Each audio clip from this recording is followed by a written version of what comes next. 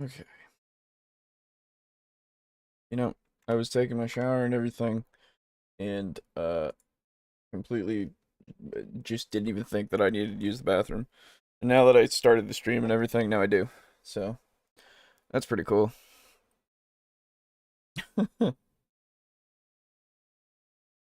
All right.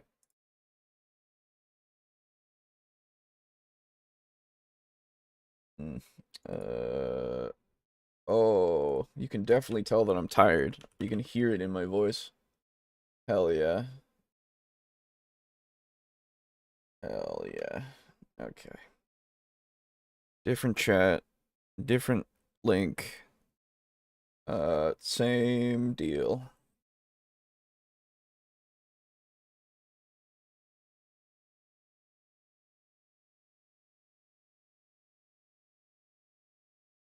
Oh,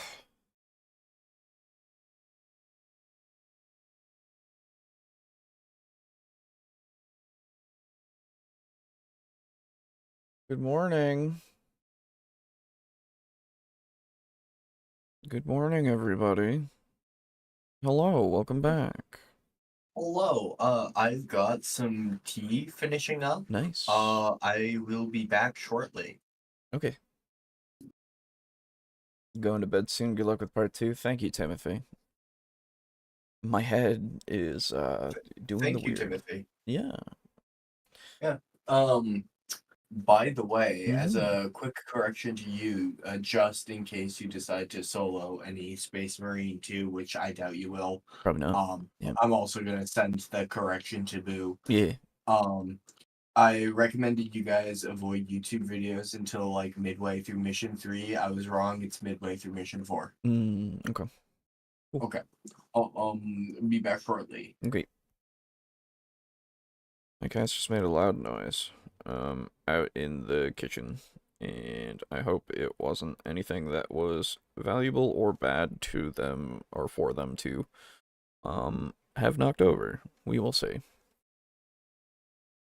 Good morning. Good morning, everybody. I turned the light on in my kitchen and I forgot to turn it off apparently. That's pretty cool. What the fuck did they do? Well, maybe it wasn't in my kitchen, maybe it was in my living room.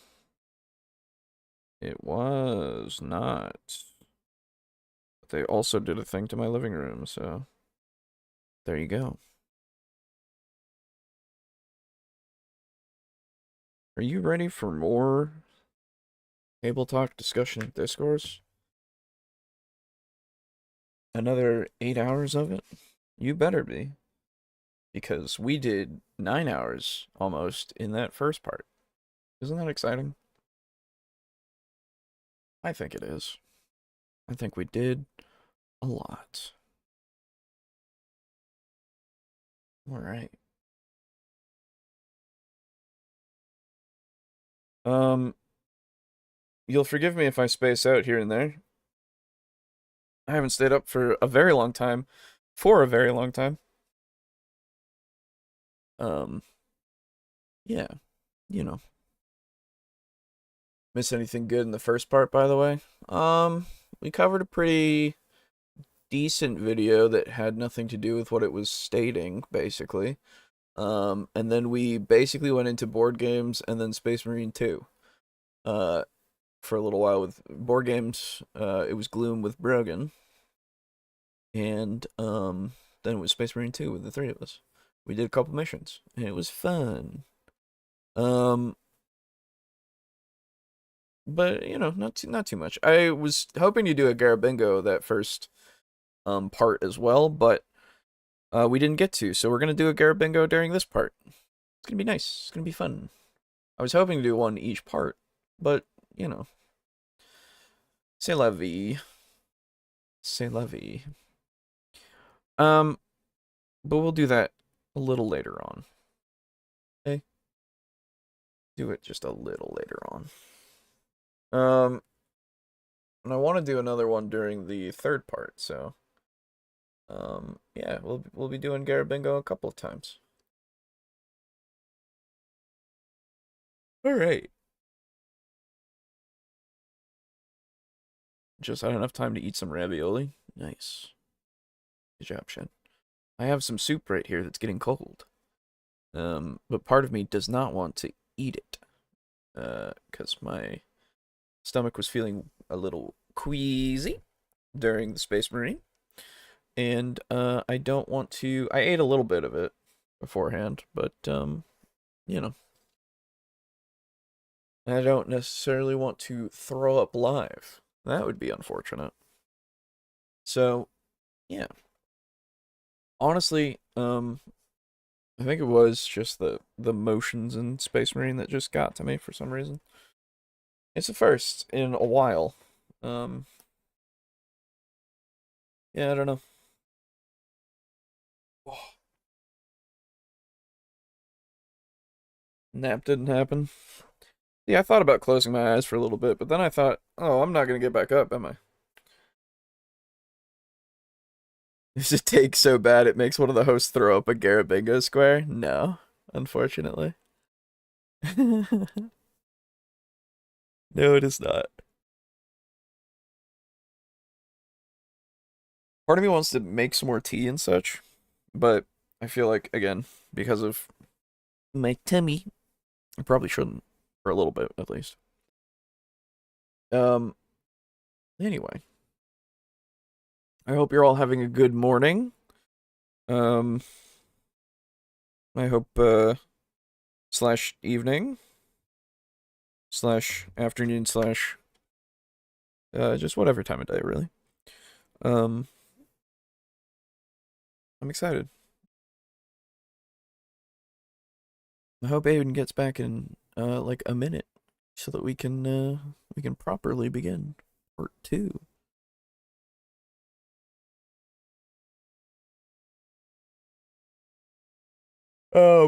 Excuse me. Oh, you'll forgive my yawning as well. I hope. I mean, I'm not, it's not gonna stop me if you don't forgive me, but hey, be nice, I guess. Um, so I have a few videos in the chamber. I also have a few Garibay videos that are in the chamber for our inevitable Garabingo. Um, and yeah, we got a lot of stuff that we can cover and get out of my queue here in the watch later that I've been accumulating. Um, Can you hear me? hello, I Oh, can there hear we you go. now. There we go. Welcome. All right, I've got some tea. Nice. I've got a candle. Ooh, I'm in my jammies. Things nice. are gonna get real cozy real quick. Hell yeah, brother. Let's get cozy. Um, and in getting cozy. Okay. So here's the idea, I suppose. Lay it on me. We could cover another video, just another good old video, but this one be more spooky themed. Ooh. Um, it's called Make Your Halloween Horror Themed TTRPG Game 1 to Remember by Driving and Dragons. Okay. That's one of them. There's also Mhm. one that's apparently the stat D&D forgot and how it's key to better combat encounters by Red Ragged Fiend. Very interesting. I don't know what it's referring to. And of course there is another like a homebrew class. Or sorry, can these D&D homebrew class subclasses be saved by Crazy K Dice with the thumbnail saying the psychopath, which is immediately like, Okay. huh, okay. Don't really know if I'd make that a subclass. Yeah, don't know what that would be about. Really, other than that one. Um, I mean, I got a bunch of stuff. Do something before we do a I, Garrett Bingo, you know? I'm personally a fan of making things spooky. Okay, let's do the spooky times, everybody. It's time Yeah, for I spooky. I will hop back in the watch together. Please do. Please do. It'll be a little bit more. I mean, depending on how the video goes, it might be a little bit more laid back, a little bit more chill this time around, everybody, because my head feels weird. Yeah, how are you feeling, by the way? I'm all right. Yeah, I'm feeling better than I was before. Okay. So I think it's literally just, I don't know, something with the game. Yeah. Um, Uh, Speaking of which, yeah. holy hell, I want to play that game VR. That would be so much fun. That would be Uh, so I cool. I don't know if it's something that you could physically handle or not, given that just the desktop Yeah. version is giving you motion Well, sickness. usually I'm okay with a lot of VR games, but I don't know. Sometimes I'm not. Yeah, it's a recent. This is a more recent development, honestly, which is unfortunate because it just means that I'm aging as ungracefully as possible. Mm. I don't know, but yeah, I don't know. It's happening every now and then with games, so I don't know. Maybe if I like was leaning back and stuff throughout, maybe though I can't really get my keyboard and mouse in that way. I don't know. Yeah, there's also too like when I play the game, I tend to handle it a bit more intermittently. Yeah. Um, I'll play an operation, watch a few YouTube videos, Right. play an operation, you know. Yeah. Um, yeah, maybe breaks. Yeah, probably breaks would be good. Um I don't know. It's Yeah. fine. It's fine. Sure do hope I don't stay through the second part only to fall asleep at the third part. That would be the worst thing I could do. Would be the worst thing I could do. It would be. It would be. This is why I'm not going to close my eyes. Because I will not wake up Ever. Ever. ever again. No. Yeah, Um, you've cut off your I eyelids. have, and I just use eyedroppers now. It's Mm, the only mm, way, to be sure. That's why I mm. wear these glasses that you can't see through because I can't show you my horrible eyes. Um, That's stage to the Mechanicus pipeline. that's right. Anyway, uh, so yes, this is how make your Halloween horror themed TTRPG game one to remember. Or according to this thumbnail, how to make your horror themed TTRPG or D&D game one to remember from Driving and Dragons. So, let's say I wanna make my horror themed TTRPG or D&D game one to remember. Mm, please show Hello, me. Internet. This is What Daniel with is the Driving. show? Driving and Dragons. Daniel from Driving and Dragons, apparently. Okay. Let me turn you up a little bit there, Daniel, and here we go. Dragons, and the witching hour draws near as the eve of All Hallows falls upon the gaming world, and that means, of course, just two things. First, Oh my god. We found another D&D content or TTRPG content channel that drives. I was thinking that. So Oh. I was torn between that or the most horrifying thing I can think of, garbage. Yeah. Yeah, I looked at that seat and I just went, huh?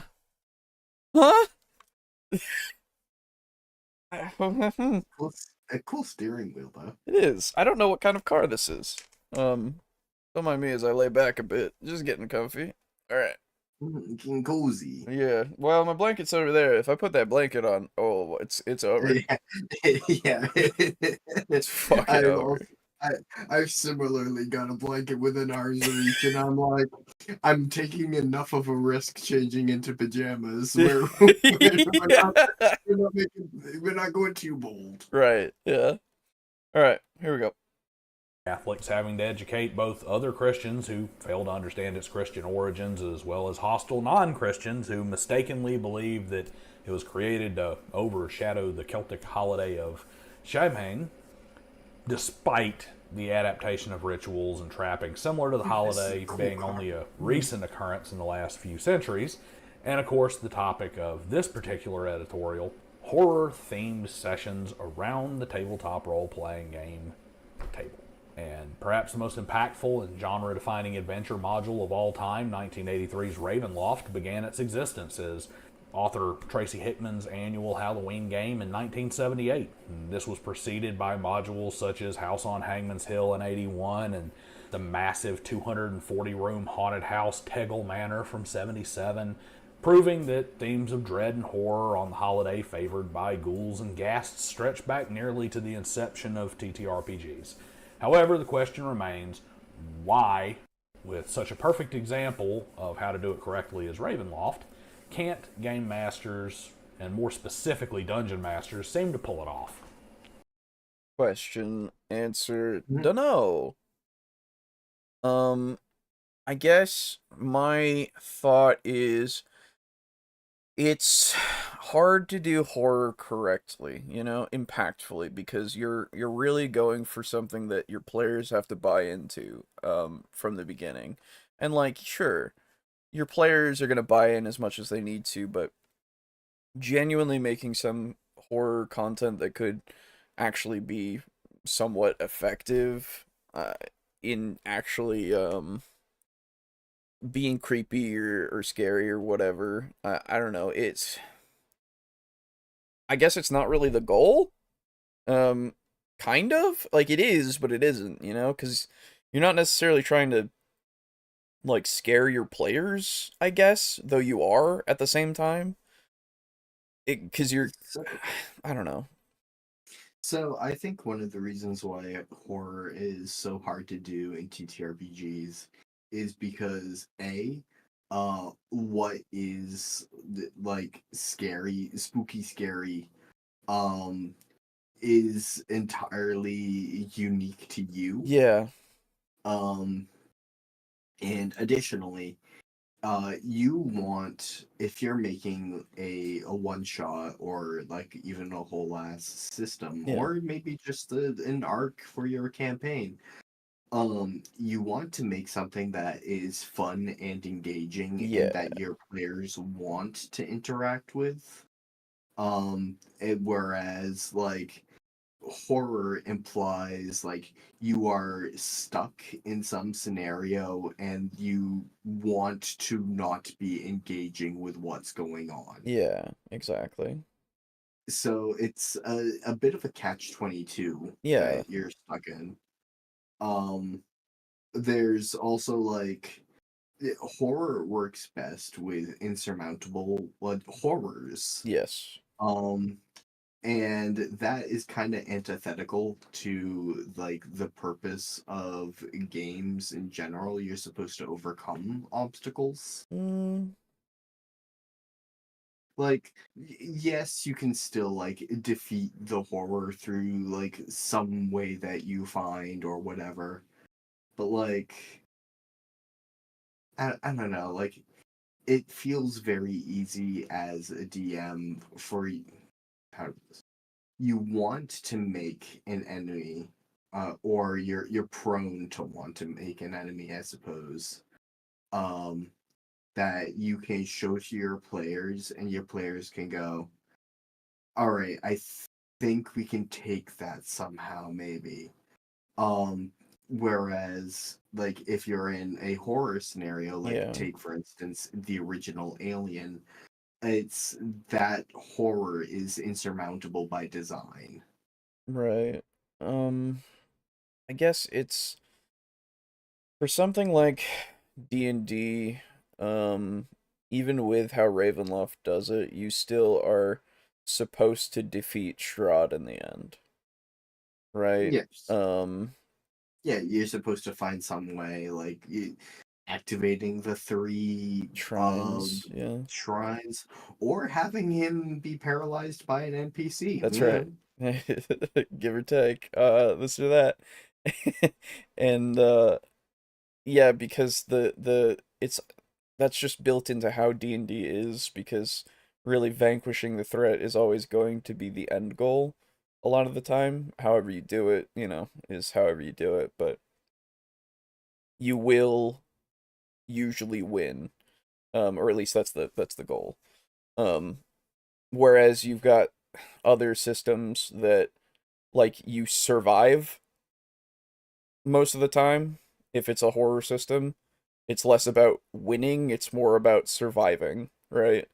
Mm-hmm. Which is just that it's a different feel.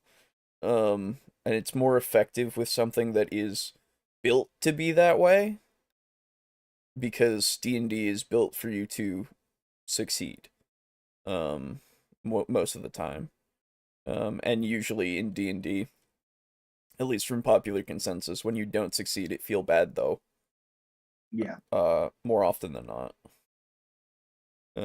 So yeah, I think going back to what you were saying before, it is that catch-22 because you're expected to give them that feeling in D&D specifically. And if you kind of go away from that, it doesn't gel well usually. Whereas something like Call of Cthulhu or like Delta Green or anything like that, I would go, "Oh yeah, we fucking lost. Awesome." Like my character Mm-hmm. went insane. Shit. Yeah. Okay. I mean, that is like, yeah, that's like the whole like appeal of like say Call of Cthulhu. Yeah. So maybe I don't know why horror is so hard in D&D, but maybe that's why I'm watching this video. Yeah. Yeah. Maybe you tell me. Maybe you tell me, Magic Box Man. You tell me on the car. Mm, I mm. drive the car with you, or I sit in car with you. You drive and tell me. Well, let's talk about something even more horrifying. The distributor for the 280ZX is still not here. It haunts my dreams. It should be here in the next several days as of the recording of this video. And with that, I can actually get some more good car repair footage as those parts come in, and getting the engine running Okay. is first That's what I on the figured. list This of is- things okay. to do. So we're going to have some driving footage and a few other things, but it really does kind of wound me to my soul that that distributor is not here yet. On the plus side, I did Sorry manage for to you. actually get the stripped screws out so I could get my engine control module off of the distributor so that I don't have to buy one of those. But anyway, Good for you. Yo, like car repair and stuff is cool, Like I respect people that can do it, cuz it's a lot of fucking parts. And I couldn't. I mean, I've done a few like minor things, but I can't fucking imagine putting like a car together that I've seen other people do. Yeah. It, my cars are not my flavor of autism. Sure. I am more of a trains guy or a 1700s ships guy. Sure. It's just the appreciation of the feat of, I guess, the creation of something like that is really where I go, Mm. rather than like the thing itself. Yeah, that's kind of how I am with guns. horror themed games. Now, the OGGM got a short video out, which I will link here, about Wait. spookiness and whatnot. I haven't had a chance to watch it yet, but I saw it pop up in my notifications, and I will link it here. And of course, Seth Skorkowski and numerous others have had videos every year about horror, and I even have my own, which I will also link here, that I did last year for Halloween. Hell yeah. It's all out there. It's the talk of the town in the month of October. I have even written an article that will be in the next issue of the Elven Maid Inn's Tales from the Tavern, which should come out in the next few weeks. Cool. I have a full write-up on it, and it's actually content from that article that I'm going to be discussing in this video right here. Okay. And just some rules for writing Halloween horror. So the big Complete side note, this is a really smooth ride. Yeah, it is, isn't it? Also, I'm liking the jokes in chat. Garabe's voice has gotten really deeper. Oh, I must have disconnected from chat. It's a different chat. I put the link in the thing. Oh, okay. Yeah, every stream is a different chat. So, knowing about Garabe has changed our world forever. Yes, indeed. Yes, indeed. The cursed knowledge. Madman's insight. And I will say, yeah, horror is about the creep, not the scare, except in that the scare can serve the creep. Yeah, it's a good mantra to follow. You want to create the atmosphere rather than the spooky jump scare, you know? This is clearly not a Garabe video. I can actually see what's going on. It's true. You can defeat the immediate threat, but learning about it changes your world forever. It's a fundamental change when you find out you're not really at the top of the food chain. Yes. Both of those, yes. Exactly. It's different for something like D&D where at the end of the day, it's got a stat block and it doesn't make you go insane immediately, you know? A lot of the time. So, yeah, I don't know. The big thing about horror is above all a mood game. And you can use a couple of, we'll call them cheap tricks to make things easier.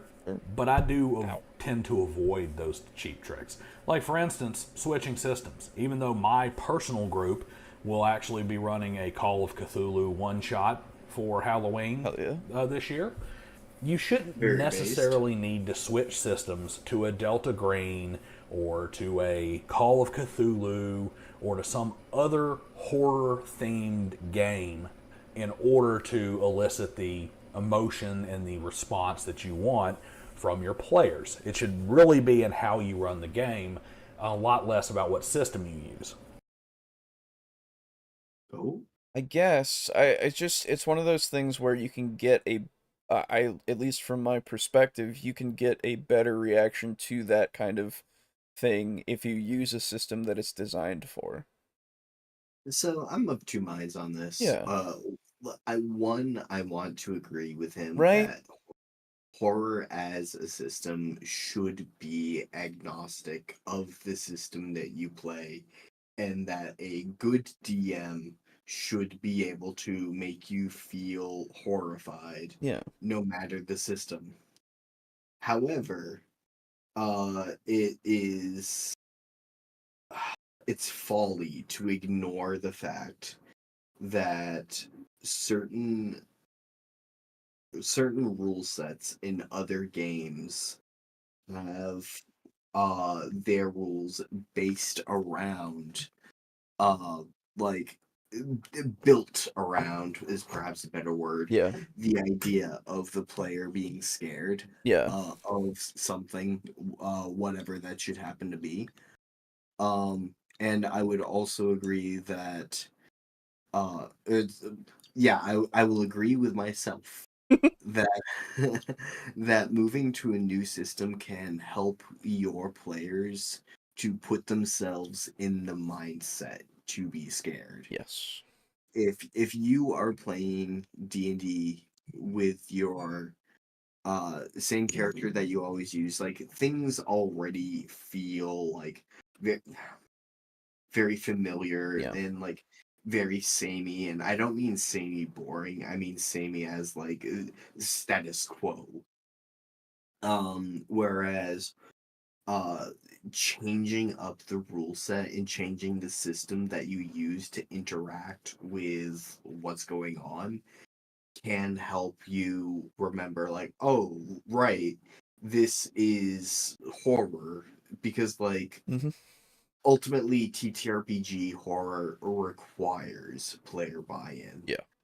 And having that little extra step can help to remind your players and like prime them, I guess, to be scared. Yeah, exactly. Take them out of their comfort zone. It's effective. However, changing the system can help.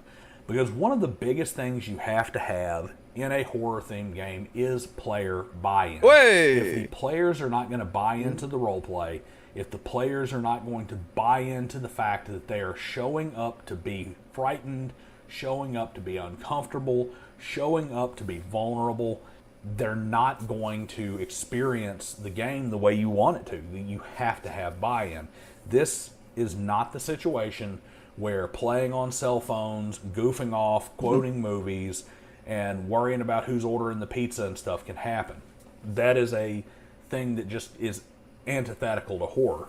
I was actually... Well, sure, but it can still happen, and it can still be effective when it's around. Like, yeah, relieving tension and such. Yeah, and that's also something that I would rely on my players to separate real life from the game. Exactly. Asked if I was going to do a horror theme episode this year by one of our viewers because he was looking at my chart on prep level in different styles of play. And he said, he's like, well, you see that I said that horror really can't be more than a 1 or 2 session thing, and why is that? And wanted to hear about it. And I probably will do a video specifically about that later. But the long and short of it is that horror relies on built suspense and pent-up anxiety. And unless you're talking about like cheap jump scares and stuff. And while carrying over suspense with cliffhangers and stuff can work a little bit, there's 2 things that work against you. One is structuring a session to where it ends on that cliffhanger and the cliffhanger doesn't feel forced. And the second thing is the unavoidable truth that we don't typically play these games every night or a few hours apart. Sometimes we don't even play them every week. And if your group is meeting once every 14 days or once every 3 weeks or once a month, the idea of them carrying that anxiety and suspense from one session all the way to the next with real life and soccer games and kids going to school and prom for their daughter and the fishing tournament and that car show they're going to go to with their buddies and that... I now know your exact age.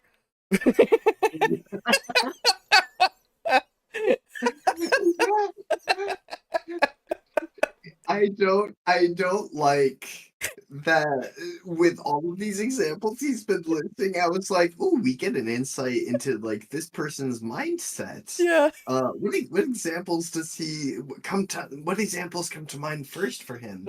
And the profile I was building has a very specific age. Yep. Not a problem, of course. It's just funny. No, yeah. But no, it's a great point as well because yeah, I would love for everybody to feel the same anxiety about the situation potentially, but it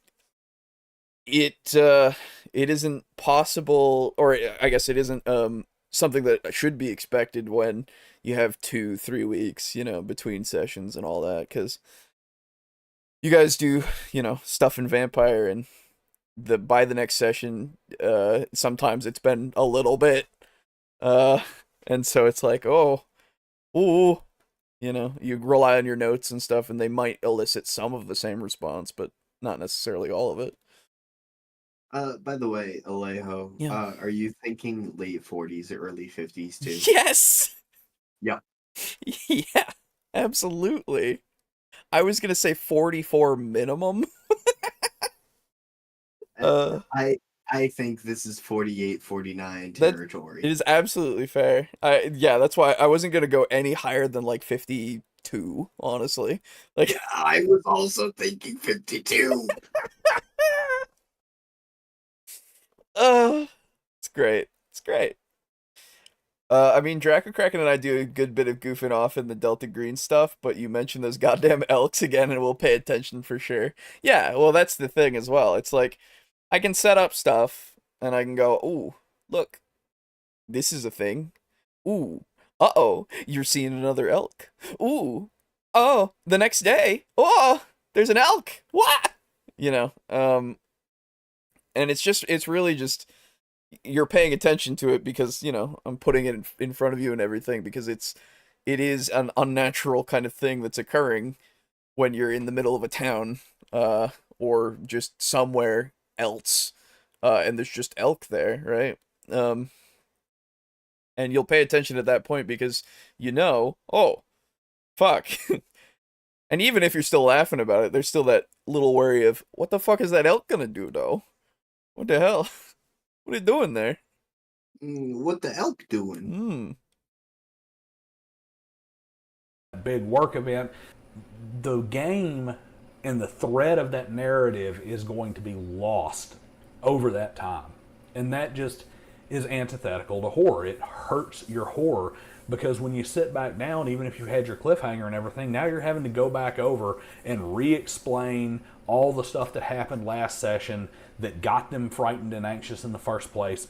And that paraphrased version with the little piece here and the correction over there from the thing that was slightly misremembered is just going to hurt it. It can be done over a couple of sessions. I've done it myself. Really great game masters can carry a thread for a certain amount of time, but realistically, unless you are somebody who has a group that is playing like every week and has that real deep buy-in, it's just very, very difficult to carry the suspense and anxiety from session to session. So even though that's almost a little mini video about it right there, let's go ahead and move on to some of these rules. The first one is to avoid transgression. First thing that horror-themed DMs that have to kind of stay away from is what the pro wrestling world refers to as cheap heat. Okay, cheap heat is something that gets out there and just immediately makes everybody angry or gets an easy response, like a knee-jerk reaction, but it's not really clever or anything. I've never heard this term before. Yeah, it's a wrestling term. It's interesting. It's there because it is just so in your face. So being transgressive can be immersion breaking, which, as I said, is critical to horror. And because the emotional response from it is really more to the game master themselves, because they chose to do something that was really going to be offensive to the player rather than to the character. They're not anxious as their character. They're simply offended by what the game master did. Okay, now I understand more of what we're talking about, because I was like, cheap heat, what? But then, Yeah, as someone who loves to run spooky, scary arcs, and who loves creating weird undead with like lots of body horror. Having someone who was both like, when I started off like my campaign, I was like, hey, if you have anything you don't want me to talk about or mention in my campaign, say it now.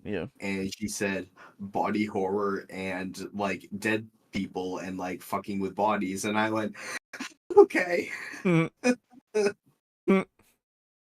Oh. Ooh. Damn. So my brand is what you're saying, huh? Yeah. Okay. Well. All right. Yeah. I guess Aiden just won't have any fun this campaign. But yeah, it's absolutely true. It's just like, I'm not going for you, you know? I don't want to make you upset or like so uncomfortable that you don't want to play. Like, that's not the goal, right? It's to get you unnerved, sure, or uncomfortable in some ways, but not to like an actual personal degree, because that's just no fun. Not usually. That's just being mean to your players. Yeah. Can also tell what state he's from. I know this, like, I went down to Alabama to go visit some family, and it was basically flat like this, and like the things look like the stoplights and stuff look exactly the same. So I'm getting that feel, at least at the moment. Example of wrestling cheap heat, mocking the local sports team. Yeah, true. That makes sense. damn heels always doing the cheap heat so that they can make everybody go boo for a second. I won't say it, Yeah, but it's not Alabama. yeah, Well, there you go. I don't know. yeah, but heels are like the coolest part of wrestling. Oh, that is true. They are the cool guys. And the other problem is that it invokes the wrong kind of emotion. There's different emotional spectrums out there in the world. And when it comes to horror, you want to get people on the fear spectrum, on the anxiety spectrum, not on the anger section. That's not where you want it to be. Okay? You want to be in a state of disgust. You want dislike and aversion. You want it to be Yeah, I don't repugnant know. as opposed to frustrated, argumentative, furious. You don't want What I will say, since I mean we're gonna follow this up with a different driving man, but um, I appreciate that this is just B-roll, and he's obviously narrating and recording this like at his desk or something. Yeah, yeah. Like it makes me feel comfortable because Yeah, I don't this is just background footage. exactly. I don't want to like be worried about somebody driving when they're making a video. I don't know. It's anxiety inducing a little bit. Why would you call out Garibay like I would never do that. that? You specifically mentioned Garibay by name. No. Wait a minute. No. Wait. these particular kinds of views. It's the wrong thing. That shock value is cheap, but it doesn't really give you what you want. You want sweaty palms. You want them to feel uneasy. But what you don't want them to do is to be so ticked off they got to go for a drive because they just don't want to see you, because you gave a really detailed description that is religiously offensive to somebody. Like, for instance, you have somebody like, for instance, you have a Muslim in your group. You have somebody who's of the Islamic faith, and you decide to include some great blasphemy against Allah, or you decide to have a nun do something that is untoward because you want to piss off the Catholic or the Christian who's at the table. And this is just a shock value that is being like marrying a dog. True. exploited by the game master, as opposed to something that is truly building anxiety or suspense. And it just kind of comes down to this, and I'm going to use a direct. Well, because like there's place for that. That's the thing. There's place for that. But it's not like in your TTRPG. You don't necessarily want to do it because someone is of some faith, or because of like it's not meant to be directed at them if it's going to be included in any way, right? There's a difference between utilizing something to show a certain type of person and then utilizing something to piss off your player. Hell, I like just going from media in general, I can think of just like stuff from like The Exorcist, the whole cross and everything being used to in that one scene that you all know, it,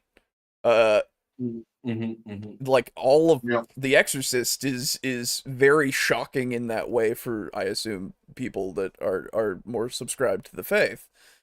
In some instances and stuff, it depends, right? But it's there for the purpose to show the horror and depravity from the possession, so that you can understand the threat more and understand how it is affecting everybody in the scenes more. But it's not there to go, oh hey, you believe in this, right? Right? That's not the point. Yeah. When I initially agreed with you about the crucifix scene in The Exorcist, I was like, oh yeah, Alejo's talking about the scene where like the girl's like on the bed and Yeah. like the cross on the wall Oh, just no. turns upside down, and then I went, oh wait, no. No. No. That. Oh, I forgot about that. Yeah. Yeah, exactly. But yeah, so I don't know. It's like I said, there's a place for it, but it's not so that it's directed to cause anything personal, usually. Hopefully. Quote from the article I wrote, which is, if you know a player was beaten with a heavy leather belt by his alcoholic father as a child, having a drunken villain capture that player's character and beat him with a whip in order to trigger a response is not good horror. It's just being a dick. Yeah. That is Yeah. it. Transgression agree. is something that has to be carefully done. Horror does have some transgression that Hey, has to there we be go. there. But for the sake of this conversation, when I say don't be transgression or avoid transgression, what I'm saying is you want to avoid things that are designed to attack the player through their Nice rolling stop there, bud. Jesus. character, as opposed to something that's designed to pull the player into their character and make them feel that anxiety on behalf of them. I Yeah. get Georgia vibes. What? I get Georgia vibes. Might be.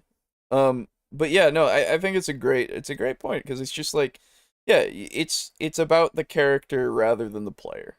You want to throw those things in there to elicit the response through the character to the player. It's that buffer that you want there so that it's not something that's absolutely going to completely, get in their head and go, oh, This is also why I have just now started to do this, but I will claim that I've been doing it for years. yeah, of course. I have been asking my players, hey, at the start of my campaign, like, hey, so what are some like topics that you don't want me to touch on, but like what do you find scary that like I could maybe if I wanted to do a scary arc do? Mm, And then you ask it at the very, very beginning of the campaign, and you ask that of each of your players, and you sort of like amalgamate the ideas together so you can touch on as many things as possible. yeah. And then you keep them tucked away in your back pocket, so when you invariably want to run something a bit spookier, you already have a few launch board ideas. Yeah, exactly. The character. So that's a very clear distinction, and it can be difficult to do. And if you're not somebody who's very conscious and very careful of it and playing with people you really know and you understand, don't use transgression. Next one's going to be a real hard one for me, which is keep it brief. Why keep it brief? Because the long and short of it is you kind of, like I said before, it's kind of hard to carry tension and immersion throughout several sessions. And especially if you want something that they really dread, you want that deep feeling of anxiety, it requires buy-in and emotion, which is going to, there's a couple of problems with it. One is it's extremely taxing. It takes a lot of energy on behalf of the player themselves to carry that emotional burden from session to session. Think about it. If you've ever been in I literally can point to Brogan and his experience with Nicholas so far has been a little taxing on occasion, uh, through the actions that have unfortunately happened for him, that will be coming soon. Actually, next month, first of next month, the second session will come out, and so you'll see that. Right. Also, really quick, Yeah. Shin said, I won't say it, but it's not Alabama. And alright, I guess if we're throwing out our guesses, I'll go ahead and say it's Kentucky. Sure. This guy just drove past a Bessemer Academy, Oh. and a quick Google search shows it is in Alabama. Way. I knew it. There you go. Either way, doesn't really matter. Oh yeah, the backstory for this video. Yes. In a situation that you were really anxious, something you were truly scared of, something that was really frightening, or something that really had that strong emotional tension on you as a person. Right. And you're just covered in sweat and completely worn out, and you sleep for 12 hours that night for something that took God, an hour I can't wait. because I of won't the be able sheer to, but level of God. adrenaline and drain. Mm-hmm. People can't keep that up, and they're not going to keep that up. And if somehow you manage to evoke that through a game, you've probably actually damaged that person if that happens. So, when in doubt, write less. A game can always be slowed down to make things linger and to make things stew and build. True. But it's really difficult to really maintain tension and keep things going if you're trying to take something that was written or designed or thought out that it's going to be like 5 or 6 sessions and trying to cram it down into 1 or 2. That is a situation where you're going to lose effect because that multi-session structure does not lend itself well to being compressed as much as a shorter session being stretched out is.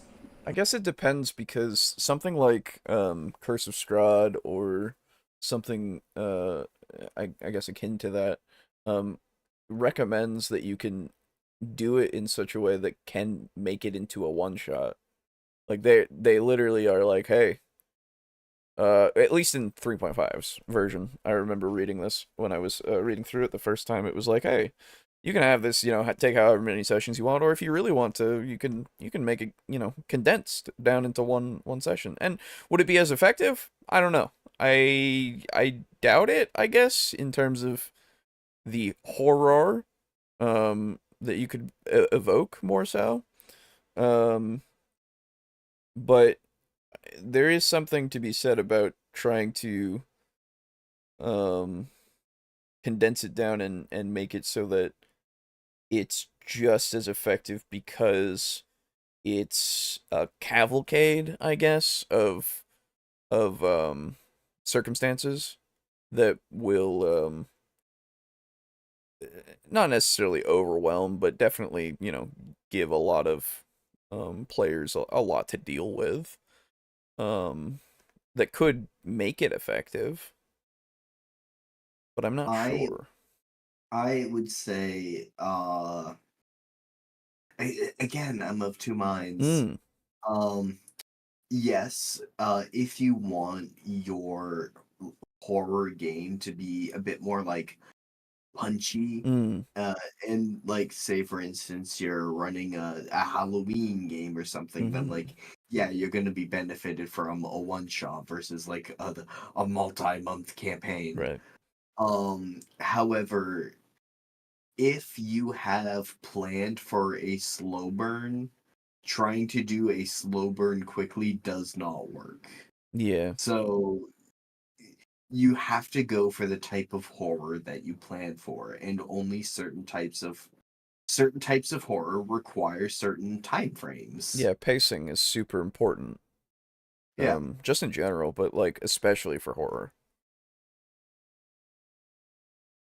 I had him pegged straight down to Ohio County, Kentucky. Dang, very specific. Well, there you go.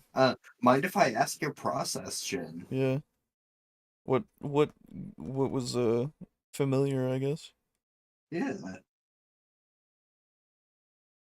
Next thing, playing off of that, pacing is everything. Dread is a function of anxiety, and anxiety is a product. It's always nice when we get the videos where we say the thing and then they say the thing. Because it's like, yeah, good, all right. Time and stress. Boiled down to its roots, fear comes from not knowing. The uncertainty. Being able to kind of craft mental illusions that are more terrifying than the last thing that happened.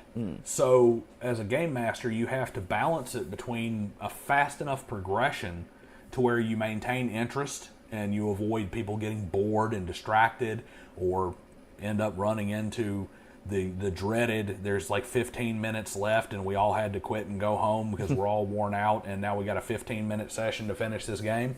But at the same time, keeping things slow enough to allow those things to build up. Ravenloft did this by giving the players a tremendous amount of freedom to explore all the different set pieces and stuff around the adventure. True, yeah. And giving you a bunch of different avenues for them to reach the conclusion of the adventure, but it also has mechanics like Strahd moving around the castle, and particularly him popping up in situations where they're not going to have a way to beat him, as something that kind of keeps them moving towards that goal. They're on constant pressure to hurry up and find the Sun Sword or whatever else they're going to use to defeat the Count. There's an expression we have down here in the South: you can't push a man with a rope. This is never been more true than it is in horror. You can't force the players moving forward. But to be fair, I guess it is a Southern thing, and I'm not from the South, so... you know. I've heard of pushing rope, but that's something very different. Yeah, I've heard that. Certain specific vocal patterns I'm hearing come from Ohio County in my experience. Oh, okay. So I read that comment, and then almost immediately afterward he said Strahd. And like I hear it. I don't necessarily know if what I heard was from Ohio. I will defer to your experience on that one, Shen.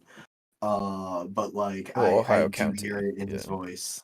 Ohio County, yeah. I was gonna say, if it's Kentucky, I understand and hear that, like, it is, there's the twang in there, because I hear it as people from Virginia sound very, very similar, and I've started to take on that occasionally, because I'm around it so much. It's just how my brain mimics a lot, so that I can fit in and seem like a normal human being.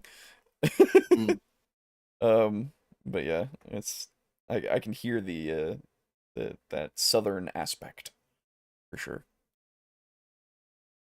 The thing about horror is you absolutely cannot have a railroad. You need a linear storyline, but you have to have a situation where you are slowly guiding the players towards something and getting a little faster and a little more as they come forward, making the world smaller and smaller, and dragging them into the conclusion, but letting them make the decisions on how to get there and having that freedom so that the pressure is what moves them rather than force.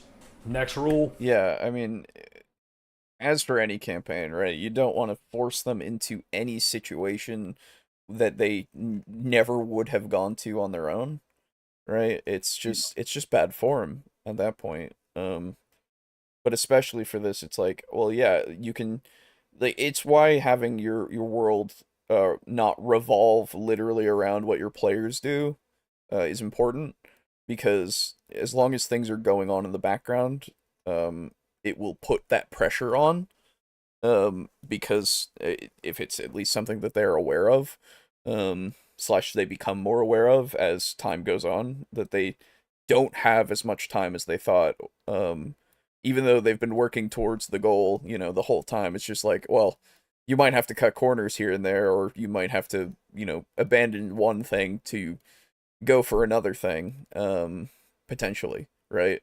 It's that might be, like, more effective, or at least effective enough that it can help you defeat the threat, hopefully, so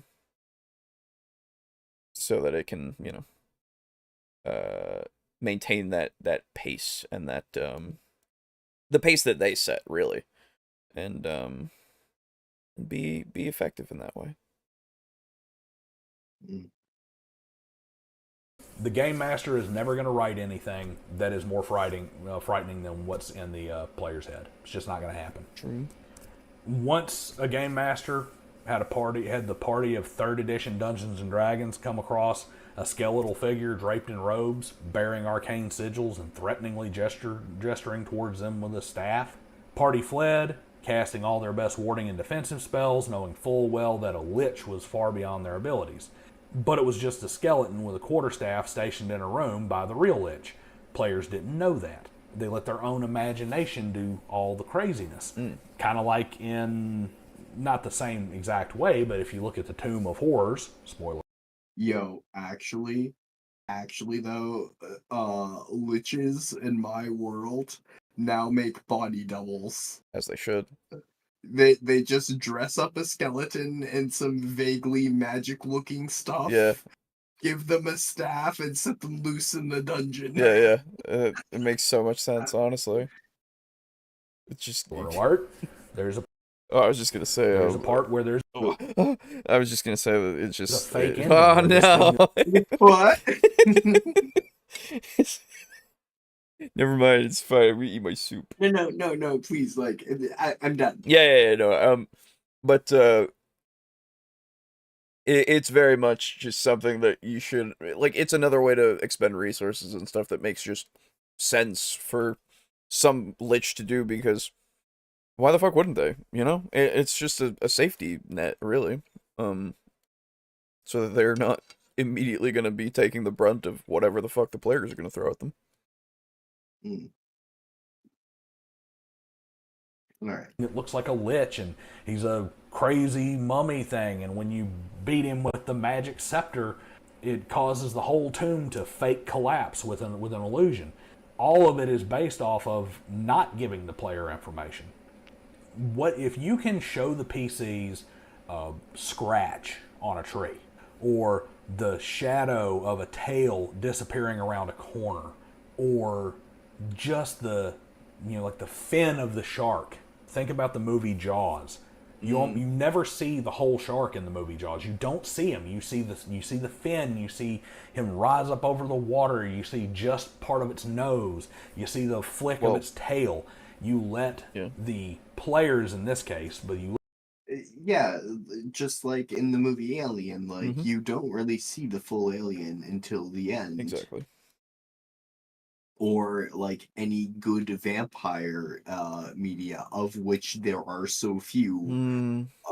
You don't really see the vampire being spooky and scary. Like, vampires exist best as an off-screen threat. Exactly. You know the vampire exists and the vampire is coming for you, but once the vampire is on screen and you hold up a cross and it goes, you little shit. Hell, yeah, you look at literal, like, Dracula, it's just the book.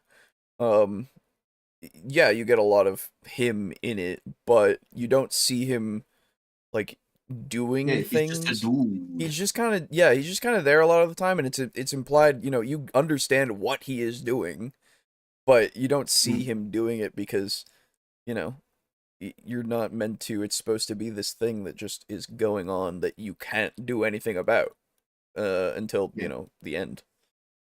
I still love the scene in Bram Stoker's Dracula of like Dracula is crawling around on the outside of his castle, like and a lizard. The person sees, and the person's like, "What the shit?" And then he has to pretend like he never saw anything. Exactly. And things get very Death Note.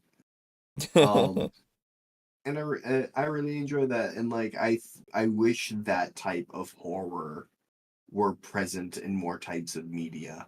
I know I'm talking to something foreign and strange and alien, and oh my god, it's going to kill me, but I have to put on a smile and talk to it and pay pleasantries to it, otherwise it will fucking kill me. Exactly. Have you ever watched the series Hannibal?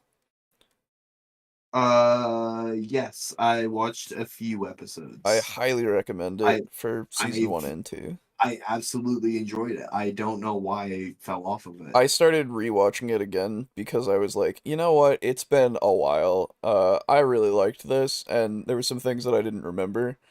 And it has been a fucking treat. And it's really a lot of that kind of feeling during it, for some characters, later on. But yeah, it's very good for the first 2 seasons. I don't remember 3 so much, except for the end. That's saying something. Did you watch Midnight Mass? I have not watched the whole thing. No, I've only seen little parts, but yeah, I know. I hear great things about it, except for the end as well. Yeah, except for the end. Yeah. Okay. I hear the same thing about Hill House as well. I've not seen Hill House. I've seen Bly Manor as well, Oh, though. Bly Manor is very good. yeah, I've seen Bly Manor, Yeah. and I really enjoyed it. It was very good. So, Midnight Mass is the perfect example of Yeah. this. So, in the first half of the video, it's got the, a supernatural creature who's like spreading his influence very slowly and taking advantage of the little New England coastal island. Yeah. And like spreading his fingers all throughout the community and Yeah. like making ghouls and shit, and it's fucking rad. Yeah, I need to watch it so bad.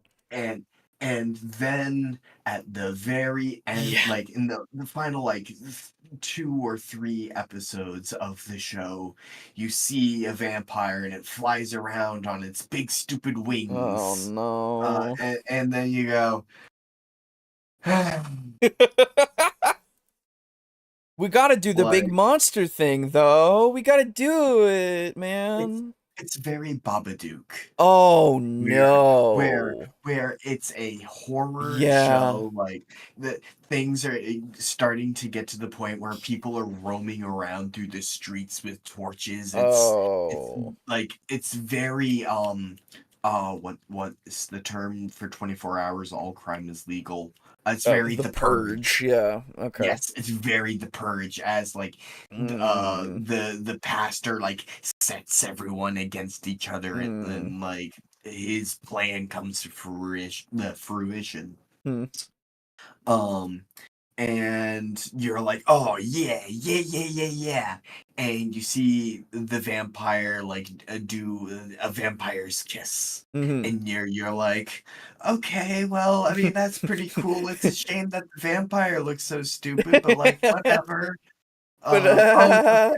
So that's how the vampire got here. I didn't really care. Yeah, Go back to the cool thing that doesn't of really the help. village.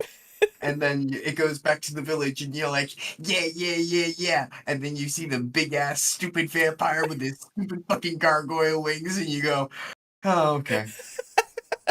Well, I'm 7.5 episodes in. I guess I'll finish it off. Yeah. It's the moment you said it's very Babadook, I immediately went, oh no. Because I remember when we watched that, fucking hell. It's so disappointing at the end. Up until you see the vampire, absolutely fantastic. Yeah. I've been considering watching it again. Okay. I do want to watch it at some point, for sure. Yeah. Man. Now you're making me think of the Babadook and how it would be so much better if the Babadook was never in it. Fucking hell. So good otherwise. Like, actually good with its fucking psychological horror between a mother and her child. So many examples of fantastic off-screen horror. Yeah. There's the Tooth Fairy one. There's the Tooth Fairies that are afraid of the light, and they like they kill you and then they eat your teeth. Oh. I don't know this one. Oh fuck. Continue with the video. Sure. I will find the movie. Okay. Let the viewer fill in all the blanks, because no matter what you describe, what they think to fill in the blanks is going to be more horrible than anything else that you can put out there. Yeah. It's a practice of giving just enough. Number 5, split the party, cut the scene. A big part of an anxiety or an anxious feeling, a big part of that building tension is a feeling of being isolated, being cut off from everybody else. You know, think about a little kid who's terrified for no reason. He's in a nice place. Maybe he's in Disney World. It's the happiest place on earth. He's surrounded by the Disney characters he loves, and there's Cinderella, and there's the castle, and there's the fun ride, but he can't find his mother. He's terrified because he's lost mom. That connection is gone. Feeling isolated brings anxiety, and it brings terror, and that is very powerful for a game master. Yeah, it's great when you can have the situation where you build something up and then you say, and so let's go over to this character, because then it's like and they have to stew in that moment that they have to deal with Yeah. later. It's a very convenient cliffhanger. Yes, yes, one that you can return to in the same session, um, which will keep that tension there, as he was describing before. Um, so yeah, I mean, splitting the parties, we've always talked about it in terms of D&D and stuff being a good thing, something that you can work with. You don't have to have everybody together all the time, because yes, sure, it's more effective when they're all together all the time, but they're also like characters who can do things on their own, and as long as you're accounting for that, you should be able to make their whatever they're doing on their own, challenging enough that they themselves can do it, but they don't necessarily need like all three of the other friends there to Uh, do something or yeah, help them. splitting the party has also the added effect of because the players recognize that the party is not at full strength, Yeah. the horror feels that much more potent. Yeah. True. Plus they'll psych themselves out because they'll be going, dude, what are you doing? Dude, be careful! Ah! To their friends. The Tooth Fairy movie I was talking Yeah. about is called Don't Be Afraid of the Dark. It's a 2010 film. Okay. I've seen it a couple times. Okay.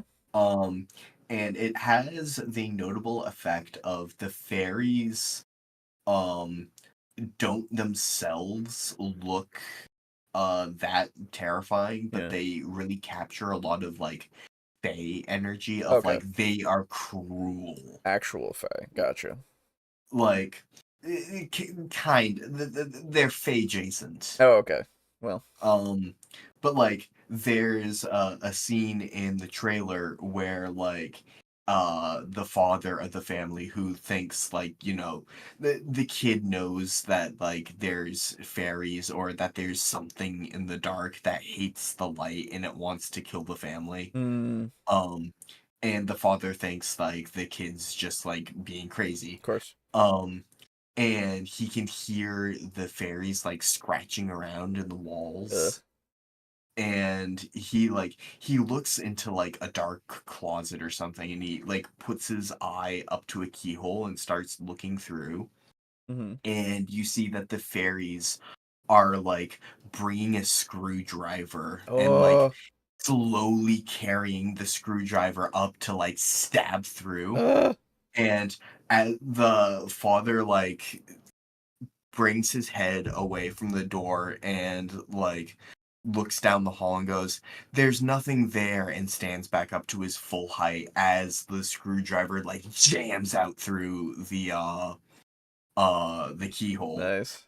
Uh, and that is an early scene in the movie. Okay. Cool. Um, it's like it's really cool. The fairies, even though they are on screen, still like build a lot of like dread and a lot of horror because you as the audience know the rules that the fairies play by. Right, right. So they're You looking for know those yeah, opportunities. you know that light is poison to them. Yeah, yeah, yeah. Um and the fairies like have a lot of like dread to them, I Mm-hmm. guess. Mm-hmm. Until at the end of the movie when the fairies go very overt Oh. and like what makes you Oh. they don't actually speak Okay, good. English, But but even so. that's just me. Yeah, yeah, Um they go loud, yeah. as it were. Okay. And that's when the horror of the movie just kind of like disappears, and then it's just like, oh, they're facing like a threat, yes, but a scary threat, I guess. Do I have horror? Do I have dread? Absolutely not. Right. It's the big bombastic reveal kind of thing that doesn't make Yeah, sense, really. it it's when Jason steps onto screen Right. fully in view of characters, Right. I guess. Yeah, yeah. Except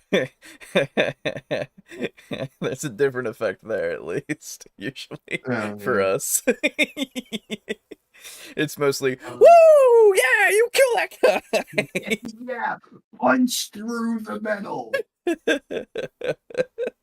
um, yeah, it's why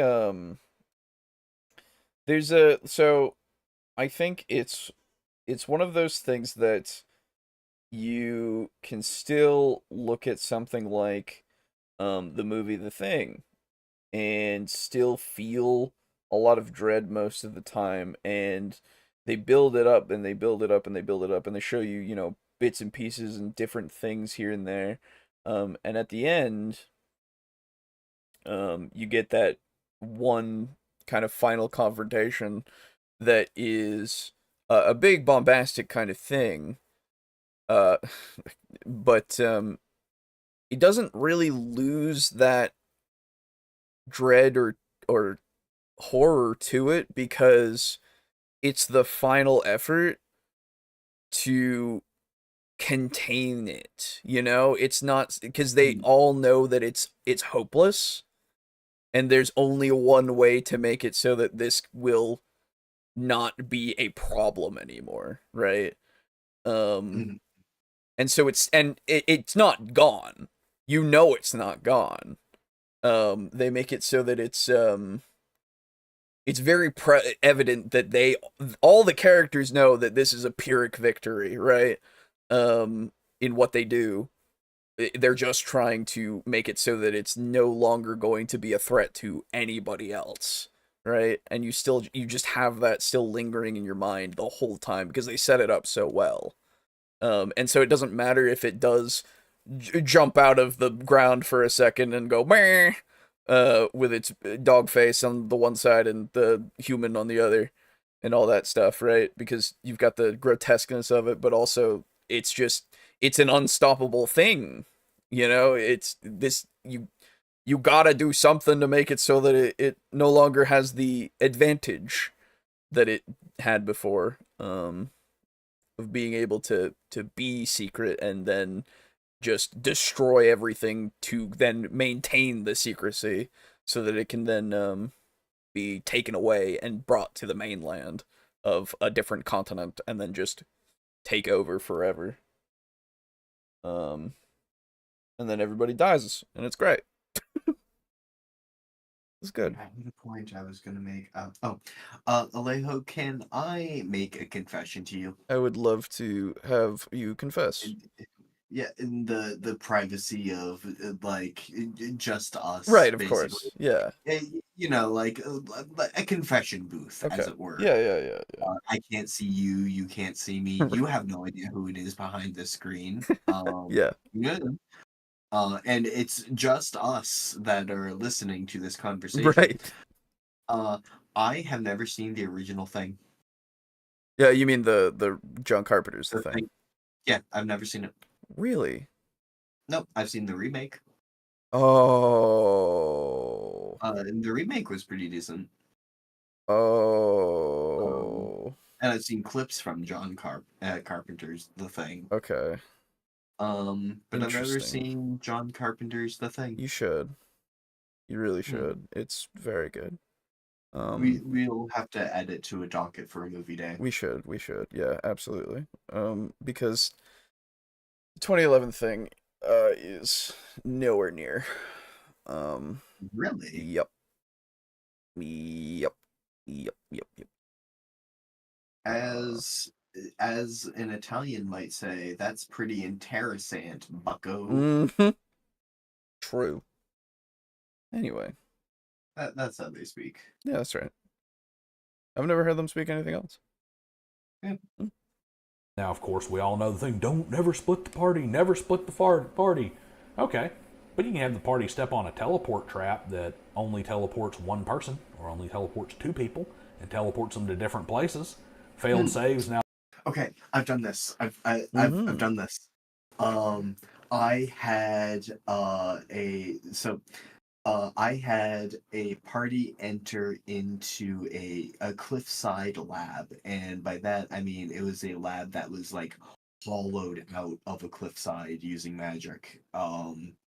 And some cultists were using it as basically a research lab. they're being paid by the big bad evil guy. Um, and when when they started going through the tunnels leading to the lab, I had a special bone claw that I rolled a d4 and I said everyone pick a number 1 through 4.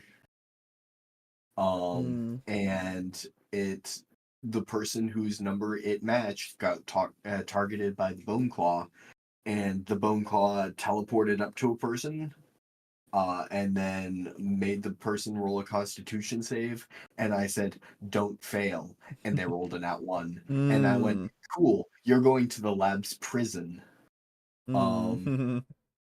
And basically you are now going to get experimented on. That is if the party hadn't like fucking beat their way through the lab. Right. But yeah, through teleporting, through forcefully splitting up the party, I instantly made that whole lab scene far more tense, because they're like, we are in an alien environment. We don't know what they have planned. We Yeah. don't know anything about the environment that we're going through, but we need to find this person right now, because God knows what happened. This weird skeleton creature just like made this weird hissing noise, teleported up, and yoinked whatever the fuck that character's name was. It was my very first campaign. Yeah. This was like 6 years ago. Yeah, I get you. Astav Hawkheart. And yeah, no, separating the party is like actually really fun. Yeah. I recommend everyone do it. Yes. Now have 4 saves now have forcibly split the party. You can have a door that slams shut behind somebody when somebody pokes their head through it. Anything you can do to split the party gives you 2 powerful tools. One, the players are instantly feeling anxious because now they're separated. They know that if something comes up, they don't have the power that they had. They don't have all the tools. They're in more danger. And the second thing is it gives you the ability to switch scenes at the best possible times. Right when something nasty reveals itself. Right when a big bad guy comes in and shuts the door and says, now I have you to myself.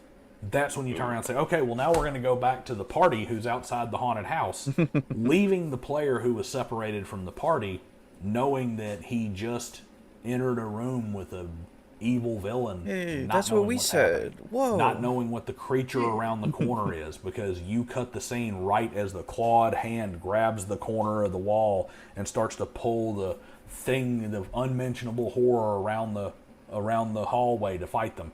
They have no idea what it is. And they're going to sit there while you run through a scene with the other players, and they're going to sit there thinking, what is this thing? What's it going to be? Where's the problem? How is it? Meanwhile, the rest of the party is sitting here, holy crap, we got to move. We got to get down there. We got to find this thing. If we can find it in 4 or 5 rounds where he went to, find some way to get to him, maybe we can run in before he's killed by whatever this monster is.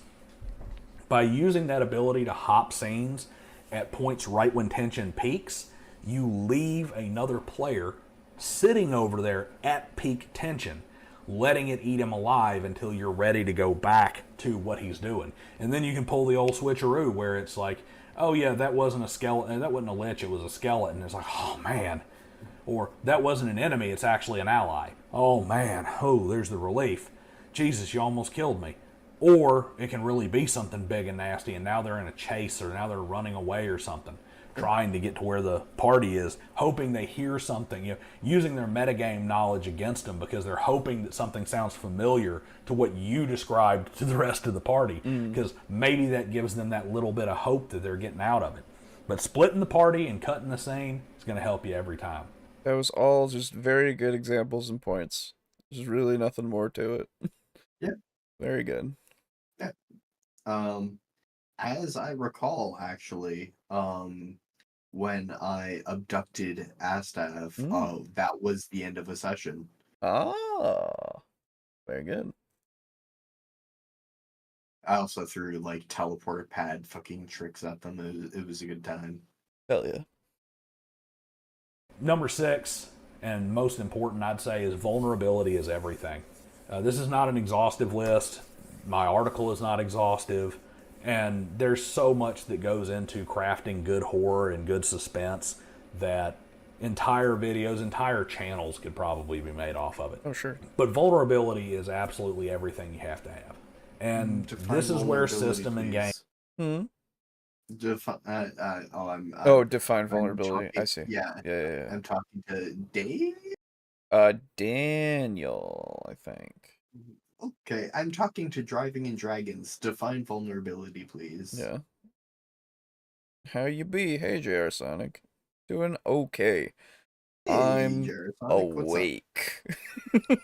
That's the best and most accurate description of me right now. I am awake. I will be fine for roughly another hour and a half. Right? Here we go. Then things are going to get bad. If you need to step out, you're good too. Don't worry. It's all okay. Speaking as someone who has driven across the country, Yeah.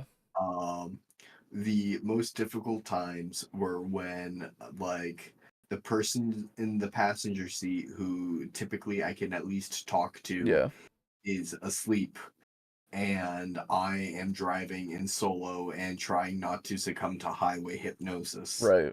I am going to do my fucking utmost to not abandon you. It's fine. It's fine. Anyway. Crafting good horror and good suspense that entire videos, entire channels could probably be made off of it. But vulnerability is absolutely everything you have to have. And this is where system and games does kind of play a bit of a role. Because let's face it, if you're playing Call of Cthulhu, or you're playing Cyberpunk, or you're playing any of these games where the player is going to have 20 hit points and that's all they're ever going to have, or less, and the monster coming around the corner can do 5d6 damage, they know that they're always one hit and one bad roll away from the end. You go to D&D or any of these other more progressive games, and we run into the issue that Peter brought up of like people have too many hit points. Yeah, it's true. 1 to what was it, like 3 or 4 is like the most tense and actual, like, you know, engaging part of a character's life in D&D. Mm-hmm. Yeah, when a knife held to someone's throat actually means something. Right. Exactly. I had so in the campaign where I was the Death Paladin, I went in and I was talking to some lady that like owned an orphanage, and I was like, hey, you know, like, let me help. You've been having issues with like local gangs, and the gangs had been like having the lady pay protection money, and the kids had enough of it. And one of the kids of the orphanage walked down the stairs, assumed I was a gang member, threw a knife at me, and nat 20'd the throw, and it went straight through my windpipe. Ooh. Unfortunately, because I had over 100 hit points by this time, and took, I also had like resistance to non-magical damage. I was able to just like look at the kid, slowly extract the knife out from my throat, heal it, bend the knife, drop it to the floor, and then continue my conversation with the woman.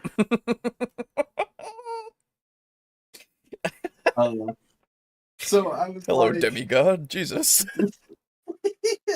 yeah, like I looked at the kid while like bending the knife in half between my fingers, dropping it to like clatter on the floor by my feet, and it was like, so anyway. Yeah. Which for to the kid was the scariest thing he'd ever seen, I assume. Oh, Oh, most assuredly. Good. However, I was honestly just kind of impressed. I was like, the good throw, kid. Yeah, Like, really. Yeah, fuck yeah. for sure. um, but yeah, I was like, you know what? This is a really silly fucking scene, but it's kind of a shame that like a scene like this results in this instead of me just fucking dead and bleeding out. Yeah. Yeah. It's just, I mean, it's not, it's weird that it's not something that you're there for D&D usually, you know? Yeah. Like narratively you can say a bunch of stuff and say, "Oh, this guy gets his throat cut and all that kind of stuff, right? And he dies." Well, um but to a player, you can't really, I mean, it's just kind of mean. Go, you have like what, like 200 hit points? Yeah. A knife? Whoa. You cut your neck real good though. You're dead. Yeah. You know? It's it's just a whole different vibe for sure. Um Um, and we get to like power fantasy versus horror. I yeah. understand. But Unit Rico Yeah. also brings up a good point in chat. It says progressive in the sense that your character has progression, so will become less and less vulnerable, I presume. I think Yeah. that's a good interpretation. That's probably what he means. I hope that's what he means because that makes more sense. Because I progressive is not mean, the word that I would use for the modern systems, I guess. Um yeah. so but if that's the definition, then sure. They've always got in the back of their head they've got these saves, they've got those saves, they got 3 death saves because it's 5th edition, they've got a will save or a fortitude save or a reflex save or something that can give them half damage, and I'm a rogue and I have evasion, so if I can make my save even if it's half damage I take no damage. These things, anything that makes the players or the player characters more durable is going to hurt that feeling of vulnerability. Yes. So how do we get around it? Well, part of it is by effectively limiting resources and rest and recovery periods and that sort of thing to put more strain and more stress on the characters. Doing things like having an environmental condition that makes it where you're having to waste spell slots or you're having to waste abilities on clearing away fog or being able to see, using things like magical darkness, so they have to waste their waste abilities to make up for the fact that dark vision isn't just a handout to them. You put them in situations where they're on a time limit and they don't have time to take an 8-hour rest or to sleep for the night, so they're only going to get 1 day worth of abilities and spells and whatnot because they're going to run out of time. Do something where they're this is a horrible storm or it's some kind of crazy lightning and stuff, so ranged weapons don't work as well, so they're having to close into melee against these crazy ghouls that have already been shown in some other way to have the ability to give some kind of leeching, bleeding wound, so they can't stay away from it where they're nice and safe. Giving I just wanted to take this moment to point out how much I appreciate a video where we have so little to comment on because we're just like, yes, Yeah, exactly. Like the only this is a really good video. yeah, it is. And I'm glad that it exists and I would show people this, you know? It's the we've talked about it many a time. The only way to really get that tension going is by having your players commit to resources. I mean, uh, it's and you gotta treat your health like a resource in that instance, or their health as a resource in that instance as well, so that you can keep draining it to a point where things actually start mattering more and more. Um, it's a solution. Is it ideal? Not entirely in trying to create that feeling, right? Um, but it's the solution that you kind of have to go with for something like D&D, because otherwise, you know, nothing Yeah, nothing works as well as that. you could also do Also, I wanted to mention a couple things. Yeah. Um, you could also do horror in a way that would be the antithesis of what Peter designed, but make a very meat grindery dungeon that the players don't really have a chance to rest, Yeah. but that they slowly get whittled down over the course of each and every encounter, and they're constantly harried by some threat. And you make that threat like lurking and creeping, like when we were getting hunted by the lictor. Yes. um you could go for that flavor of horror. um oh fuck, I was gonna mention something else Peter was talking about, but I completely forgot it. Whatever, it's gone. It'll come back to me, or it won't. Verity says, I guess, oh no, Shin said, I feel like he's going faster than the speed limit would be on this road right now. Dude, he's been really fast this whole video. Yeah. He's been going. He's been zooming, dude. It's alright. Verity says, I guess the driving does fit the horror theme. True. That rolling stop surely sent me into a little bit of a panic for a second. I mean, I think also Shin said in response to you showing this video to people, show it to people, but not as an example of how to drive. yeah, true. True. You know, giving them threats that will overwhelm them eventually, like kind of like Walking Dead or some of the other zombie horror type stuff, survival horror type stuff, where yeah, they can kill these zombies and these skeletons and these ghouls I remembered. over. I remembered my Peter point. Yeah.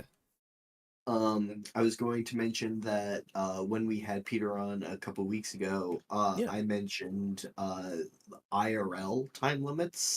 Yes. You can also play with IRL time limits in order to make a scene scary, Yes. because those IRL time limits will naturally make the scene more tense, and more tension tends to be very horror adjacent, which you can use in the scene where they're like defeating a demon from the past. Even though the demon was pretty simple, it wasn't my best designed boss. The IRL time limit was kind of doing some heavy lifting for making the scene tense. But even though the boss wasn't that special of its own right, it still felt very scary to the players because they had a bigger threat, like, behind the boss, Yeah. as it were. Yeah. You can also do stuff like that. Make a bigger threat that is lurking, like the monster itself is not the problem. It's something that the monster relates to. Yes, exactly. Fist.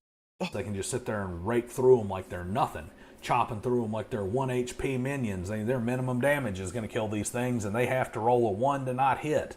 But if you have enough of them, they eventually start soaking up all the resources, and that player always has in the back of their mind that eventually their character is going to face something that they need those abilities for, and those abilities are going to be expended.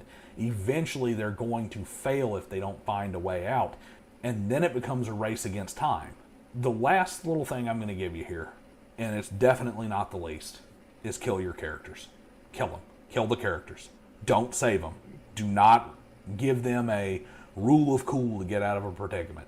Don't bend the rules to get them out of tight spots. Okay. Do not do certain things that make it easy. Yeah, Hand of God is not satisfying. Sorry, it just isn't. Yeah, it really comes down to something that horror is somewhat predicated upon is the fact that the characters are thrust into an uncaring fate. Yes. like, what's it matter if in Alien, if Ridley Hmm. is like staring down the alien, and then Jesus Christ himself goes, you know what? Yeah, Uh, this is a little unfair. And then all of a sudden, a door closes in between Ridley and the You alien. were right That before. would. It is Ripley. Oh fuck! Is it Yeah, fuck? Ridley is the Chozo dragon thing from Yeah, yeah. Metroid. But Um. yes, So yeah. Jesus Um. Christ himself. Oh dear God. Like you would be sitting there in the movie theater, you'd go, "What the shit is this?" Ooh, Um. that alien was a bit much, huh? Sorry about that. Yeah, yeah. Hey guys, you know what? My B. Everyone doing okay on snacks? Ooh, all your friends are dead. Ooh, hold on. I'll get them up. They'll be all right. Don't worry, all right, that's gonna be where we're gonna end this session. We'll come back to it in 3 weeks. But yeah. Um, but one of the things I did want to add was in my first campaign when they were going through the Cliffside Lab, Yeah. they cleared out the lab. They fought the final boss of the lab. It was an undead flesh dragon. That was like basically a flesh golem in the shape of a dragon. Yeah. That I gave the stats of a green dragon. Or the baby green dragon. Right. It was pretty cool. But like after after they killed it, there was a false hydra in the nearby town that had been growing and metastasizing, and the players had spent 7 sessions in the town, so Mm. it got its seventh head. And the players were in basically like an aircraft hangar in the cliff, and they could see the town. And when lightning flashed, because they were standing outside the range of the Hydra's song, when the lightning flashed, they saw these giant swaying stalks floating above the city and what seemed to be like screaming to the sky. Mm. And they were like, oh, fuck, we need to get back to town right now. And when they got back to town, they were fighting like hundreds of people.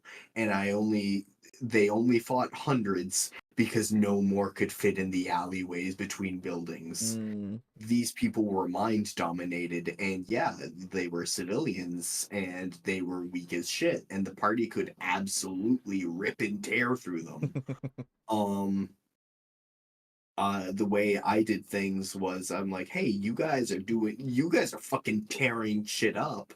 Roll a d20. The number you roll is how many people you kill. Mm. Like you are fucking tearing shit up, like tearing through people. But like, holy fuck, there's a lot of people. Mm. And yeah, their attacks don't hit hard. They all do 1 point of damage, but goddamn, you're facing like 50 different attacks Yeah. per person per round.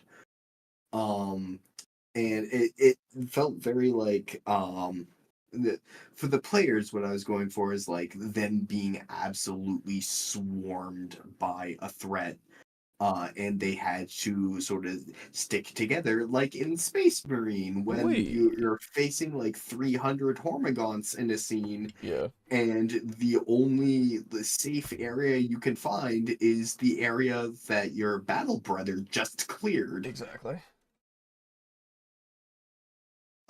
And the party, fortunately, I can say that the party learned very quickly what they had to do, and they grouped the fuck up. Makes sense. Just sounds like fighting Skaven. Just wreck through some clan rats until bam, hell pit abomination. Good luck, buddy. True. Yep. Very true. Alright. Here for them to survive. That's all there is to it. They have to have the knowledge that they can have that character killed, that there isn't a game over, that there is an end. And a lot of times, demonstrating that by having a player character get wiped out by something is the perfect way to do it. You have to have consequences. Otherwise, the horror just doesn't work because the anxiety isn't real. Because they all. When will you learn that there are consequences for your actions?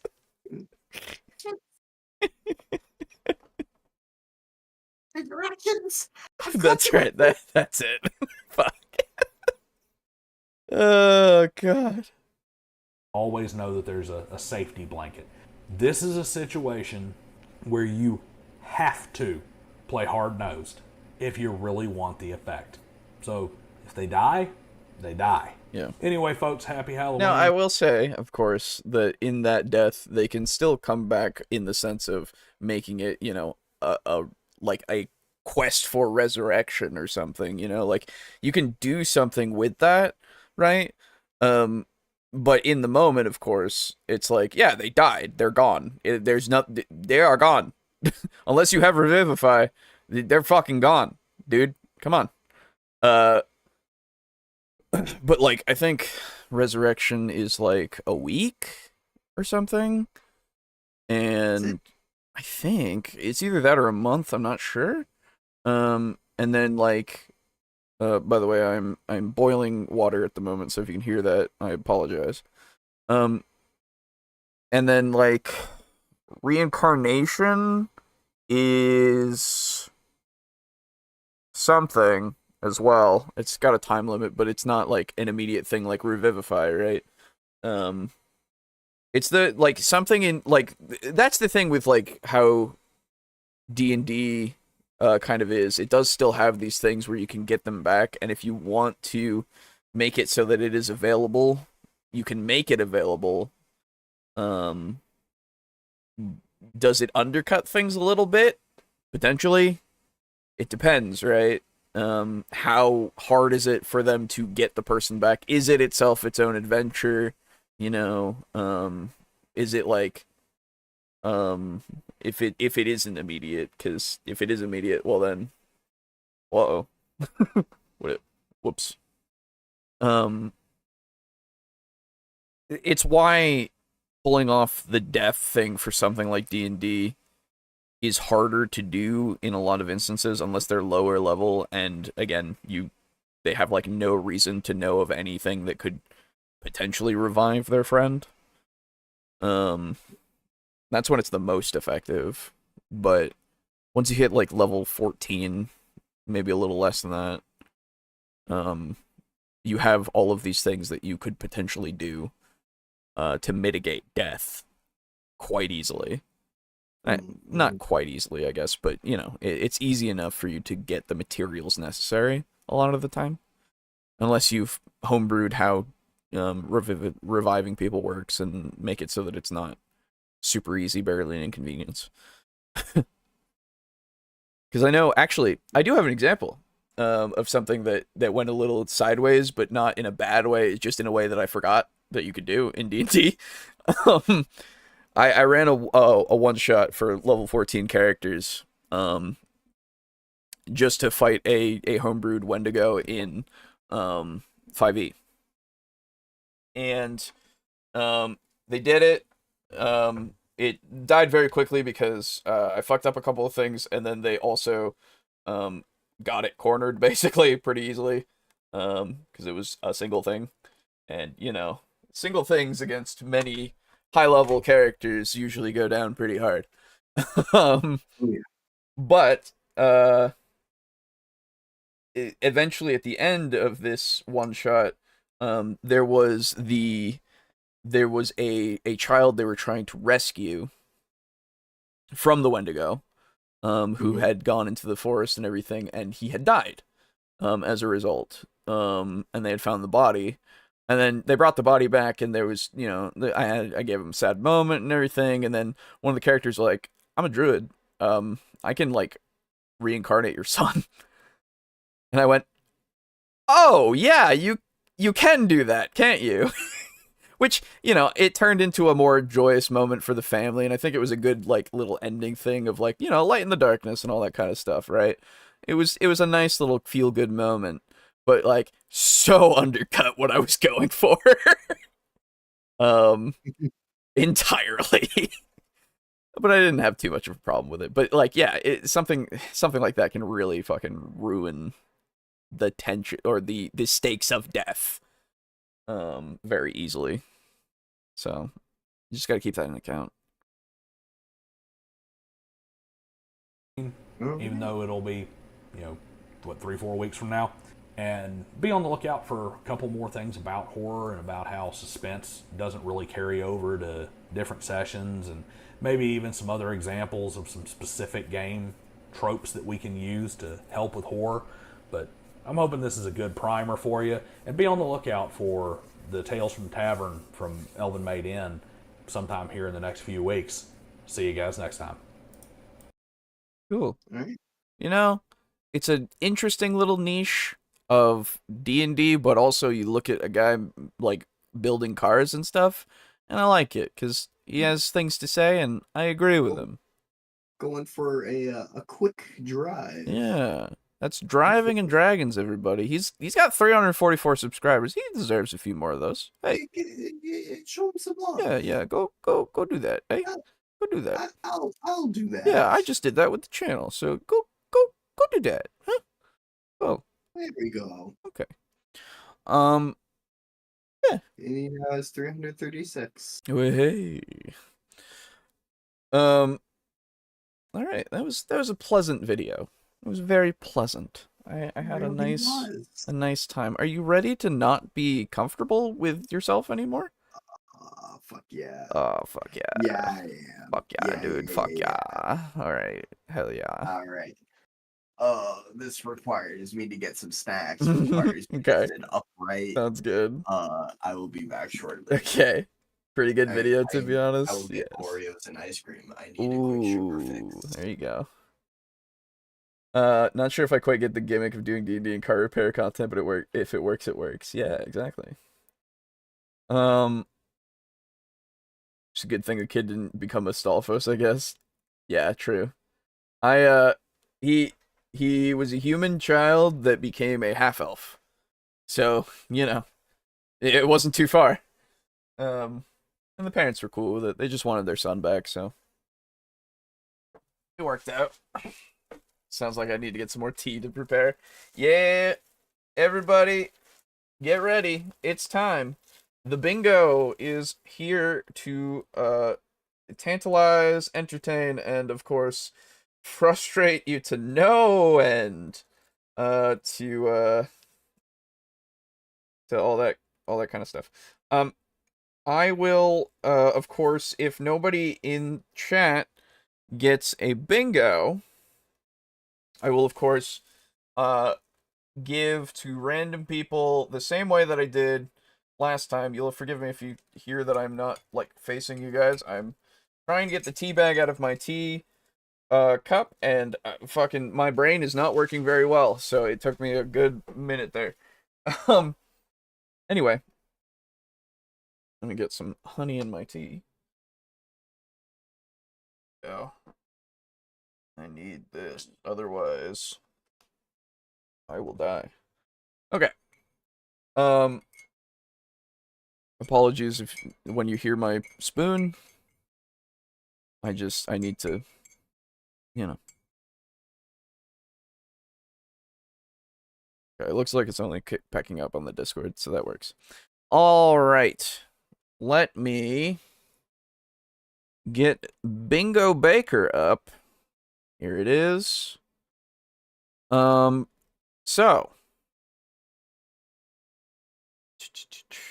Shin's playing the bingo for you. Fair enough. Makes sense. Alrighty.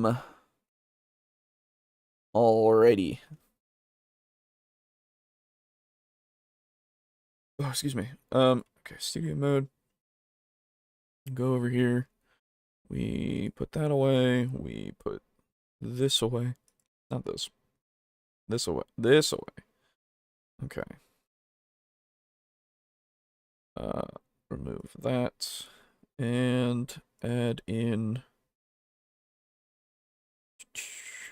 So I could hear my headphones very slightly from my kitchen, and I heard you say my brain is not working so well right now. Yeah.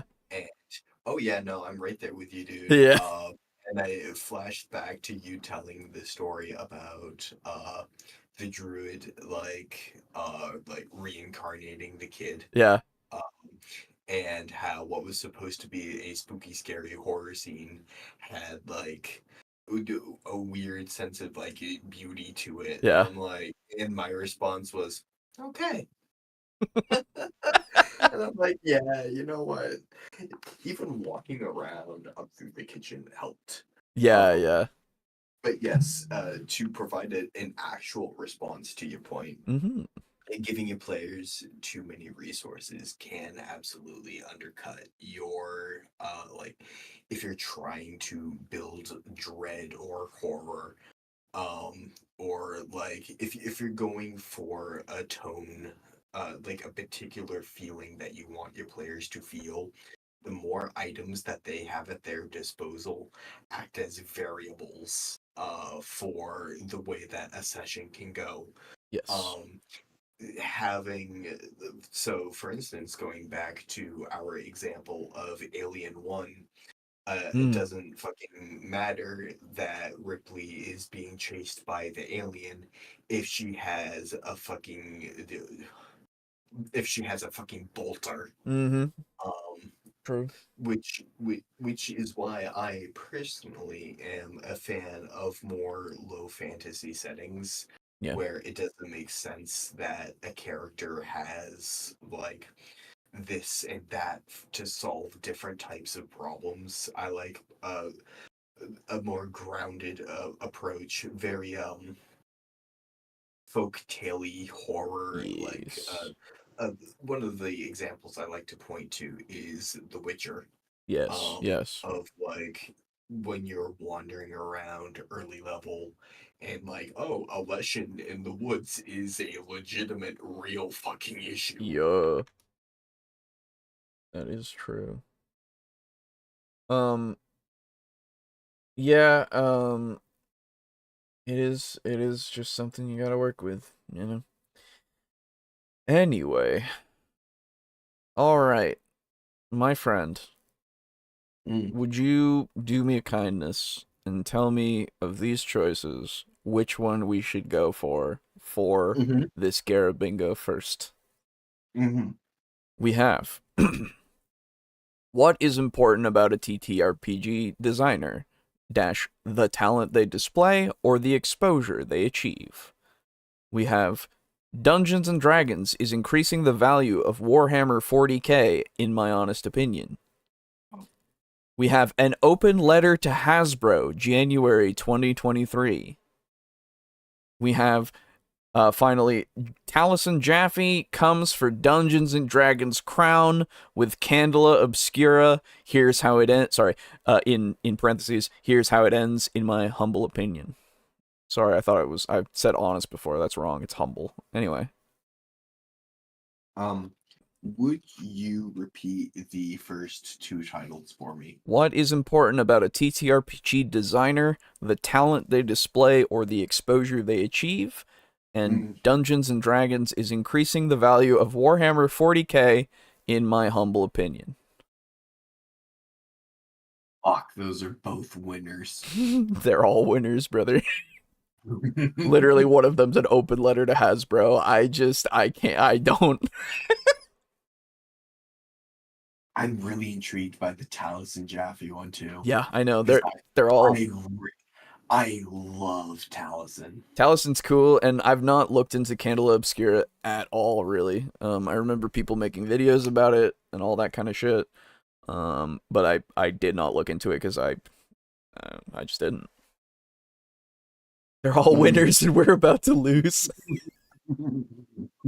True.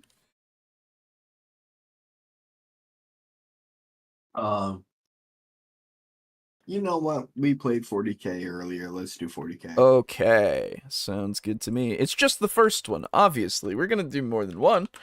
That's true. So the first one Let me just get this all set up. Oh god, that's so loud. Holy fuck. His breath. Okay. So for everybody at home waiting, here's the bingo board. I will give you the link in a second here. Where is my linkage? Hold on. We'll go over the list, and there's a couple of changes here and there to go with. Remember that if you are if you are in the chat, oh god, I'm gonna lose it. If you're in the chat, if you're in the chat, you might want to copy and paste the whole link instead of clicking on it, because it only does bingobaker.com and all that shit. Copy the whole thing, put it all in your search bar. You should get to the bingo cards. I'm going to, I think they're all new and fresh, so you shouldn't have any that that have been used before. It should just be a thing. But we're going to go over all of these things and talk about what we'll do when we get to them. Obviously, it's mark them off. Idiot. Anyway, okay. My brain is not working so well. Really quick. Yeah. It is not loading properly for me. Sometimes it's the browser. Yeah, you know what? I think I faced this issue last time. I think so. I will do this, I will do that, I will do that, I will generate card. No, it is. Oh wait, no, yeah, that's Opera. Idiot. You use the exact same browser. There it is. I will do that. I will do that, and then I will move you over onto that screen, and then I will paste you. I will hit enter. I will hit generate card. I will pray to God there is a dark mode. No, there is not. Oh. Nope. You and I will suffer, and so will all of you. I apologize. Okay. Chrome, force dark force like dark mode. That's a good idea. Anyway, so hey, good morning. So Holy shit, it's scalding my retina. so you have a plugin that makes everything dark mode. I win. True. I should get that for Opera. Anyway, so going from top to bottom, we go over this. Politics. Anytime he mentions anything about politics, we mark the square. Darkness / can't see. It's probably not going to apply to this video. It's daylight, but it's if you can't fucking see anything and it's too dark. D&D is more than a game. D&D being more than what it is. A nice little TTRPG that we all like. Gatekeeper Garibay. Whenever Garibay gatekeeps basically anything, because he's prone to. Surprise religion, whenever anything religious just comes up out of nowhere that did not need to be there. Hypocrisy, self-evident. Gygax, also self-evident. He talks about Great Gary himself. I've changed this one. It's parked / long stop for 10 seconds at the very least. So if he parks, or if he comes to a very long light, basically. And so we'll mark that off. When he said... Alejo, I have a problem. What is your problem? So, the dark mode turns the screen dark, right? Yeah. It turns the bingo card dark. Yeah. But it does not turn the text white. Ooh. Well... And I can... Oh, wait, can I highlight? Can I highlight the card? Oh, no, I'm not playing bingo like that. No. I'm not highlighting and playing fucking playing fucking Warship with each fucking square my bingo card. I'm not doing that. I'm not that stupid yet. 4. Anyway, continuing on. In my humble opinion is when he says, in my humble opinion, not when it's in the title, when he says it. Which you probably will at the very end, or potentially the very beginning, who knows. Impossible commitment asked, so something that is just genuinely something that he just do not ask people of, really, most of the time. It's a little, we're a little loose with the term impossible, sometimes, because yeah, you could ask somebody to do anything that he has suggested, but it's not something you do most of the time. So whenever that happens, an agreeable take, it has happened. I will always say it has happened. A non-explanation. So when he just goes on and starts explaining stuff, and then just at the end, you have no fucking idea how that related to it, really. But it was the explanation. So yeah. Your free space, of course, in the middle. Most people play D&D wrong. This has replaced, what was it? One of the old ones. It's brought up. Nose wipe, pretty obvious. Connect D&D with random thing. Yep. Also obvious. D&D transhumanism. Yes, when D&D makes you become more than a human being, better than everybody else, you become a dungeon master, which is just the pinnacle of human achievement, really. In fact, past the pinnacle. This is the next stage in human evolution. That's right. So it's pretty obvious when it happens. Condescension, enough said. Consume, when we got, hey, Hasbro do the good thing, always buy the D&D. Don't worry about the bad thing. Don't even think about not buying the D&D. You'll make it die. That kind of stuff. Triple repetition of the point or more, of course, because he will just say the same fucking sentence 3 or more times without going, like, he just does it without going into the sentence most of the time. You won't even necessarily put the sentences in between repeating the point. No, not necessarily. A fundamental misunderstanding of reality besides DMing, so anything about reality that he just completely fucks up his interpretation of. Like Matt Mercer called the war in Ukraine. Oh, Jesus Christ, He was yeah. trying to warn us. I forgot about that. It's okay, Alejo. I'm here to remind you. Thank you. No, it's good to remind me of our Lord's teachings. Shade towards other TTRPGs. It happens frequently. D&D is the one true religion.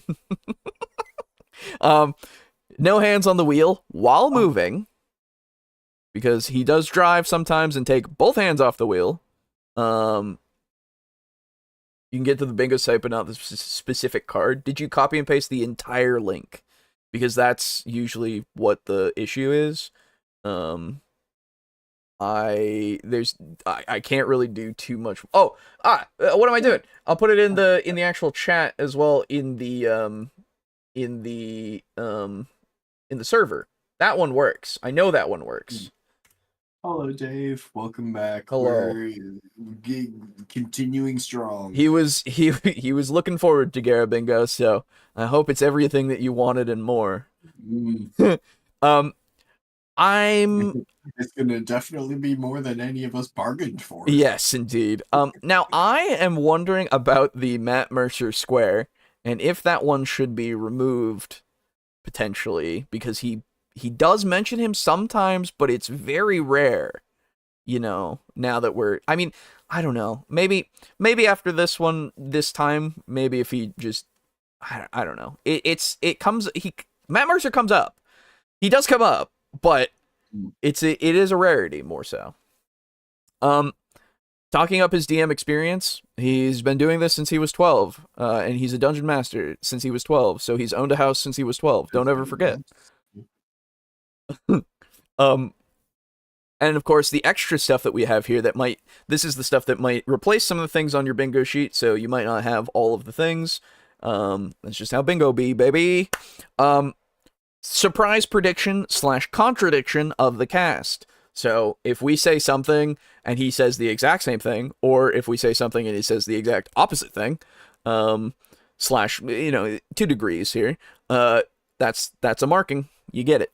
A complete non sequitur, I have spelled it correctly now, where he goes off on a tangent that means nothing with anything that he's talking about. Unnecessarily angry / non-categorical insanity. So it does what it says on the tin. Being genuine garbage, where he just is not a good man sometimes with his words. Very bad thing sometimes. It has happened. Terrible time management, where he just takes forever to get to the point of the video when there's so little video to go through the point left. I've also added hat, because that was one of the additions that was suggested. Sometimes you'll be wearing a hat in the video, and so you get a little square there. I'm wondering about this one. We'll talk about it in a second. And then confidently incorrect, where he's just so wrong and so confident that he is right about it. A lot of overlap between that one and fundamental misunderstanding of reality. Yes. Which, now that I'm thinking about it, is a bigger sentence than I maybe intended for it to initially be. So, yeah, here we go, everybody. It's Garabingo time. Today, we start off, of course, mark your Our Lord Garabay Square. We have it here, and let us begin with this video here. As said, oh Jesus, I forgot that was his face. Scared me. Dungeons and Dragons is increasing the value of Warhammer 40k, in my humble opinion. J. Scott Garabay, our Lord and Savior. Alejo. Yeah. What are the prizes, if any? Yes. Thank you so much for asking. I completely forgot to start mentioning those. My brain not working so good. That's why I Definitely rely. not asking so that way I can grab more Oreos and ice cream. Okay. If you get a bingo, you in chat, you lovely chatter in the chat, you have the option of getting you can have stuff from our merch store if you wish. You can have a copy of Tabletop Simulator. You can have a bundle that is currently on humblebundle.com. And I think that's it right now. I'm pretty sure. I might be misremembering / missing something. Not entirely sure about that. In my brain hurts. See inmost stare right there. Yeah, I think that's everything so far. I think. Anyway, if there's something else that I'm not remembering and somebody reminds me, then please do, because there might be something that I'm missing. My brain is like trying really. Oh, a set of our dice. That's what it is. The other option is a set of our dice. You get it for free. Take from our wondrous supply of 99 dice that we have right now. Behind me. Or really behind me and to the left. Yes. I have many dice to put in bags. And if you win it here, that means that I can put one in a bag and send it to you. You'll just have to send me your information. I'll get in touch, and then I'll send it to you by writing it by hand. Definitely not today, and definitely not tomorrow. But after that, I will send it, potentially. Because I'm dying. And when I fall asleep tonight, and then go to work, and then come home, I'm going to fall asleep again. That's my plan. So it'll be a couple of days before I send it out, but I will let you know. So yeah, dice, a humble bundle, tabletop sim, or something from our merch store. Up to you when you win. And if nobody gets bingos, I will just pick people. If just we get bingos, I will pick people in the Discord. It will happen. If you in chat really want something, and, you're like, hey, I'm close to a bingo, maybe we'll do that too. I don't know. We'll see. Anyway. Yes. So, Aiden, are you ready for, this is only 7 minutes and 19 seconds. Are you ready for it? No. All right, Let's begin. let us begin. Hi, this is Scott Garibay. So right off the bat, we have to have the debate. Do we count this as a hat? No. Okay, good. Debate over. And today I want to talk about how Dungeons and Dragons is increasing the value of Warhammer. Oh my god, he has a microphone like clipped to his hoodie. Oh my god. Well, this is new. This is a new development. That is also the first time I've seen him check over his shoulder. It is true. And also, if you're in chat and playing along, please call out things if we miss them. All that kind of stuff, please. Because my brain, no work. But I will try to do my best. I feel I should make a PSA. If you are driving, please do not ever have your hood up. Yeah. Like, I have done it to the degree of putting it behind my ears so that it is not blocking my view. You know? Because there have been times where I've been like, I'm a little chilly in my head, and I put it up to that point so that it's at least something. And then the heater turns on enough, and then I pull it down. But yeah, it's obscuring. Please be safe. If you have a situation, sorry, ice cream. I understand. If you have a situation where his hood is like that, Yes. and you come to a rolling stop like we saw in the last video, bad things will happen. Yes. Yes, very much so. Is this production value? No. I think he's I don't know if he's always had the microphone, but it doesn't sound any different than usual, so he must have somewhere had the microphone all this time. I don't know. Anyway. All right, let's jump into it. So this has to do with with Dungeons and Dragons canon. All right. What? So get this. I am terrible at investing. Actually, I'm not terrible. I did time some stuff pretty good with Bitcoin. I bought and sold Bitcoin at different times. I didn't make a mint. I made, a little. I made a respectable amount, right? Have you ever heard something and it's like you retroactively knew it?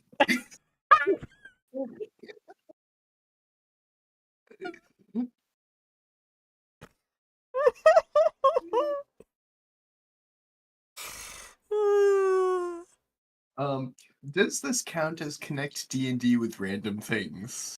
I want to see where he goes with it, because it could just be a complete non sequitur. That's true. By the way, we should have as a Garabingo square, let him cook. True. And let him cook. Okay, let me add this to the Garabingo list here. Here we go. Let him cook. My brain don't work so good. All right, this man is undefeated. Oh, very true. And I sold before the stuff all, I bought at pretty high points and I sold at low points. But sometimes I also like the games. That's not how that works. That's the opposite. That's the opposite of what you do. What?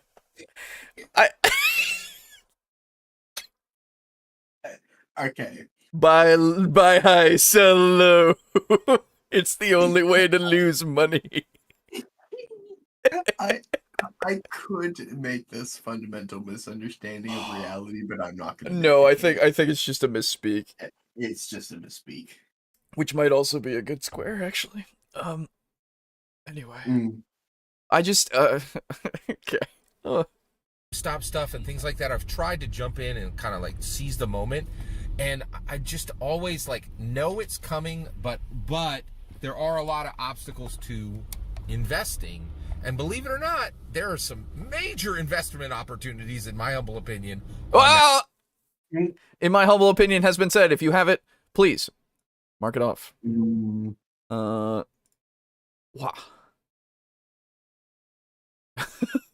Also, I think we're at the point of potential complete non sequitur.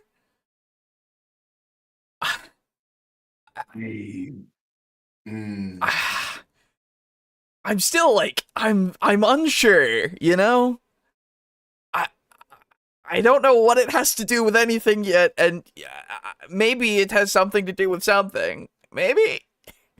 I will say that we are in complete non sequitur point Mm-hmm. because we do see at like, let me scroll back to like 45 seconds. Yeah, absolutely. All right. See, look at how he leads into this point. Right. Stuff and things like that. I've tried to jump in and kind of like seize the moment, and I just always like know it's coming, but there are a lot of obstacles to investing. And believe it or not, there are some major investment opportunities, in my humble opinion, on Magic the Gathering. And so, What? Okay. It's just a ramble. It really is. Yeah, you're right. Okay. I like the only connection is that Magic the Gathering is owned by Wizards of the Coast, but that's not enough. I don't think. I don't even have complete non sequitur. Yeah. But I think we're in one. Please mark off complete non sequitur. I do have it. If you have it as well. Wowie zowie. Wowie wow. All right. I recently kind of like I kicked myself because I said to my wife, I was like, hey, right now the collectible Warhammer set, the collectible Warhammer Commander sets are at $510. I think we should pull cash and buy them, right? Whoa. But the reality is, me and my my God lover, my wonderful patient wife. What? Okay. First off, surprise religion. Because it just fucking slides it in there of my God lover. I don't know if I count God lover. Are you sure? Because like God love him or God lover is like, it's a phrase. Like, that's a very common phrase. It is? I've never heard this phrase, and I went to church. You live in a South adjacent area. I am in the South. Yes, I've never heard this ever. I am a loud and proud atheist, and I say it. I've never heard this in the slightest. But I mean, I'm fine with it not being just yet, because it is very abrupt, and it's like a single thing potentially. And if it is a common saying, and I'm just crazy, then yeah. Okay, but let's bring it down to a dice roll. I will tell Google to generate a random number. Sure. We can do evens or odds. Okay. Evens, we mark it off. Sure. Odds, we don't. The random number was 5. Okay, we do not. Understandable. There's that. Thank you. All right. I think both his hands were off the wheel briefly there. Oh, hold on. We gotta analyze. All right, let's get it back just a bit here. Commander sets are at $510. I think we should pull cash and buy them, right? But the reality is, me and my wait, no, that was both. Yeah, one hand was scratching his arm, and the other one was up in the air. Oh my god, good catch! Holy shit, that's amazing. Okay, if you have no hands on the wheel while moving, mark that off, please.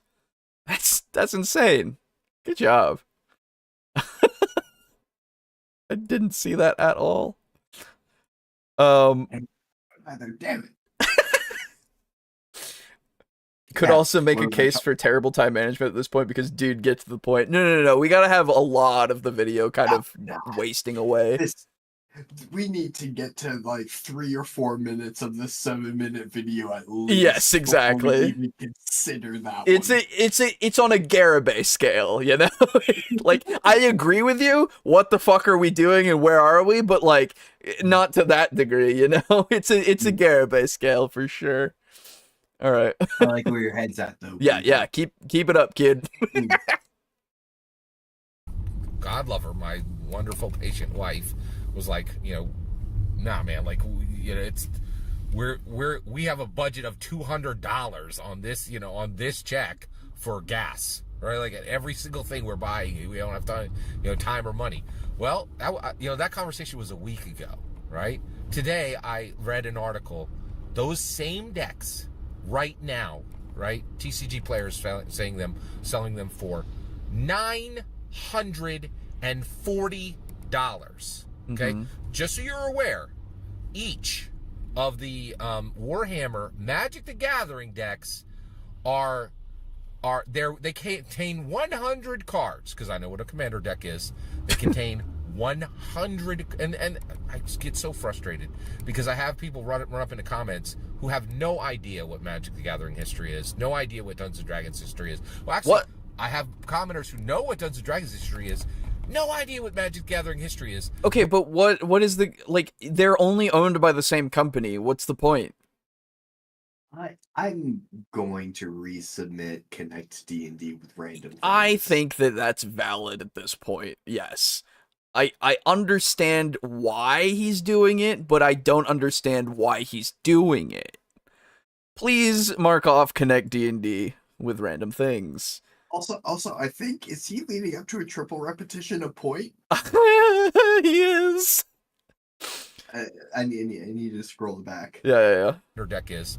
They contain 100, and I just get so frustrated because I have people run up in the comments who have no idea what Magic the Gathering history is, no idea what Dungeons and Dragons history is. Well, actually, I have commenters who know what Dungeons and Dragons history is, no idea what Magic the Gathering history is, who are spouting and saying, Scott, you're wrong. They don't have the language, they don't have the history, they don't have the knowledge to even have these conversations. Oh, I'm sorry. Oh, paragraphs and paragraphs. Okay.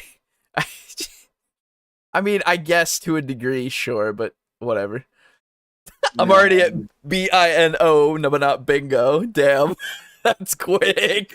Dave, good shit. Condescension. That's kind of where I'm at a little bit, yeah. Really? A little bit, because he's just like, oh, these people don't know shit, and they have no knowledge to actually have this conversation with me. About it. They're in my comments just trying to talk to me about this shit, and they have no fucking idea. That's kind of where I'm at with it. Let him cook. Okay, yeah. Fair. I definitely think he's leading towards it. Yeah. Okay. Even have these conversations, but they spout out for paragraphs and paragraphs about something they know nothing about. Right? Like it's, people just love to embrace their own nescience. It's frustrating. Okay. Condescension. That's condescension as fuck. Please mark off condescension. Do I have that? Please tell me I have that. I don't have that? Oh. Okay. Damn it. So annoying. What the fuck, man? I do have condescension, okay. Lucky. Are we in non sequitur territory? Oh, I think we did that before. Okay. Yeah. Mark that off. Fucking hell. Okay. All right. These commander decks are $2 a card. Common cards in these decks are $2. Some of the cards right now are listing at $60 an individual card. And get this. By the way, actually, is this like unnecessarily angry? What he's been going through? Yeah. Yeah. Okay. All right. Unnecessarily angry / non-categorical insanity. Please mark that off if you have it. I'm nowhere near a bingo, really, but I'm just glad it's there because he's just like pissed at these people for trying to talk to him about magic, and he, instead of, I don't know, trying to teach them stuff, he's just getting angry. I'm also picking up a bit towards his wife, God love her. God love her. Yeah, I don't know. It's weird. It's really weird. And our march off. Oh wait, no, we didn't do. We didn't do that. No. Yeah. Okay. Surprise religion. Okay. No. The second you pull that card out, right? You're selling that thing for $60, and that was a week ago, right? and now you've made 99 cards unusable because these are built to be in Commander decks. But right now, TCG Player, Card Kingdom, lots of places are selling individual cards, which means the products will be broken apart, and the actual product, like, and this is just going to make the value on these cards. Okay, hold on. I need to time that stop. I wasn't paying attention. I just realized that I wasn't paying attention at all to that.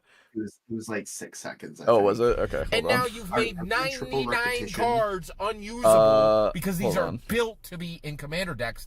But right now, TCG Player, Card Kingdom, lots of places are selling 5, individual cards, 6, which means the products 7, will be broken 8, apart. 9, and the actual 10. product, like, Dude, Yes. that's let's 10 go. seconds. Oh my god, if you have parked / stop for 10 seconds or whatever, it's fucking... I don't have it! No! Either. Fuck. Oh my god. I would posit Yeah. that despite my jokes about 4 or 5 minutes of a 7-minute video, Yeah. I would say that we are rapidly approaching the halfway point to the duration of the video. Oh yeah. I think that a halfway point is a decent benchmark of terrible time management. I agree. Terrible time management as well. Please do mark this, because he said D&D like 3 times, but this is nothing to do with D&D. This has everything to do with Magic. Yes. It's but D&D is connected to. right, exactly. So it's like okay, great. So yeah, I'm one away. I just need Gatekeeper Garibay, and I could make the argument soon enough, but I'm not gonna do it just yet, because he does feel that way. Let him cook. Let him cook. Let him cook. Let him cook. Let him cook. Bro's cooking. That's I ain't true. eating, but he's cooking. Oh, yeah. Also, on the actual topic and what I think he's leading up to, has he ever seen the secondhand mini market, especially for out of production models? Warhammer does not need Magic Lamau. True. like and this is just going to make the value on these cards skyrocket, right? Because half the decks are broken up, and people are going to be like literally salvaging parts from these things that are supposed to be cohesive decks, right? So, and now why is this happening? It ain't Magic. I'll tell you that right now. Magic's been around for a long time. What? Right? But the reality is, there is something unique that is happening with this Warhammer deck that is saying to every single artist out there, no matter what your platform is, nobody cares about your junk if it's isolated. What? I would say this is Gatekeeper. This is Gatekeeper as fuck. Absolutely. And borderline nose wipe. Yeah, true. But that gives me a bingo.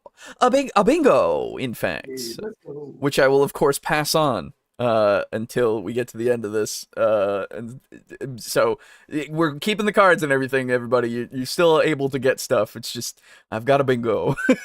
Going for a double bingo, potentially. We'll see. That Gatekeeper Garibay brought me to the 2 things of 3. Oh, I honestly, I'm getting close to that fundamental misunderstanding of reality as well. Oh, actually, wait. Did we do triple repetition of point? We didn't. We should. Honestly, we should. I think that we have hit that. I just need Gygax. Oh, I don't know. That's a tough one for this one. Dude, he's pulled it out of his pocket sometimes. It's true. It is true. We'll see, I suppose. All right.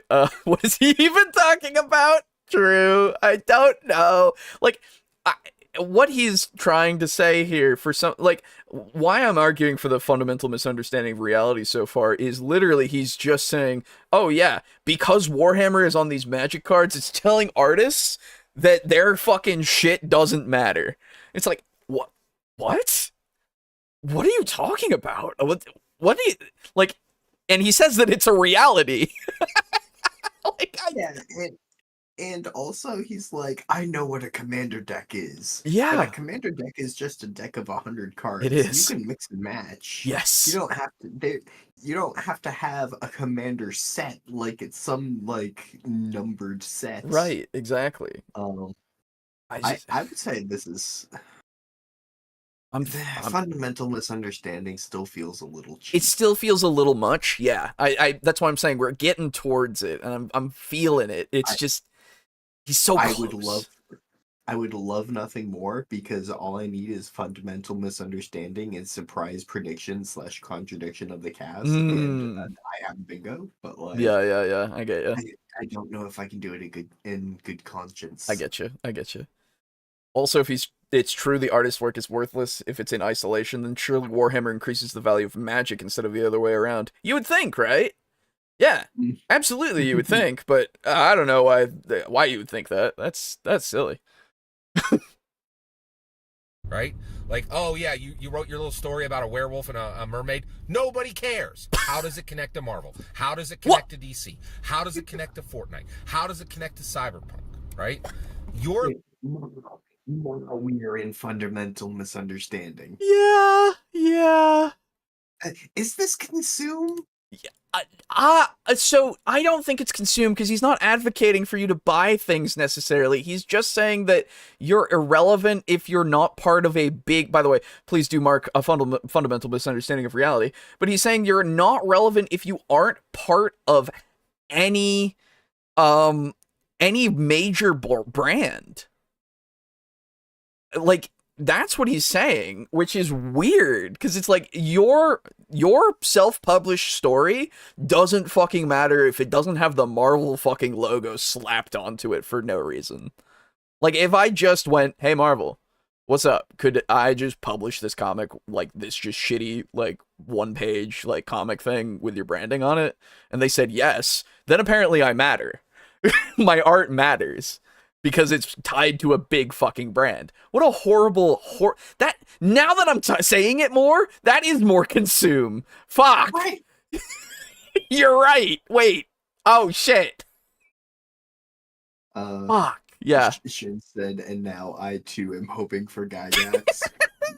Please mark consume, please. Please. Shin, friend, hold out hope. Like, literally, I don't care if there's only 15 seconds left to the video. He will find a way to bring that up, Gygax. It's possible. It is possible. This conversation is in no way, like, even approaching Gygax even being relevant, but yeah. I'm not worried. Exactly. Oh my god. I'm sorry you have darkness / can't see on that corner space there. Yeah, I know. It's not going anywhere. You just need impossible commitment asked. It's so weird. I just like this video is going in a tailspin. I don't understand. Okay. Alejo, This is how my cards always go. Oh no.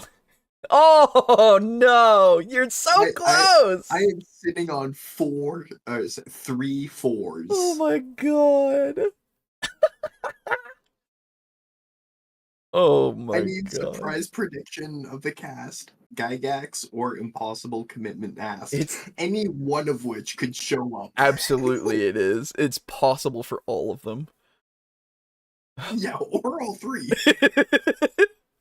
Hypocrisy will also work now. My odds have improved. Hypocrisy is definitely a possibility as well. It's we're like, God. But also, wait. Remember before times, before this video, that he was talking about how your art doesn't matter for shit at all unless it was, what was it? Shit. Tied to a brand. Well, was it tied to the brand, or was it specifically? It has no meaning because D&D stories are overall more meaningful than anything anyone could write ever. Oh, that's right. It's the new form of art. Exactly. So now, I mean, I don't know if this is before or after that video, to be fair, so we can't really call it for hypocrisy, but it's just an interesting thing to really think about, that he has stated this, and yet this is also now a thing that he has stated at some point in time that I cannot determine. Little isolated piece of junk story is worthless, right? hell. But if you are mixing canon, Funko Pop is the only company that's been able to successfully mix like 200 plus IPs, right? Okay. So the fact that Funko Pop makes little figures of every single thing in the world out of cheap plastic so that they can get people to buy them for things for prices that they are not worth most of the time, it has nothing to do with canon of any sort.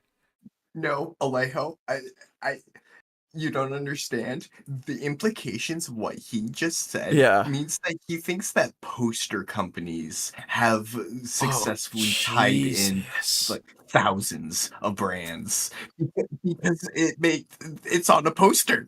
No. Displate, the ultimate fucking canon tire. Because they last as well. The poster will fade, the displate will last, and it will tie us all together. The display expanded universe.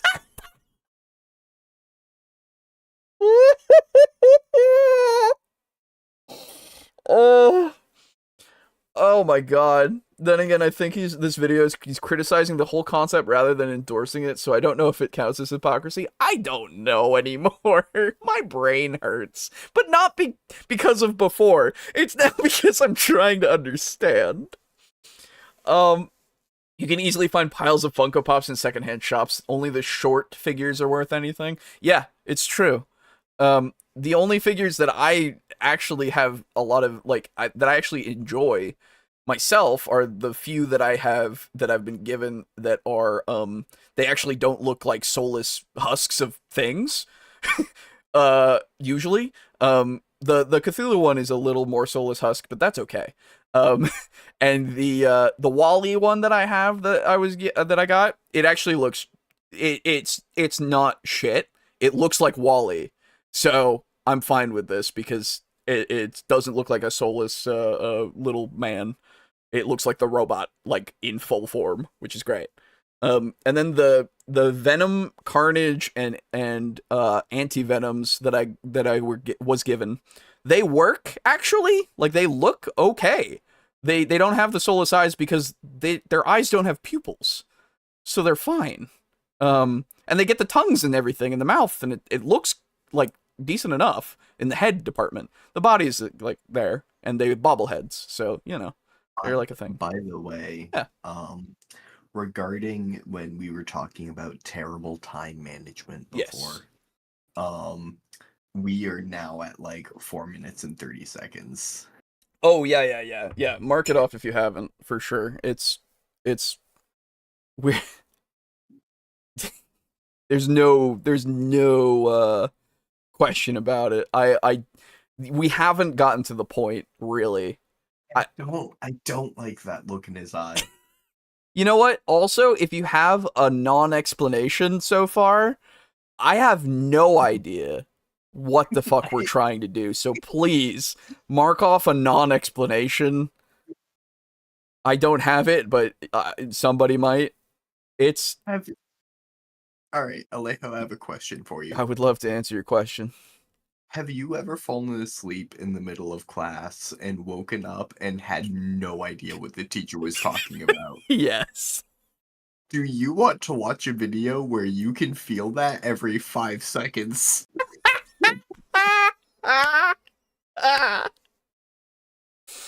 Oh, have I got the video for you?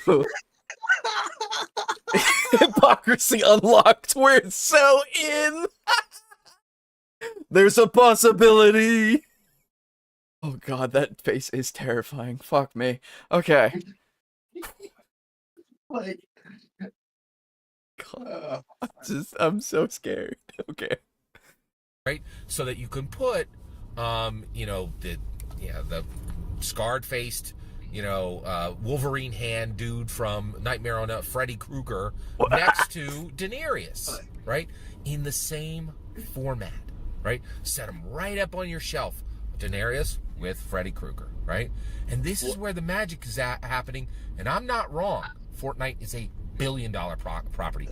Funko Pop has made billions making the same character. I'm dying. I'm dying. Where am I? What is happening? I just made a sound, and I don't know if it came on over the mic. I when he heard was something talking. slight, but I didn't hear all of it. But it was kind of just like a muffled like sound.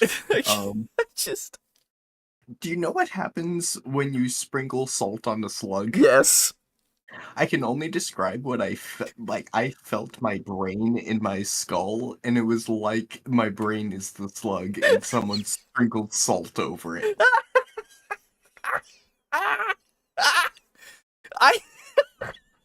My guy Lego has been doing this since the 90s. Yeah, and he fucking praised the shit out of Lego the exact same way. The exact same way when it's got the D&D set. Only when it got the D&D set. Like, Oh yeah, I remember that. yeah. Oh god.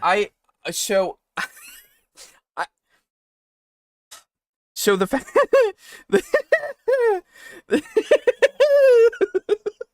so the fact that you can put Freddy Krueger next to Daenerys Targaryen in Funko Pop form means question marks. I have no idea what he's on about.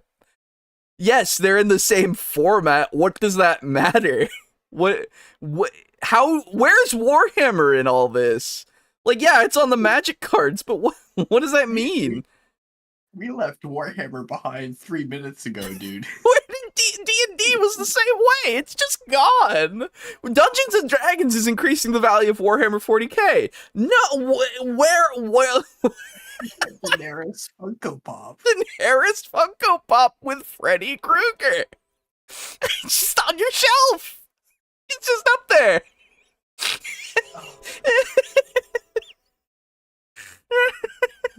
You know what? There is no time that is better to watch a Garibay video than when you are sleep deprived. It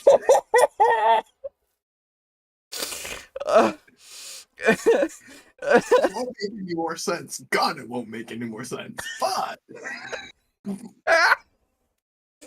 This is why I'm relying on both of us in our current mental states to maybe produce the semblance of a human thought every now and then for this. And I'm also relying on chat to just pick things up, because I'm losing it. I'm actually losing it. Fucking hell. Different worlds look like they belong together, right? And people are paying billions for it, and it has built a massive collectible IP, right? Like IP platform is the best way to say with Funko Pop. Now here's what's happening, and I'm saying the reason that these Warhammer things are going we're finally the here. absolute roof is the Soul Ring card. The Soul Ring card printed in that deck. oh, he's teasing us with the nose wipe. Oh yeah, that's true. Fuck. Goes straight to Dominaria, goes straight to Adventures in Forgotten Realms, saying these Space Marines belong by the narrative, the logic, and the lore. They belong as though they, as though they should be fighting Tiamat.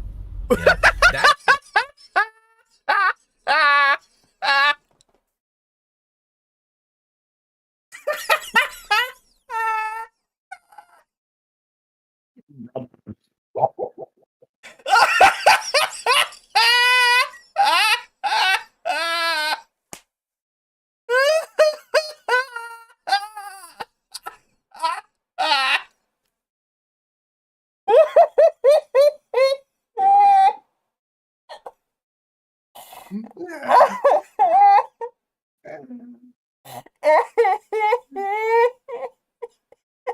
Brother, use the melt on Tiamat, brother.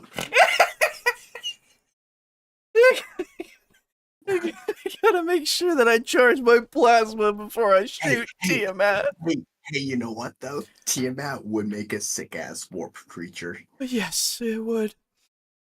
Oh, fuck. I'm awake.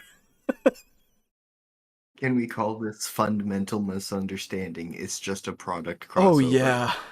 No, this is weird. Misunderstanding's already marked. Yeah, it is marked, so mark it if you didn't already. And also, I'm not sure.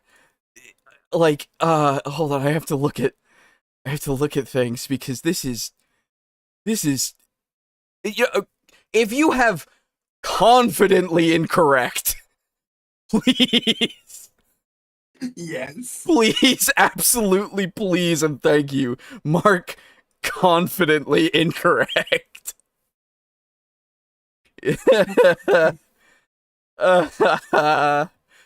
Oh. The biggest predators sell to the biggest sucker, indeed.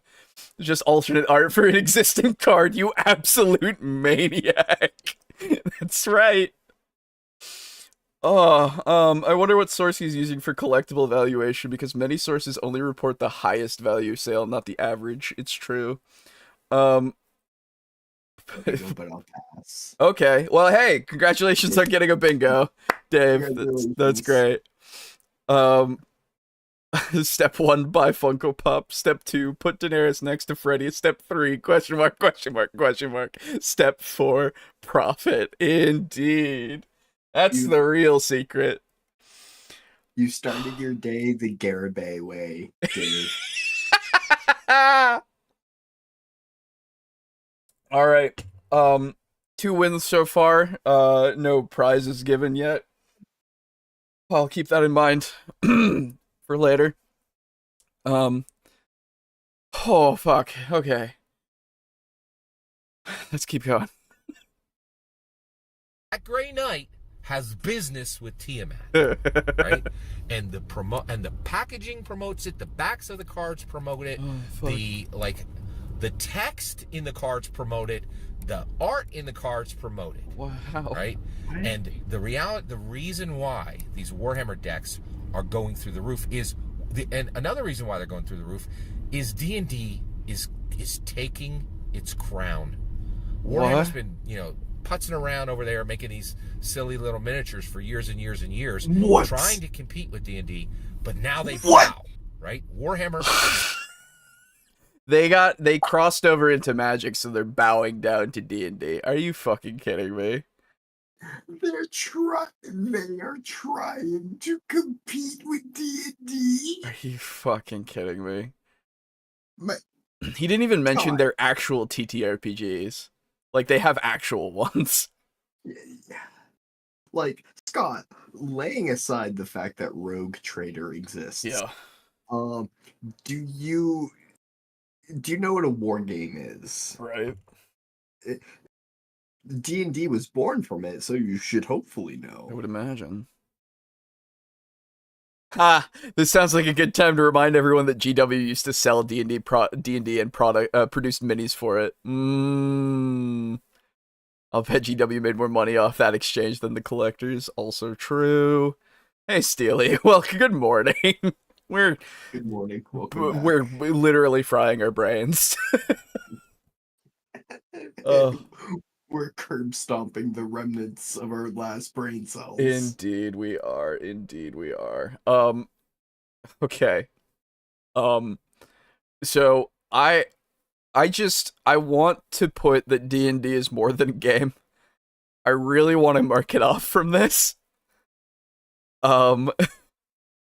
It's elaborate. Elaborate.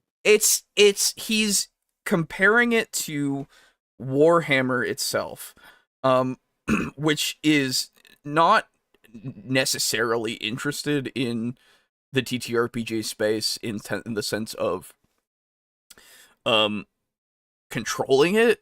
They're definitely more in the sense of controlling the miniature space and the wargaming space, and saying that D&D is the crown deserving thing that Warhammer is bowing down to because it's on Magic cards that also have D&D stuff in it.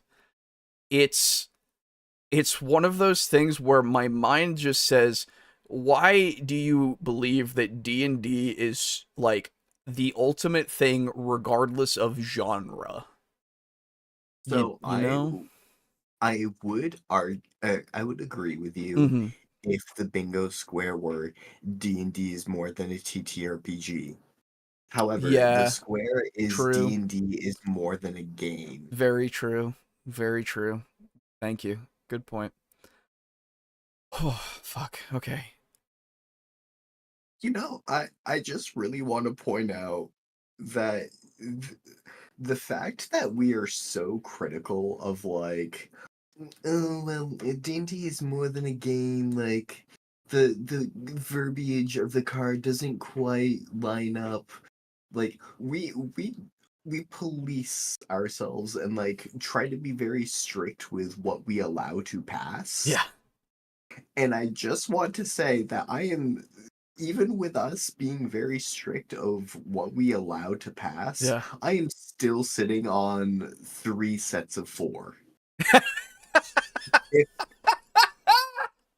like if we had marked D&D as more than a game, that would have been my 4th set of 4.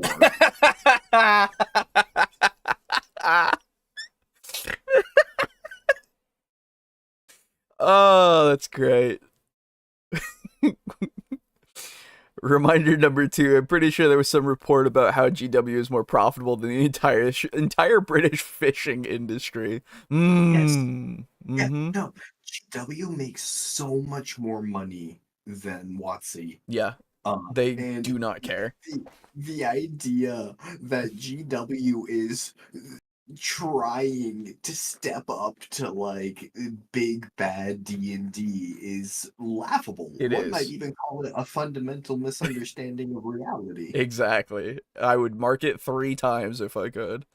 Fucking hell.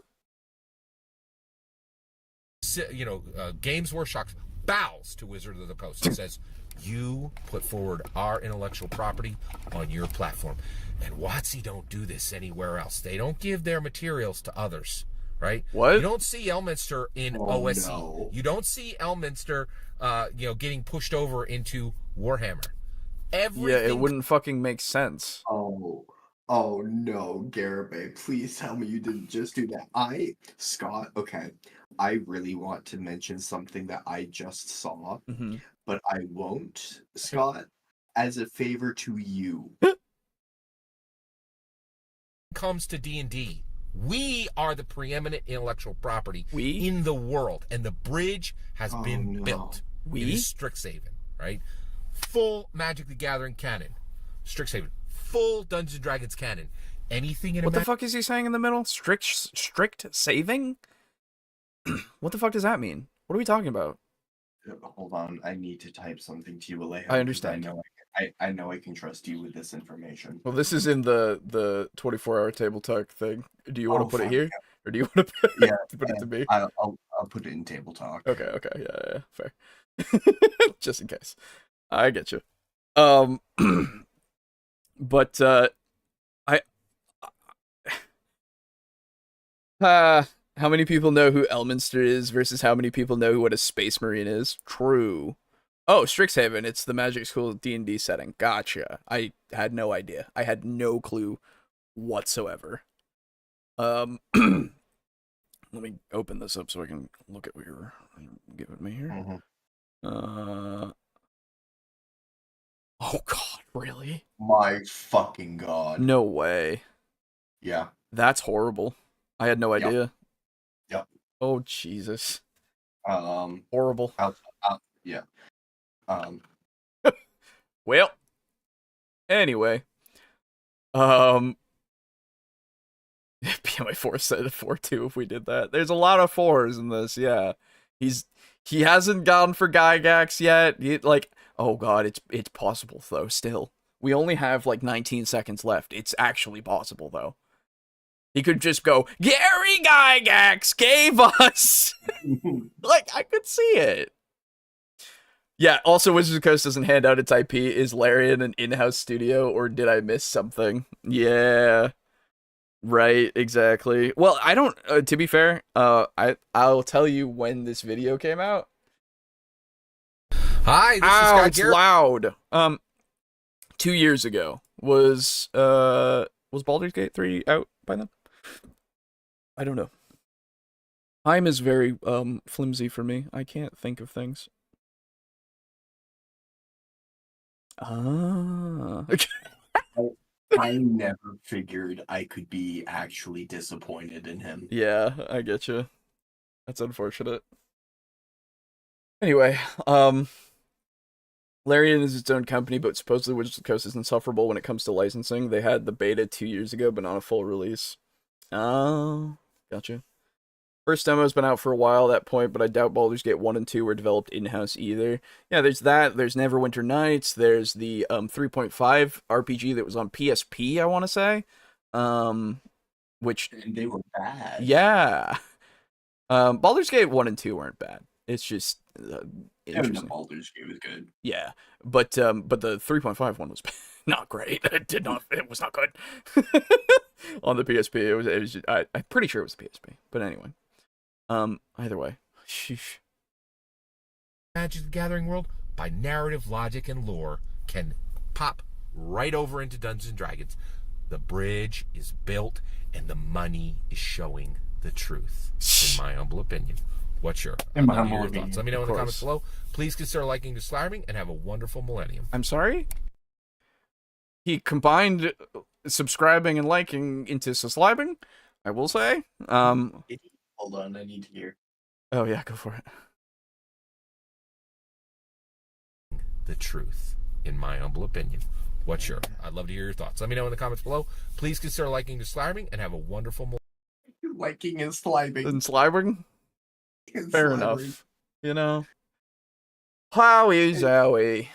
Misspeak, it happens. Yeah, it's true. It's not a big deal. It's just after all of that. Oh my god. Okay. Well, that's 2 bingos from that. Good job, everybody. We did it. Yay. We slipping out here. That's true. Slibing. We slibing. Okay. Well, I'm gonna reset the bingo board, so keep your everything set, and I will reset, and we can see if we get another few bingos out here. Hey, another couple of bingos out here. Shark, you know what? shark-like slub. I never thought I'd say this, but like to Garabay's credit, Okay. he does not have a ding ding in his videos. You know, that is true. Now whether this is indicative of production quality or a lack thereof, I will leave up to you. All right, everybody should have a blank card now. Yes? I know I do. I know I do. All right. Please mark your middle square, and you know what? I will choose between the next set of videos here. So we've done this increasing the value of Warhammer because they made some cards that one time. Give me flashbacks mentioning the ding ding. Sorry. Steely, if you want to get a bingo card, it's in the Discord. You've probably seen it already, but it is there. If you need me to put the link in the chat again, please let me know. I never realized that in the confidently incorrect, confidently is caps. Yes, because that I remember we talked about a few different things to put in, and I have it here with on my little a thing that says confidently incorrect, but with 3 asterisks around it on either side. So you got it. Sick. Okay. All right. So I'm thinking I can't help but be curious about the open letter to Hasbro. It's taunting me. It's taunting me. So we must find out. In 2023, January of 2023, J. Scott Garibay himself apparently made an open letter to Hasbro. Wowee! Really quick. Hat. Yes, First please of all, mark hat if you have hat. I do have hat. We have a hat. Secondly, can we? What happened to Hasbro or WotC? Hmm? Hasbro. Yes. What happened to Hasbro in January 2023? Ooh, good question. I don't actually know. I'm craving context. Yeah. Let's see. Hasbro January 2023. And just they published financial reports. Is this what their first financial reports that they published after acquiring D&D? Well, they acquired D&D long ago, right? Or am I crazy about that? I don't know. I have impossible commitment ask, so I'm all for the open letter video. Nice. Dear Hasbro, I like you. Do you like me? Circle yes or no. Oh no. Yeah, I don't know. I'm even looking at 2022 and I'm not sure. So something happened in D&D at some point in either 2023 very early or 2022 very late. Who knows? Dear Hasbro, why do you never reply to my letters? Yeah, I guess In January 2023, there was a lot of news about Dungeons and Dragons, including a fan outcry over a proposed open game license update and the release of a new system reference document. Okay, so it's that. It was the OGL. Oh no, he gets really angry about that. Yes, he Oh does. no. I'm now really looking forward to this video. Do I have... I do have unnecessarily angry. Oh, that's exciting. Okay.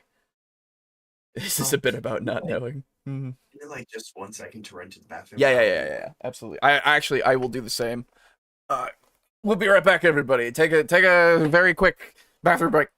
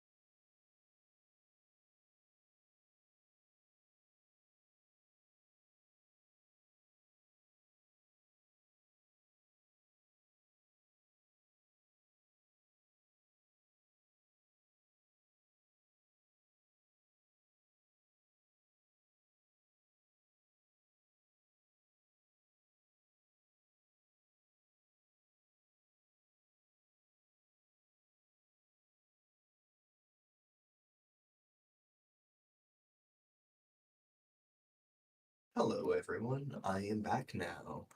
How's everyone doing today? Good morning for those of you who are either getting up really early in the day or who are located more east than me.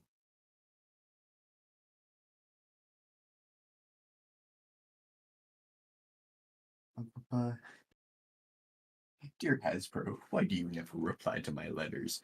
Dude, I swear to God, Garibay is going to end his open letter to Hasbro with "Have a wonderful millennium."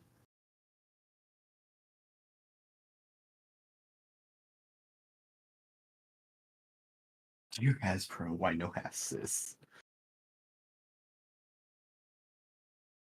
That month is permanently burned into my memory too.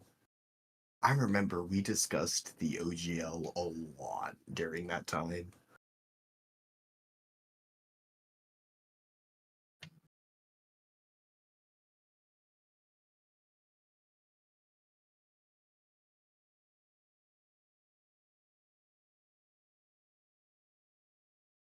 Mm.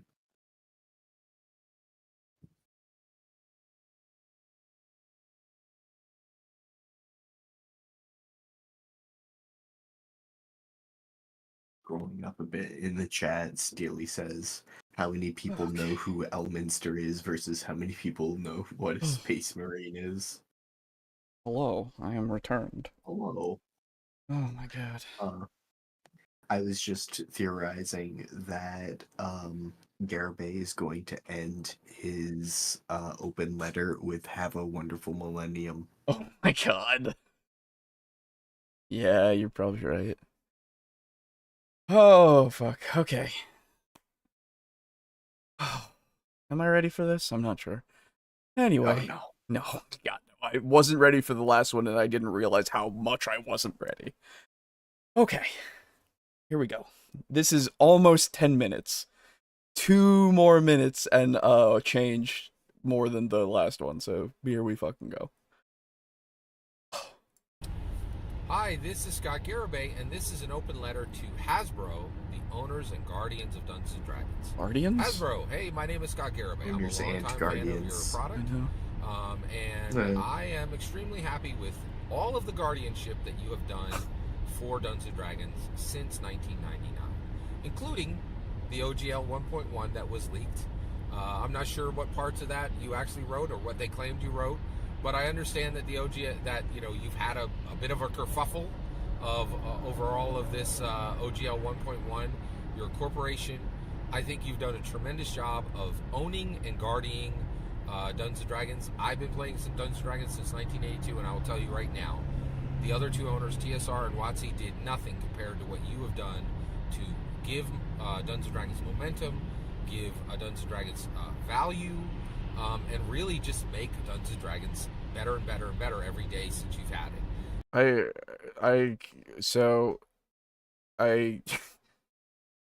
Okay. This is a lot of filleting Hasbro. Yeah, I don't, I was just sitting here and I was watching and, I couldn't help but realize that my mouth was just opening, as I just went, oh.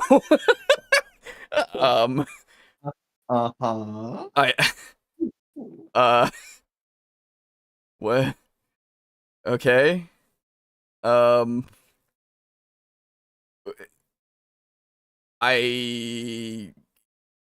Yeah.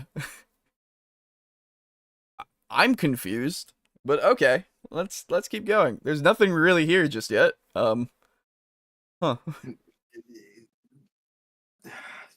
Yeah, let's continue on. Let him cook. Yeah, apparently. I didn't realize there were people who actually liked Hasbro. Oh yeah, no, he He he is. likes anything related to D&D. Yeah, exactly. It doesn't matter. I wonder if he would have been saying this to just Wizards of the Coast or just TSR had they been owning it to this point, you know? I don't know. And so I support you through all of the choices you've made. Some of the choices I didn't like, but I've always been in your corner because I think you genuinely care for Dungeons & Dragons and want to guardian it and take it forward. So Is this a fundamental misunderstanding? They do not care about D&D. No, they don't. They care about money. They care about money. Yeah, I don't even have. I don't either. Yeah. I actually don't. Oh wow. Yeah. You know what? Yeah, if you have it, mark off a fundamental misunderstanding of reality, please, because I don't think they care that much, and in fact, because of the leak, I feel that they don't care even more. With the OGL stuff, especially. Okay. I wanna get. So I'm making this open letter to you today to warn you about a problem that I think you have. Oh okay? no. So you have a problem right now, and it's the OGL 1.1 problem, right? Now the reality is the biggest part of it is the D&D Be Gone talk. That is a real threat. Oh, that is a real threat Jesus. to the D&D community. That is a real threat to Dungeons & Dragons overall, and I think that is a real threat to you as as a corporation. And I think people who are using the D&D Be Gone hashtag are the most, the people who we need to be most concerned about in all of this, right? That I think they really are a true threat to D&D, a true threat to your company, and a true threat to the community itself, right? Okay, so that's the second time he said that, at least. Keep that in mind. Also, Yeah.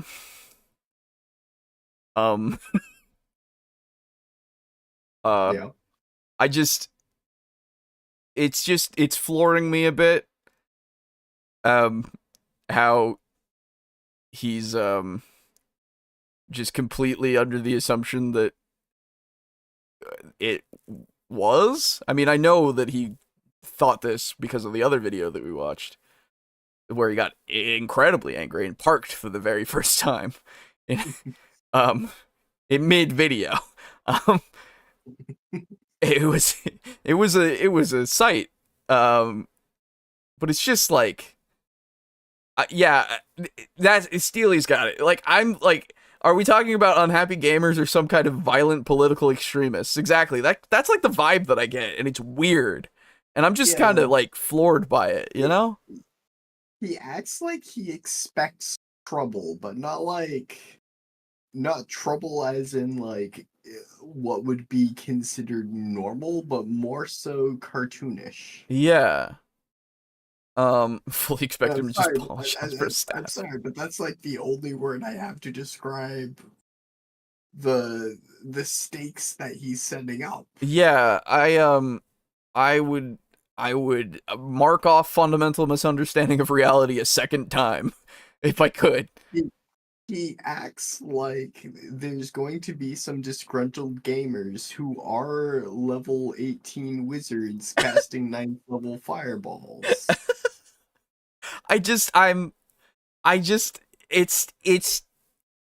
It's driven me to like near speechlessness. Okay. All right.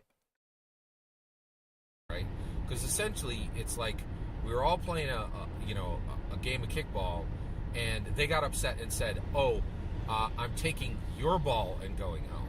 Right? What? And that's the issue, right? Like, basically, right now, what's happening? You know, the groups that are coming against you and all this are members of the OSR community. In my humble opinion, members of... Wow. Wasn't expecting it, in my humble opinion there. That was weird. That was a really weird pocket pick. Incredibly... Oh, I do have it in a corner, even. All right, please mark off in my humble opinion. That's...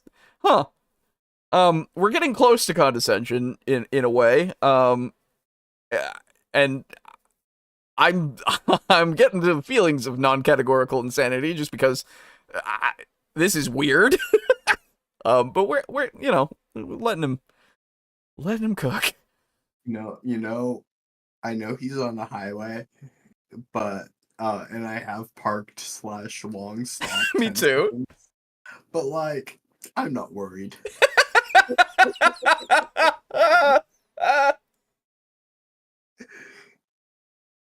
Like, he could get so riled up that he pulls off and parks. Like, legitimately, it's possible. Like, if we hear the rumble strip, we'll know good times are coming. Community, in my humble opinion, and members of the OGL 1.0 creator community, in my humble opinion. And so they're coming at you, and they literally want to take D&D down to the studs and make it so it's not even remembered, right? What? So that's a problem, okay?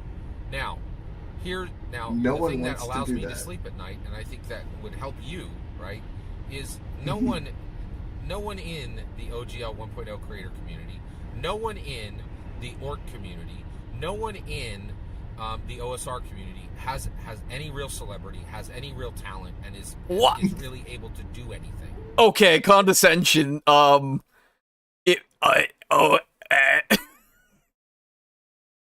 Okay, mark your condescension. Jesus Christ. I would argue that this is not condescension. Okay. I would argue that this is consumed, because I think he's been consumed the whole time. Because he's Yeah, you know what? Yeah, it has I been. think we can do both condescension and Yeah. consume. Honestly, I like think we're already at yeah, consume. I feel So like yeah. Let's in do that both. case, in that case, I will ask you to elaborate on condescension.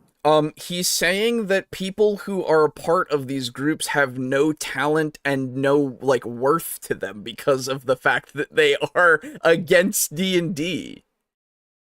How is that not condescending? I would say it's indicative of brand loyalty, but not necessarily condescending. Really? I guess it's just the I don't know. Let me hear it again, I guess. Like, you can absolutely convince me. I'm willing to Yeah. be argued for to have you argue it. I just Yeah. I let's hear it again. I just want to yeah. listen to it again cuz it's hitting me in that way that he's just like, "Oh yeah, and also those guys, fuck you. Like you're nothing." And it's like, "Oh, okay." Now, the thing that allows me to sleep at night, and I think that And would that help too. you, right, is Mhm. no one in the OGL 1.0 creator community, no one in the org community, no one in the OSR community has any real celebrity, has any real talent, and is really able to do anything. That's you know what? Yeah, you've brought me on yeah. board for condescension. It's super condescending. Because he's also saying, like, the thing that allows me to sleep at night. Yes. Like, I know D&D is safe because these nobodies Yes. could never amount to anything. Yeah, no, that is It's condescending. condescending as fuck. Exactly. Absolutely insane. By the way, Scott, allow me to remind you that after you just said all that, allow me to remind you of the setting in which we find ourselves in this video. Okay, continuing on. But Dave says gatekeeping too. Gatekeeping. It is in the gatekeepery area because it's like, oh, you were under this OGL, you're under the orc and all this stuff. You don't matter to the grander scheme of things. You're not a part of D&D because you want to take it down allegedly. You have no value whatsoever to the conversation of D&D anymore. And it's like, oh, okay, but anyone can talk about this and criticize it. Who are you to be the arbiter of who has the worth if they don't have celebrity status or anything like that? Like why are you the arbiter of it, right? So I think Gatekeeper is a strong contender. Yeah, I can be convinced. Absolutely. Yeah. I really think that it's there. I think we can mark it off. Gatekeeper Garibay, please. Cause he's just like fucking these people. They think they're so good. We're at my first 3.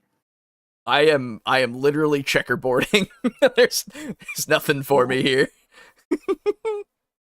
Oh well, I guess technically I'm going diagonal to the right, so there's something. I know the message won't show it, but I said the exact same said that at the exact same time that Alejo did. Oh, that's condescending as fuck. Yeah. I know. I get that. Except for one person. One person has allied them, is not an OGL person, never used the OGL, is not an orc person, and is not an OGL one, and is not an OSR person really. But he has allied himself with them recently, right? And his name is Ingrid Bernal, and he is the owner he is the owner of Runehammer Games, and he is the creator of Index Card RPG. And he is a real concern for Hasbro. What? And Index Card RPG is a real concern for Hasbro. Right now, a lot of people are upset with you, Hasbro, and they're pulling out a bunch of old crusty games to replace you. And when they go to the closet, they pull out Rift. shade. Yeah. This is shade for another TTRPG for sure. Absolutely, it is. Do I have that? I do. Shade towards other TTRPGs. Please mark that. Gotta hop off to prep for my Halloween one shot. We'll be back in the afternoon. All right, see you, Dave. All right, see Dave. And, have a good one shot for sure. Yeah. Man. Also, I'm kind of wondering about the repetition as well, because he's kind of gone over the same, like the orc, the OGL, the OSR 3 times now. I'm thinking that we can mark that one as well, which I can get a pyramid out of. Whoa. So yeah. let's mark triple repetition of point or Yeah, more. I have that one. Cool. I could go either diagonal now. But the thing is, I don't think I'm going to get terrible time management, because he's just on point the whole time. You know? It's a scary thing. Yeah. But you never know. I mean, there could be 6 minutes here of nothing. We're almost definitely getting not getting darkness / can't see. Yeah. Unless he goes in a tunnel.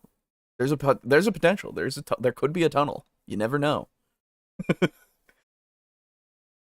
pull out Shadowrun, and they pull out Old School Essentials, or they pull out 5 Torches Deep, and they pull out Torchbearer, and they pull out Lamentation of the Flame Princess, and they pull out, a million other crusty old nonsense games. Wow. None of those are going to overturn Dungeons & Gatekeeper. Dragons. Oh, I know already. Yeah, that and the shade again. Like, Jesus Christ. Come on, man. Anybody pulls Index Card RPG out of the closet, that's a problem. Ingrid Bernal is a problem. He is a man who can actually do things. He is a man who understands Dungeons & Dragons better than half of your designers. Half of your designers do understand Dungeons & Dragons better than him. Christopher Perkins is brilliant, and he's doing a great job, moving Dungeons & Dragons forward. But the reality is, Ingrid Bernal is a real concern for your company, and Index Card RPG is a real concern for your company. But how, Garibay? But how are they? Just because they're a name that's in the industry that people know? And what's he saying? That he needs to be silenced? Yeah, like what's the solution here, Garibay? What's your solution to this? I don't know if I want to know. You have a real PR problem right now. This is very real, and it's a real issue. Also, I would highly, I would say that if we didn't have condescension now, I would say that this whole thing is condescending towards the company. Like, yeah. I know better than you, Hasbro. You're in trouble, and I know how to fix it. Like, it's so weird. I truly wonder if people within Hasbro / Wizards of the Coast know who he is and what they think of him. Yeah, I wonder that sometimes too. And so I am on my way to his house. No. Like, I'd love to be a fly on the wall in meetings where they bring him up. There's no way, right? No. I hope and pray that we are the only community that knows about Garibay. I really do. This community accounts for approximately half his fan base. Exactly. Let me dream.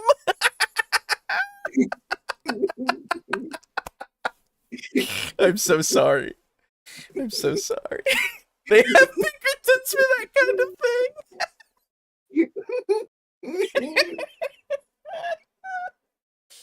Oh.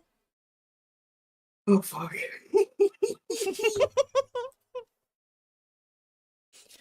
Okay, alright. Okay? This is my suggestion to you. You need to take Ingrid Bernal off the board. Right? Off the board? Whoa.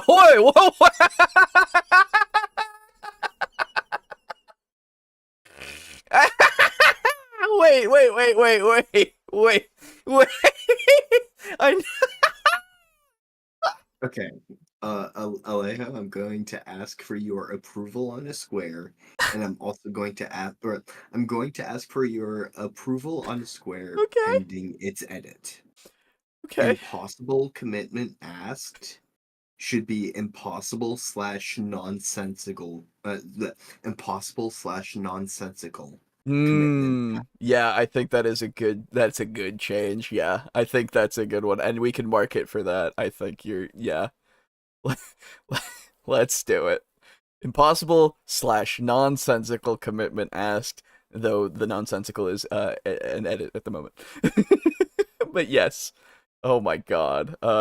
Can I do that actually right here in this? Where is it? There it is. Uh slash nonsensical. Is that how you spell sensical? I think so. NONSENSICAL.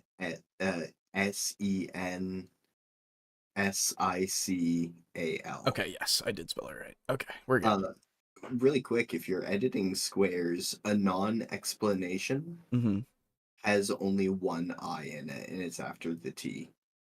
I copied this directly off of the spelling on Google. So Really? yes. I've been spelling it wrong for years. I was too. I thought it was sequitur with an O, but it's with a U. No. This is literally the definition. Yeah. An explanation. There's only one I. Hold on. Yeah, there's only one I right here. What? Oh, explanation though. It is also. Dude, you're talking about sequitur. I'm talking about explanation. Oh, sorry. Where am I? Explanation only has one I. Oh, have I had that wrong this whole time? Yeah. Oh my god. Now I have to. My brain has to parse all this. Oh yes. Yeah. You're right. You're absolutely right. I fucked that up. Thank you. Okay. That'll be for the next time. Don't worry. We're good. Okay. Oh, dude, I bet you anything he's going to mention Gygax. Oh, yeah. Oh, it's almost a certainty. Almost. I mean, nothing's ever a guarantee with Garibay. True. There's always a non-zero chance. It's just a list of probabilities. Okay. Oh. Force within the OGL OSR orc community. Fourth time or fifth time? One, Not sure. you may get lucky, and they may try. They may. He's joined their groups. He's saying, "Hey, I'm willing to help these guys." Right. Right now, I don't.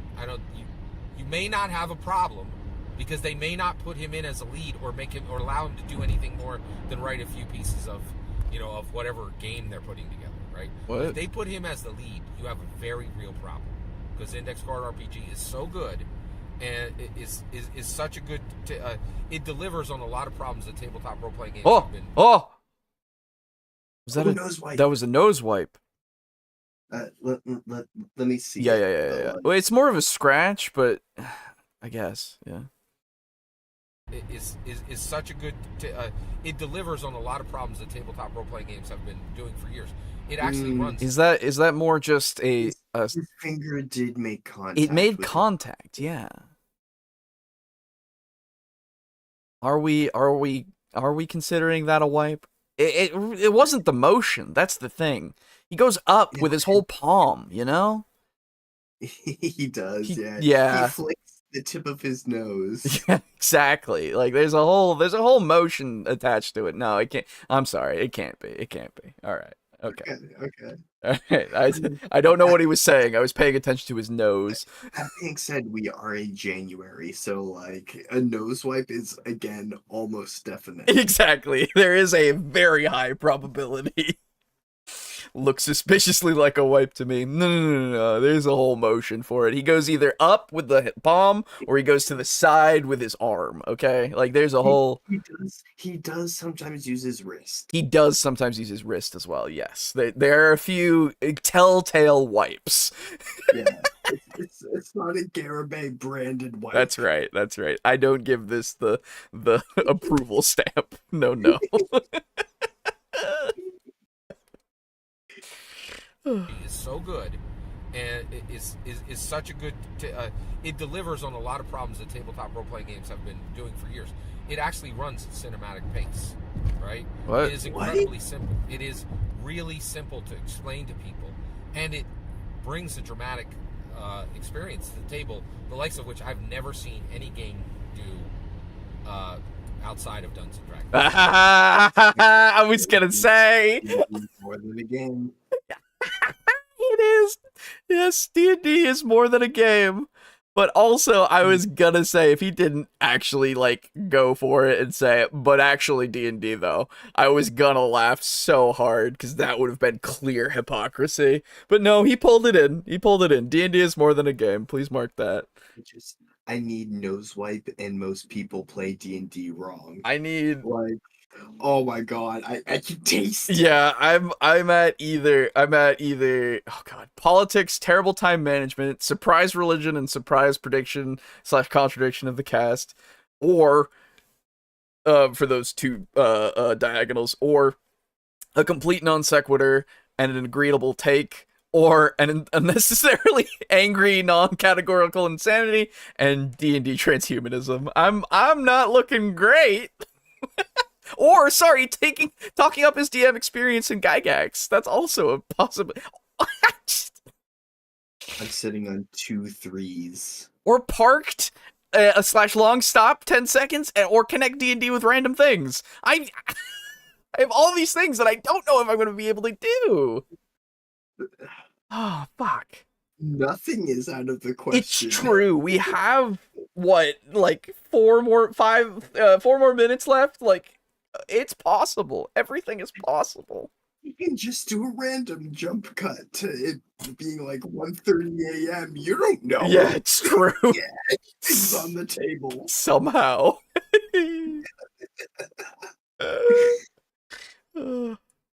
Nothing has ever even come close. And frankly, I think even elements of are better than Dungeons and Dragons. But the problem is it lacks Dungeons and Dragons history, and it lacks. Oh, okay, wait. He's giving a caveat. Next card RPG is so good, and it is such a good. It delivers on a lot of problems that tabletop role-playing games have been doing for years. It actually runs at cinematic pace, right? It is incredibly simple. It is really simple to explain to people, and it brings a dramatic experience to the table, the likes of which I've never seen any game do outside of Dungeons and Dragons. Nothing has ever even come close. And frankly, I think even elements of are better than Dungeons and Dragons. But the problem is it lacks Dungeons and Dragons history, and it lacks the pure parts of awesome and legacy and hope and joy that Gary put in. It's a Gygax. I do it. Holy fuck. Holy fuck. It happened. That's a Gygax, everybody. Get you a Gygax. Fucking hell. He had to put the caveat.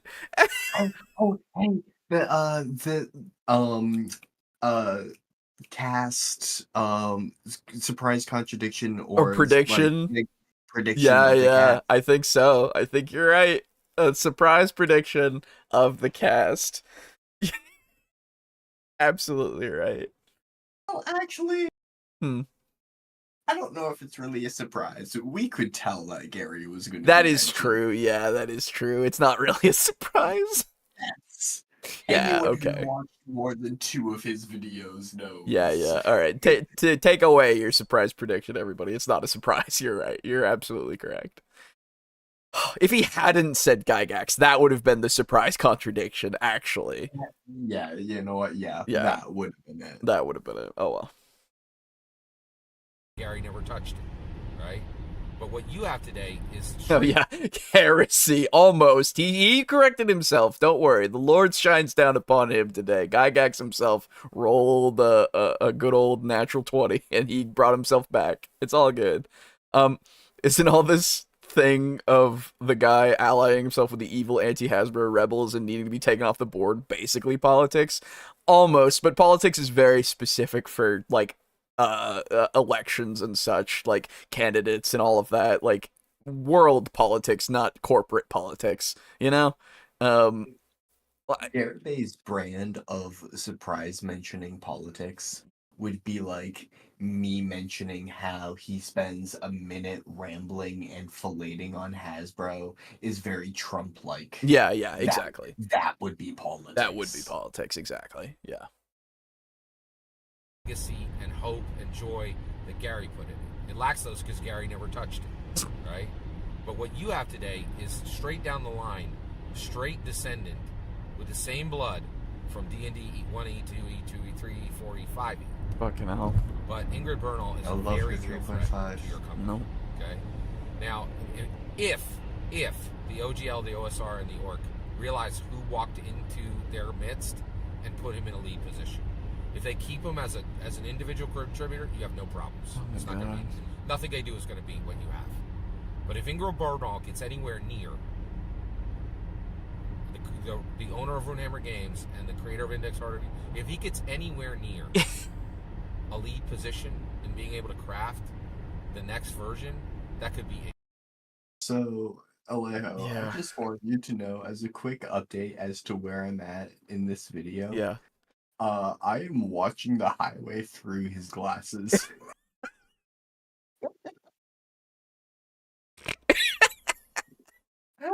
Like, I was just now like, yeah, the tunnel's coming. Yeah, and there's the tunnel. Yep. Yep. I get you. I understand. It's just he's just saying the same thing that we've heard already a fucking bunch. Every fucking moment is just, you gotta take him off the board. You gotta, he's really important. He's so important. He made Index RPG, don't you know? And because Index RPG is so close to D&D, but it's not D&D because D&D was touched by Gygax, touched very specially by Gygax, but he didn't touch Index at all. And if like, if Ingrid gets on a lead position, oh my god, the Orc, the OSR, the like, the OGL 1.0 people, fucking hell, I swear to God. Hasbro, this is my letter to you. Hasbro, do you like me now, yes or no? Please circle. please circle. Oh, fuck. A real threat to Dungeons & Dragons. Like, not from a threat of, we're going to burn it to ash, but something could be created that's better than D&D, right? Oh, God forbid. God forbid. And also, wait a minute. What? Wait. How? Wait. No. You, hold on. You didn't say on. that.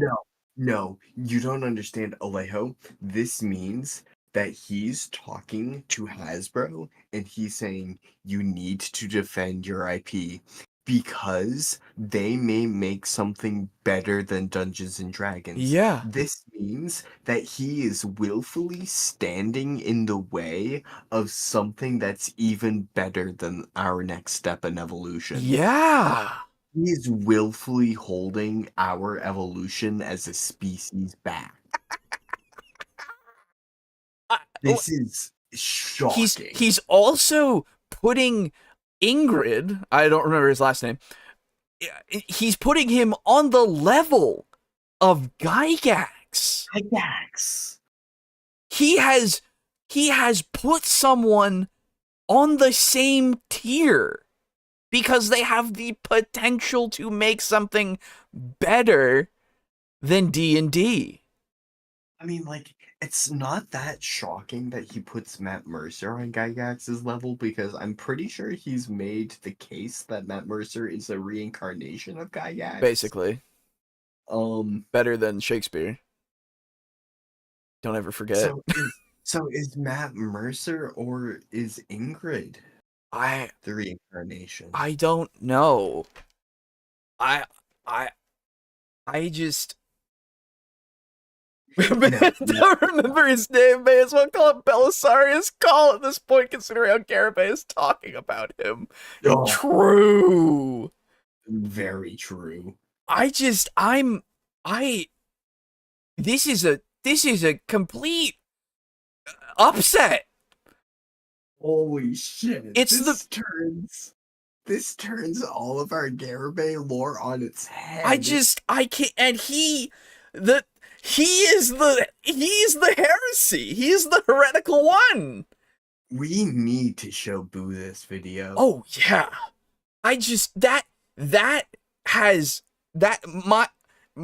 My confidence in our Lord has been shaken to its foundation. How could you say this? Ingrid may make something better than D&D. And we have to be against that. And we have to stop him. What? Like,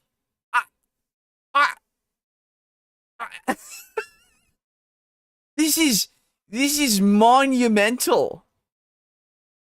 Holy shit. I can't.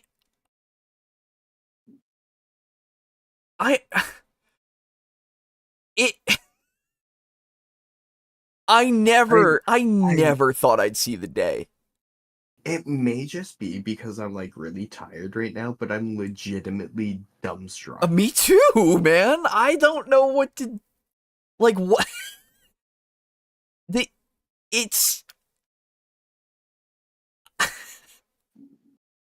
I don't know how he could actually say. He must say something to go back on this in this video, right? He has to. There's no way. I don't know if he would dare because Ingrid is a Hasbro employee. No, he's not. No, he is. He's just saying Ingrid is on the council. He can't be allowed a lead position. Well, he's not. No, he's not on Hasbro. He's on the other side. He's on the orc side, the OGL and all that. That's what he's saying. Yeah. No, but Ingrid has told those players, "I'm on your side." Yes. He's on the council and a Hasbro employee, but currently a rogue Hasbro employee is how I'm interpreting it. No. Index RPG is its own thing. It's it's even published by Modifius.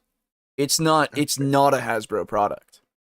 Oh fuck. Yeah, that's why it's even more monumental, this admission. Because he's not even, it's Runehammer. That's the company. Yeah. It's his own company. Why? He runs that company.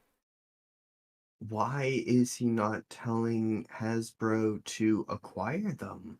Yeah.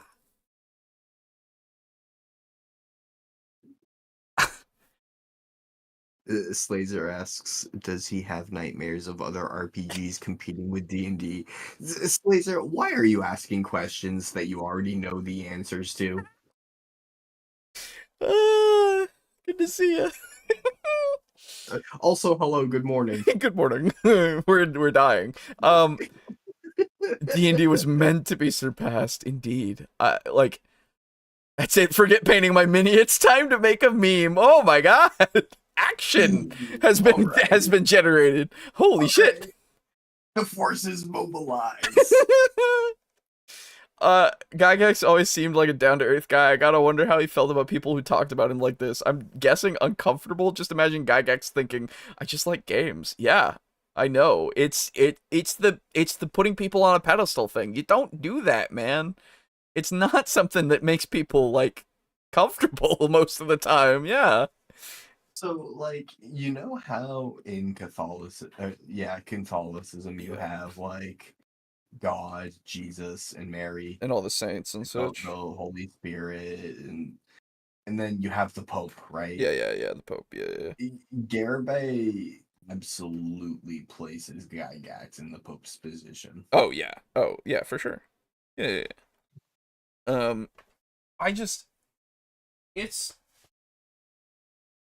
I've been like running my fingers through my beard and just pulling hairs out just because of how, like, weird this is. I just, like, I'm unconsciously just doing very nervous things. It's so weird. I don't know what's going on anymore. All right, okay. Let's just he has to walk it back. There's no way. I got to listen to more. Holy fuck. Okay. If he gets anywhere near a lead position in being able to craft the next version, that could be a real threat to Dungeons and Dragons. Like, not from a threat of we're going to burn it to ash, but something could be created that's better than D&D, right? So this is what I suggest to you. Okay. All right? Get ready. Get a checkbook and write a check between $1 and $5 million to Ingrid Bernal. There you go. And buy Index Card RPG and release it as D&D Light immediately. Okay. D&D Light immediately. Wow. Just completely rebrand an already established thing that people really like. Do you like how this started off with? No, I guess this is semi-related to the OGL, I guess. Yeah, it is. It is. Yeah. Like, oh fuck. Okay. I know you don't want to have two versions of Dungeons and Dragons. I 100% get that. Oh, but I think the problem of what's happening with this. you aged like fucking cream. Oh, that was one that I was tempted to put on the actual board. As Hasbro would go on to release D&D 5.5e. Hell, they did it with 3 and 3.5 before. Like, it's a thing they are not opposed to doing. They did this with D&D Basic and D&D Advanced. Yeah. Like, that's the whole point of the other editions, right? It's D&D, but it is different a lot of the time. Holy shit. Oh, God. OGL 1.1 leak is so distinct that you need to make a bold move. You actually need to do something real that transforms into something real, change, right? And if you take Index Card RPG and change 5% of it, and release it as an official D&D canon hardback with as an alternate way to play Dungeons and Dragons, and include even one, right, actual D&D canon realm, Forgotten Realms, or Dragon or Forgotten Realms, or Kryn, any of your official settings, Exandria, whatever you want to do. This will bring a lot of joy and solve 100 problems you have right now, and give something for people to enjoy while they're waiting for the new version. What? Okay. So what stops Ingrid from just still making something else with all the other people? He just now has money. Like, what are you? Do you see what you've done? You didn't hire him. You just bought his product that he already made. It doesn't mean that he can't make anything else.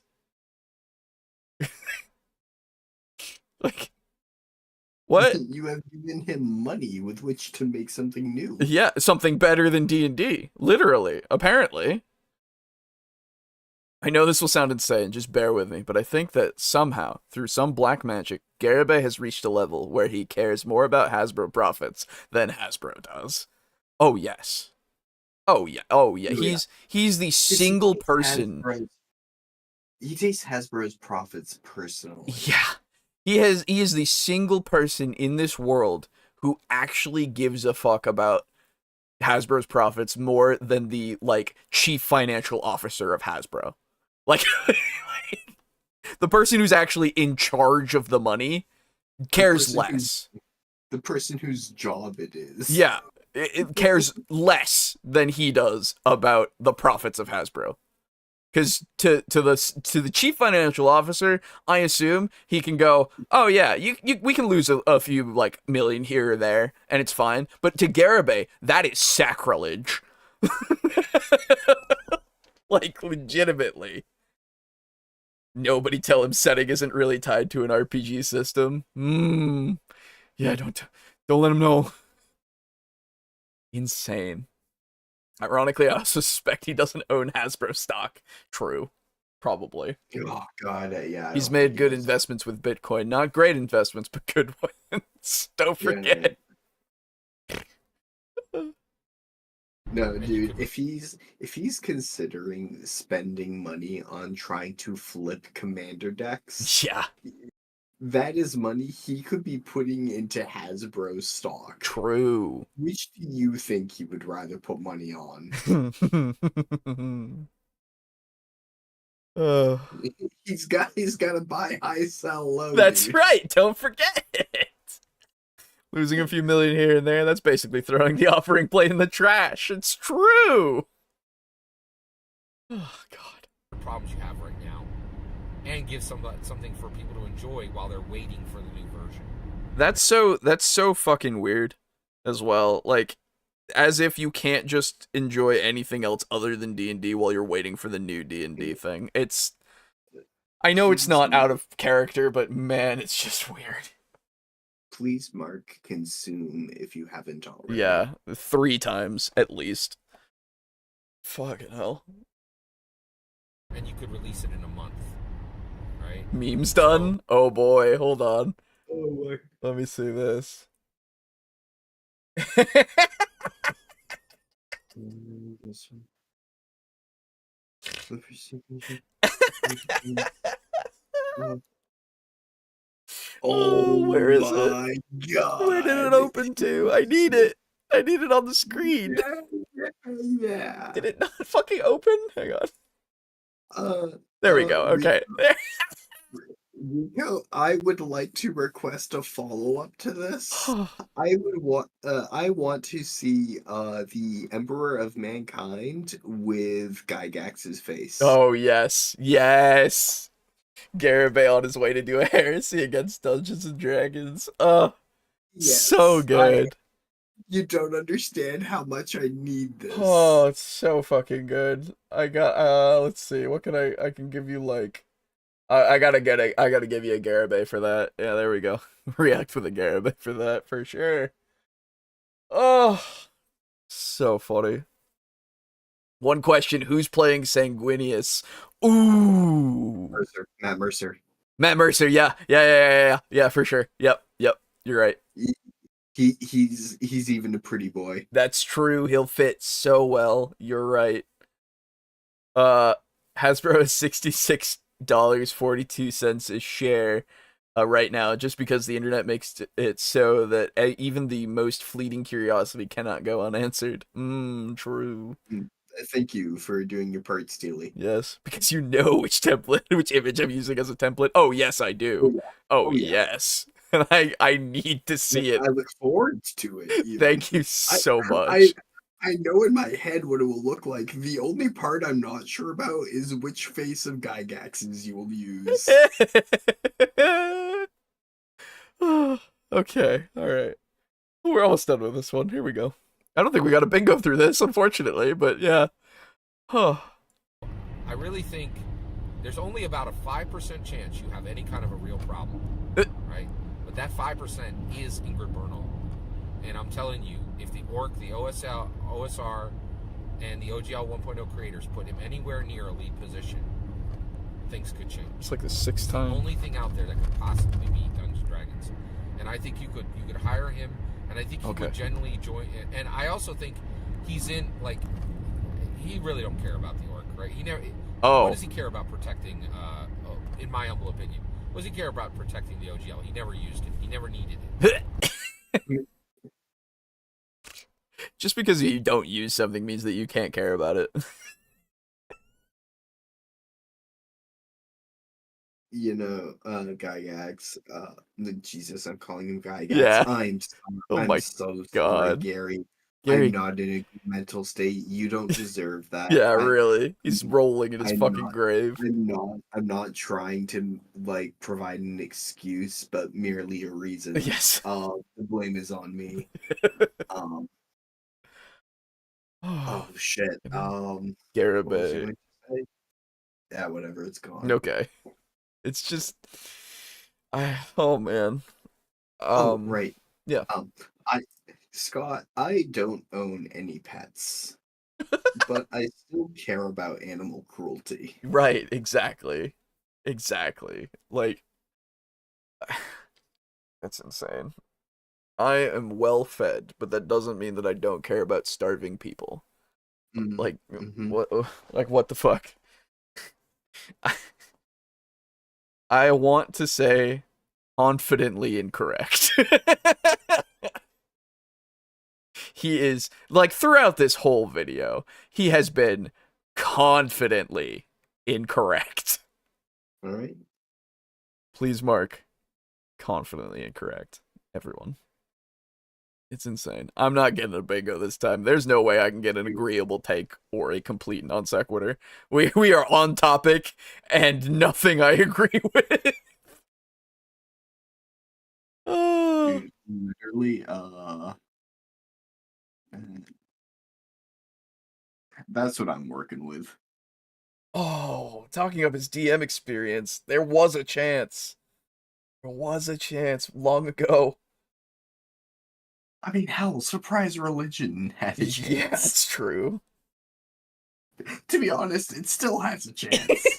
Matt Mercer still has a chance. Yeah, like, I'm not out of this game yet. That's true. You know what? I can't fault.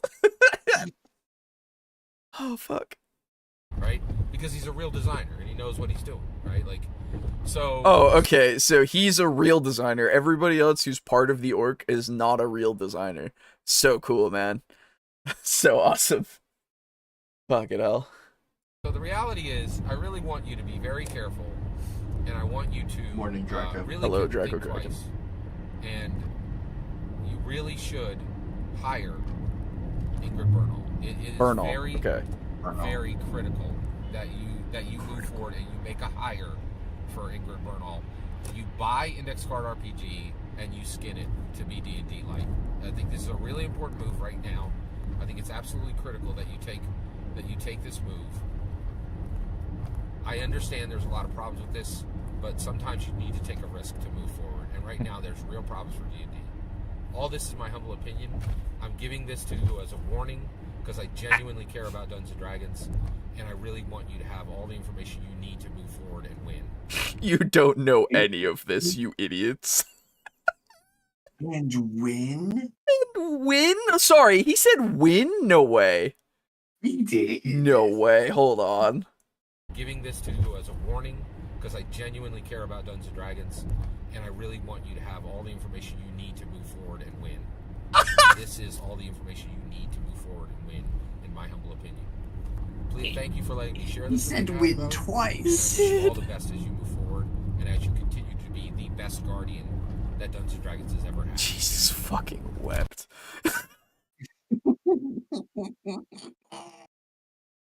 That's insane. That's that. You know what?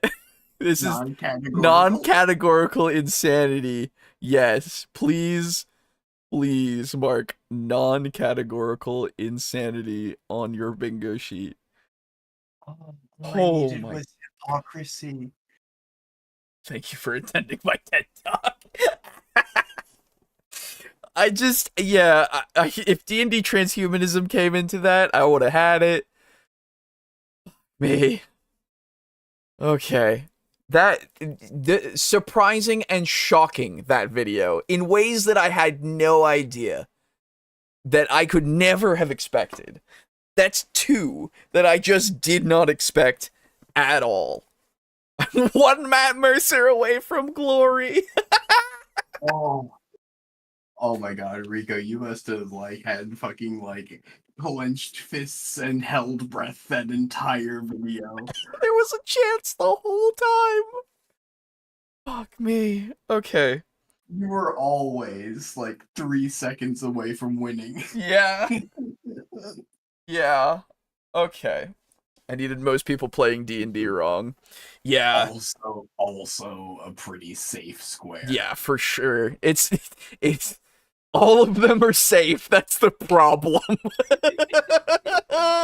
We have constructed the perfect bingo game. Everything is on the table all the time. You cannot expect anything that he guys, says. Guys, I really don't like that I just thought of like Garabingo, and I realized Garabay predictive text.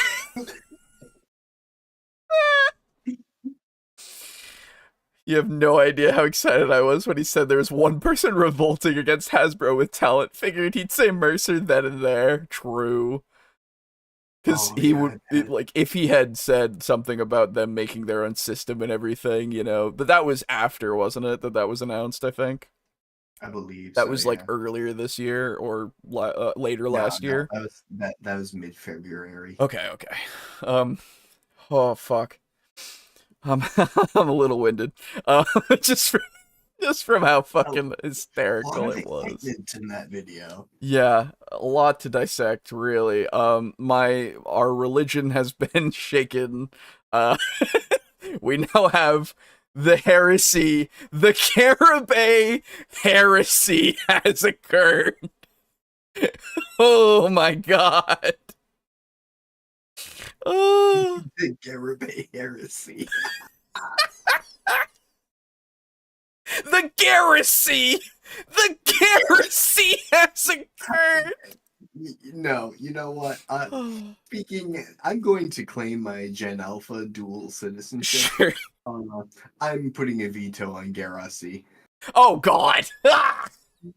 I didn't even think of that. Oh god. No, I'm vetoing that one. Yeah, that's fine. I'm okay with that. That's you know what? You've shown me the error of my ways. But you know what I can do is I can search synonyms for heresy. Mm. If any of them begin with G. Yes. The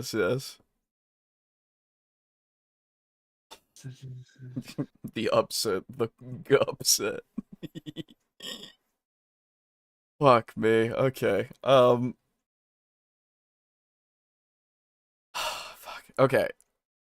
We should do another one. I love Garrett Bingo. I really want the value of a D&D player based off of the developer, not even player. It's the developer. Yeah. What is it? Yeah. Importance about a TTRPG designer, the talent they display or the exposure they achieve. Yeah. Okay. Yeah. Let's do it. I'm going to reset the cards again. My apologies if you were close. But nobody got a bingo that time. So, there's a link in the Discord. If you need a link in the chat, let me know and I will do that. Oh no. What? Oh no. ChatGPT told me what it is. Oh no. It's galvanism. Galvanism. Symbolizing a controversial force or awakening of forbidden ideas that spark division or challenge orthodox views. Ah, the Garibay galvanism. Yes. I love it. It's the way that this is now lore. This is lore. This is Garibay lore. The Garibay galvanism was strong. It shook us to our very foundations. Can we recover? Half of the universe tore and railed against the other half of the universe. This was on the scale of what's it called? The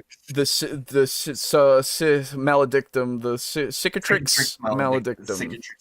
Yeah, it was. but TableTalk will stand.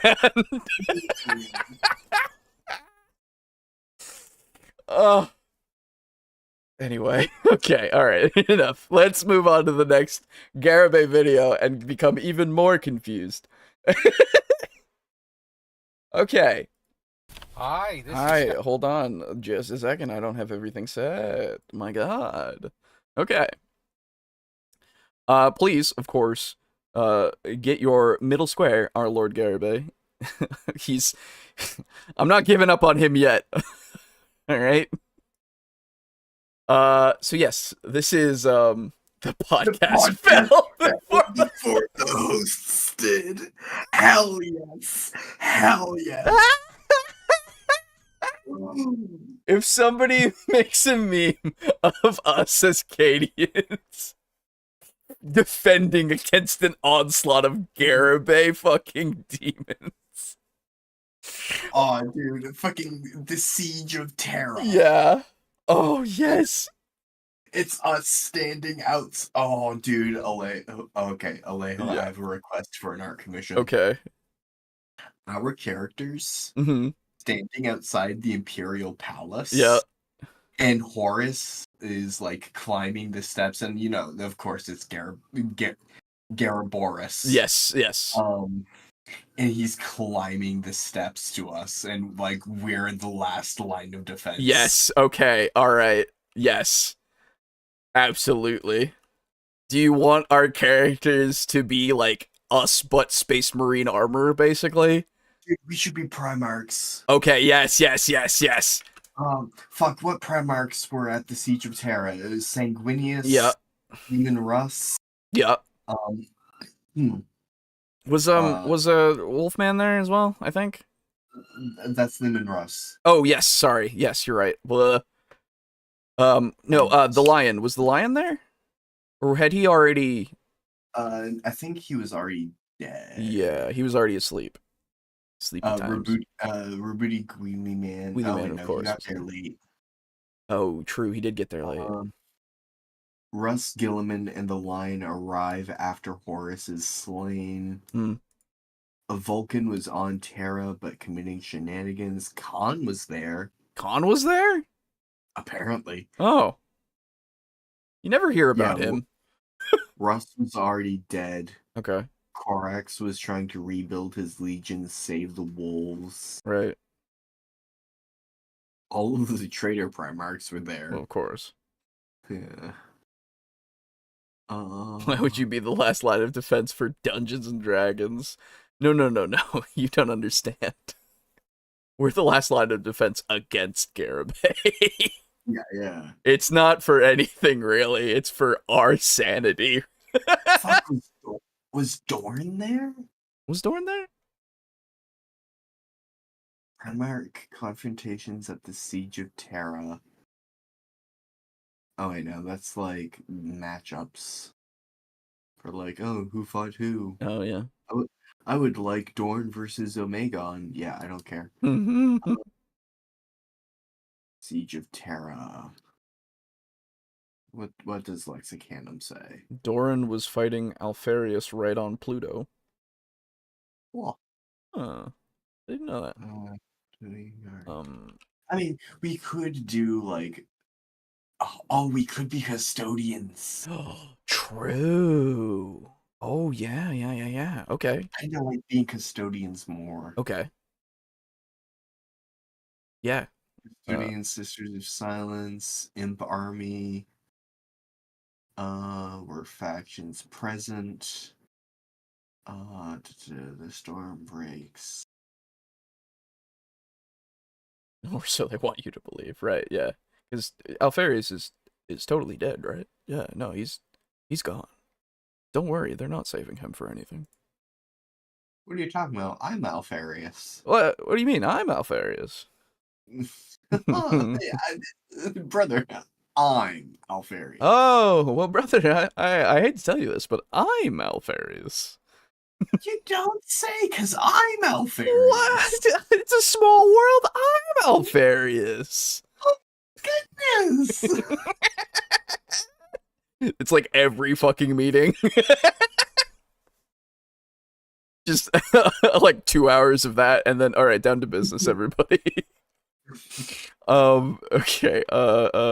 New commission notes. I'll get that at some point when we have money. That's great. Okay. Yo, fucking check out this sick ass art. Oh god, it's tiny. No, do not publish it in TableTalk memes. Oh, that is cool. Yeah, more Charion versus Jegatai. Nice. Hell yeah. Okay. Well, let's get going. Everybody, if you got your bingo cards, again, the link's in the thing. I'll put the link in the chat as well. Just remember, you got to copy paste the whole thing. If it doesn't let you have the whole link actually working. And we will get to our next bout of bingo. Unit Rico posted something. Oh, my magnum opus has been complete. Yes. Yes.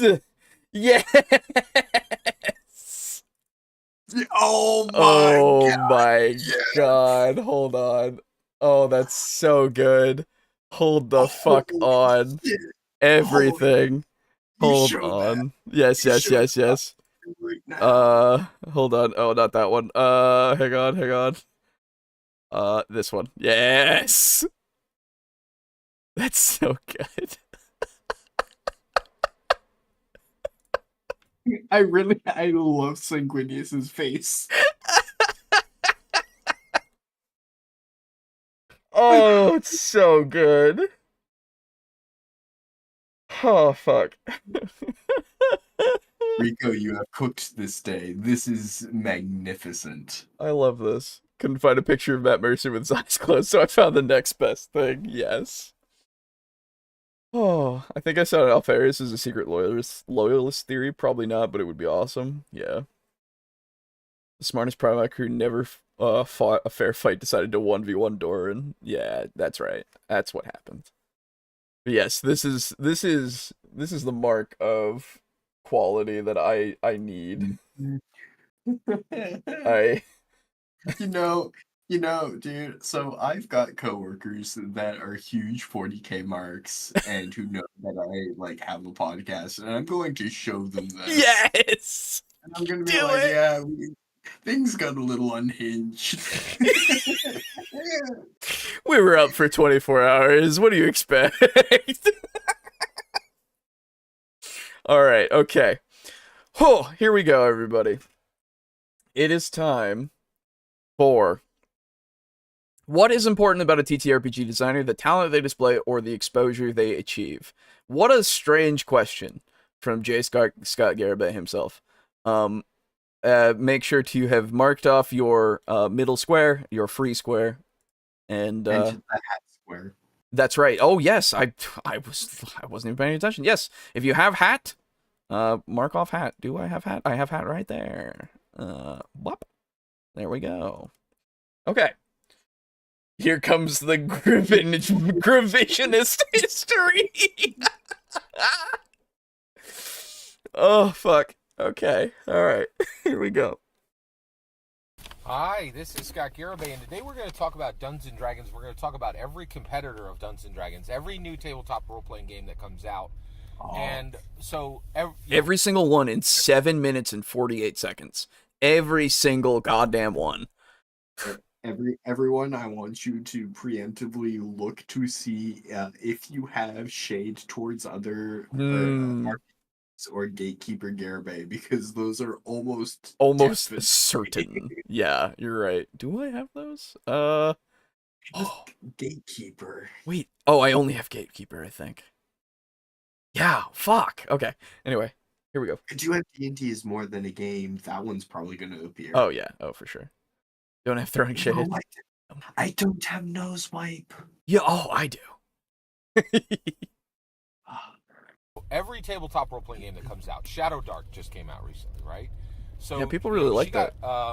Kelsey Dion got $1 million on.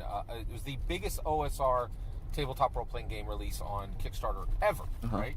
And so every week, maybe every single day, somebody releases a at least every single week. Almost certainly 2 or 3 times a week.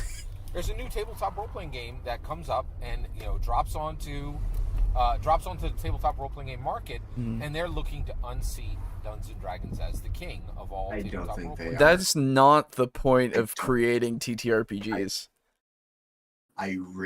Scott, I really don't think they are. I can tell you this for a fact that I watched Peter's 1,000 sub video, And he just wanted to make a game that he liked, that did all the things that he wanted to like have it do and feel like he designed it to be a niche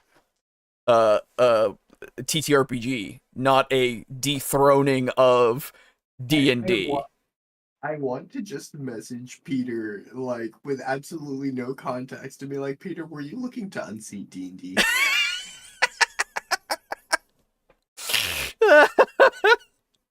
Obviously. Yeah. I have it on good authority, puts time code.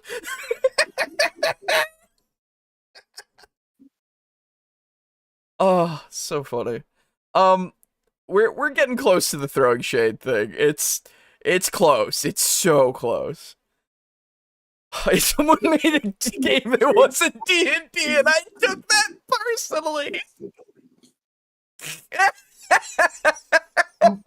You have shade towards other RPGs, and it's in line with our Lord Garibay and Oh, fuck. all I need is triple repetition of point, and most people play D&D wrong. Oh, it's so possible, though. Dude, it's so All safe. of those are possible. Oh my god. They're all safe. They're all so safe, dude. Okay. Hold on. Before we get ahead of ourselves. Right? And so the question is, what is going to do it, right?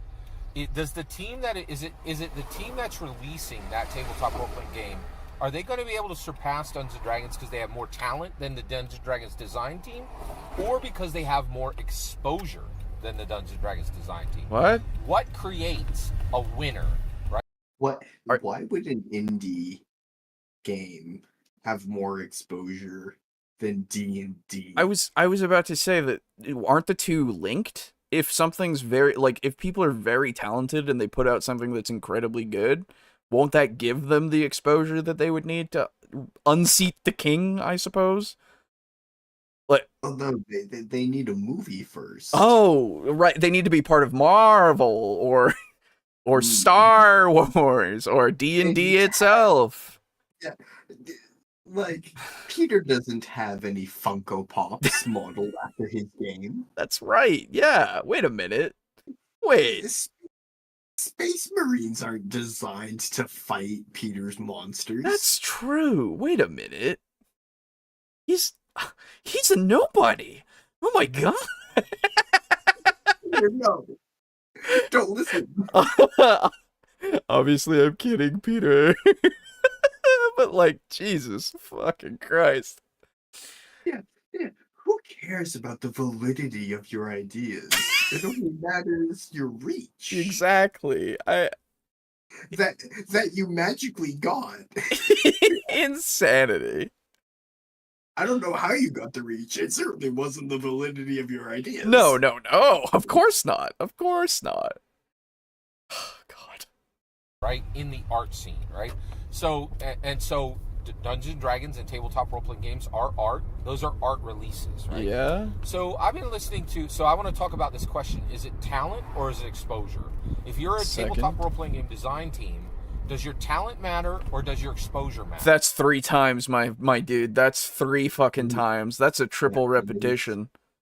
It absolutely Fucking hell. Please mark your triple repetition or more. How long was he stopped, by the way? He wasn't. He was like slowly moving the whole time. I was really trying to keep track, and I saw the pole move that he passed.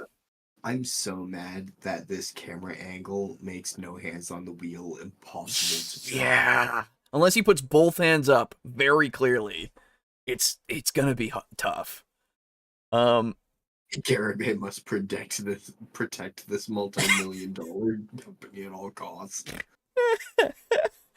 My wife woke up, so I'm gonna make coffee and breakfast. Catch you maniacs later. See you, Steely. Enjoy your breakfast. Just think how many people you also introduced to this madness. Oh yeah, it's true, but we keep it in the community, please.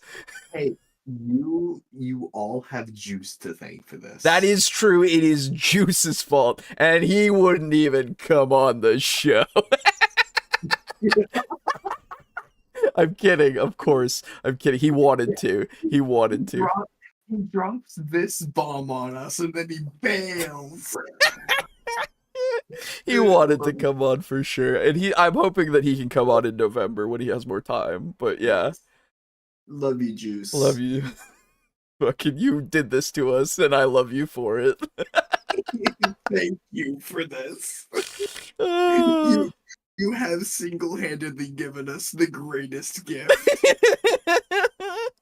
Shake my head. Can't believe he didn't show up to atone for what he's done. No, to be praised for it.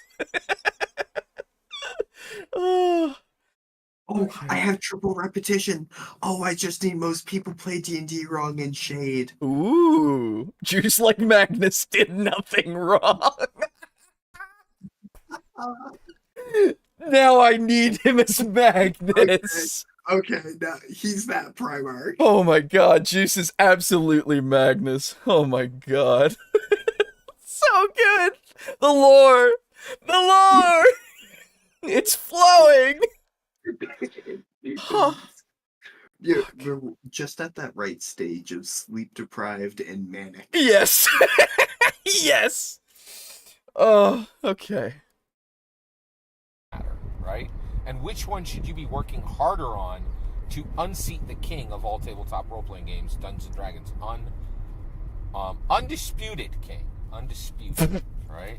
Alright, so here we go. Alright. And by the way, Call of Cthulhu being huge in Japan does not, that's a joke, not actually. Hey, there's the shade.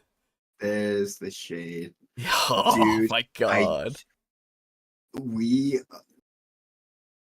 The 4 points that we've hit so far have all been on a line. I don't have that, and I don't have a line because of it, and oh man. Or because of the triple repetition, that one's far down. But yeah, mark your shade towards other TTRPGs, everybody, if you got it. Because of course he has to say, oh, it doesn't matter that Call of Cthulhu is big in Japan, like he does. He's done that so many times. I don't understand what's up with his hate. Informative piece of information, right? Like, you know, like that's cute, right? Like, but that doesn't mean you're the king of tabletop role-playing games, you know? Like, yeah. God, throwing shade toward Japan like, too, yeah. Like, okay, whatever. Right? Like, This is condescending as fuck, by the way. Yes. Yeah. Like, oh, it's cute. Yeah, like he's Oh, jeez. and his voice. Yeah, condescension, everybody, please. Condescension. You're saying, sorry. Oh, I don't have condescension. Oh, that sucks. I really felt like he was gonna say Japan's not real. I need to hear it again, because it's so fucking condescending. Ooh, yeah, you guys really like Call of Cthulhu. That's nice. It's like, fuck off. That's cute or whatever. That's so fucking stupid. Informative piece of information, right? Like, you know, like that's cute, right? Like, but that doesn't mean you're the king of tabletop role-playing games, you know? Like, yeah. I'm huge in Japan. It's like literally like, okay, whatever. Right? Like, wow. Yeah, I think that's a line from a good rock song. You know, like, it's not really. It doesn't mean your tabletop role playing game matters. Sorry. Okay. Wow. All right. That's a nose wipe. That's a nose wipe. Oh, that was a nose wipe. Yeah, you're right. Oh my god. Doesn't mean your tabletop role playing game matters. Sorry. Yeah, for sure. Okay, yeah. Nose wipe, everybody. Nose wipe. I was floored for a second by his. Oh, there we go. Nose wipe. Hell yeah. So is his saying that Call of Cthulhu doesn't matter? Are we going to say Gatekeeper Garibay? Ooh, that is a point. Yeah. Oh, I don't have nose wipe. Oh, I'm robbed. That sucks. Gatekeeper Garibay for that. Ooh. Yeah, like, you aren't good enough to be considered a influential TTRPG. Yeah. Yeah. You know what? Yeah, I'm with you on that. Gatekeeper Garibay for sure. Jesus. It's all with this fucking laugh, and that's genuine. That's like, he is tickled pink by this. I'm awful. Curious how much more of this I have to listen to before I bring up being genuine garbage. Yeah, I know, right? It depends on how far he goes with this. He's been going at it for a minute. Yeah. And I'm starting to get there. I'm feeling it, but it's not fully there. If I hear too much more. Yeah. We haven't had it, in my honest opinion, yet. I don't have it marked, but we're already like 2 minutes into the video. No, he hasn't said it yet. No. Yeah, I would also say it, Verity. I just need him being garbage for like 30 seconds more. Yeah, he's very, very, very close. Because it's not, most of the time, it's like he drops a bomb out of nowhere and then he moves on. Exactly. And like that counts. And this is like the slow burn. Yeah, it's true. It's not the worst necessarily. Right. It's bad. It's bad. But yeah. Like it can make up for that in terms of quantity. Yeah, it's true. If Matt is sanguineous, do Critical Role fans fall to the error rage? Oh god.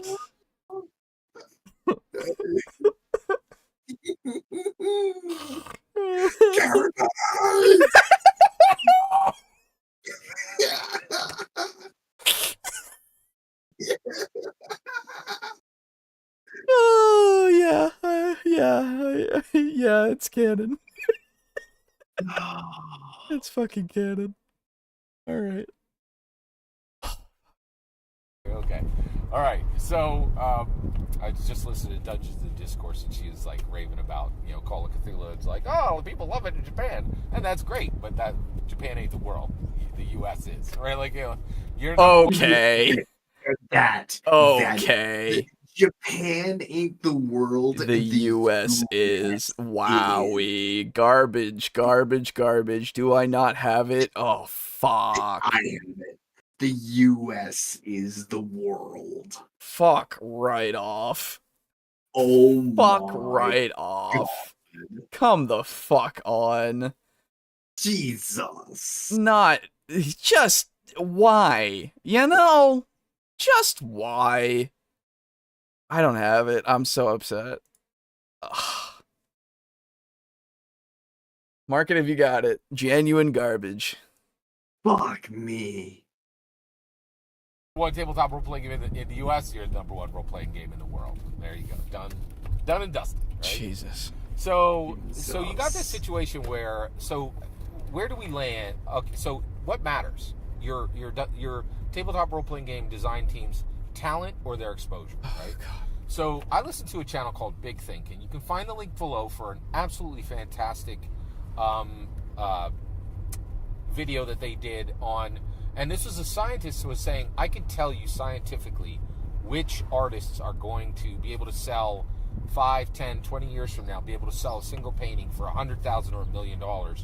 And the way they know, it's not talent, it's exposure. It's where was your first 5 exhibits? If they know where your first 5 exhibits were, they know if you're going to be successful or if you're going to fail, right? Ugh. What does this have to... So first off, I don't trust anything he says about another video because he's misinterpreted videos that he's recommended to us before. Like, he has actually and actively misinterpreted the videos. We have checked this. He's gotten actually the opposite meaning from some exactly. Video. So I have no faith in this claim whatsoever. I could be wrong, but man, I don't trust this man. I might follow a pseudo religion to this man, but it means nothing. Scott, I would like to make you aware of a Polish surrealist painter by the name of Zlatislav Beksinski. Władysław Beksinski is by far and away my favorite artist, personally. But he also lived his entire life broke and, like, no recognition of his paintings whatsoever.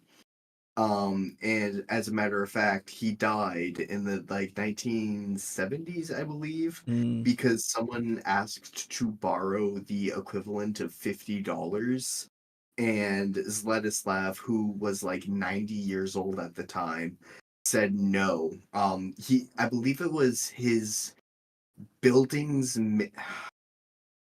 It's his building's manager's son, as I mm, recall. And Zletislav said no, and the guy stabbed the painter, and he bled out and then died. damn. Yeah, no, it's super fucking sad. That being said, like 30 years after he died, his paintings skyrocketed in terms of like their notoriety and fame. Yeah. Matter of fact, his paintings helped inspire the Forever Winter. Oh. Matter of fact, I've got a few of some of my favorites Ladislav Beksinski paintings somewhere in my Discord server. Give me like Mhm. just a moment, I will find them. There they are. Well, hey, Um, literally. Wow, yeah. that's crazy. Uh, there's come on. Paste. Oh, no. Mm, oh, mm, oh, oh, Copy, oh. Mm, image, mhm. paste. What the fuck? Oh, seems like you can't prove it, I guess. You must not be a real fan if you can't copy and paste his painting. Uh, copy link? No, that's for the actual message. Oh. Yeah. Uh, Can you open it in the browser and then copy? Or that's probably what you're doing. Never mind. oh, you know what? I can open it in browser. Yeah, Yeah. that's what I'll do. Okay. Uh, open link, visit site. Not on my computer, but we need an I'm proud to be an American edit of Garibay. Oh, God. No, please. Hey, there's a man and his dog. Ooh, yeah, I've seen this. I will get you. Where is it? Open link, new tab. Where's it? Copy image, save image, copy link, open link. Where the fuck? Copy text. Cool. Okay. What I will do instead is I will do. Oh God, no, that's gonna ruin it.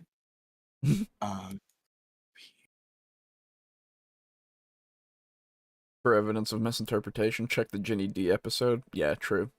He completely. Yeah,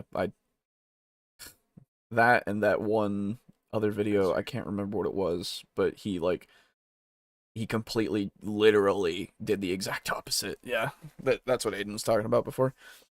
Would this be connected with D&D with random things? Yeah, Mr. Yeah. Fingers. Oh, hold on. Sorry. You're good. There we go.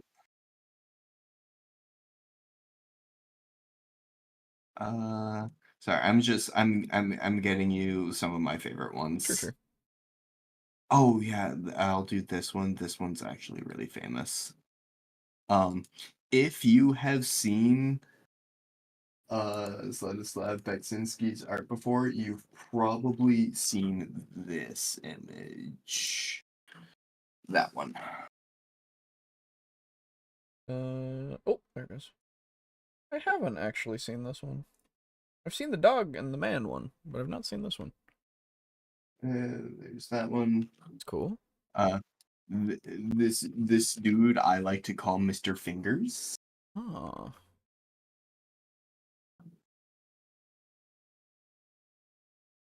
Really? Yeah. He's got a whole bunch of cool art. Yeah, it looks sick. Mr. Fingers. There he is, Mr. Fingers. And this. Little guy crawling around. Crawling around in the city.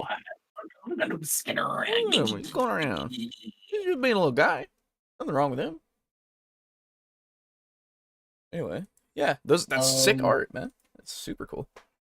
Yeah. Lived and died with like no one knowing his name. Yeah. Wasn't Van Gogh the same way too?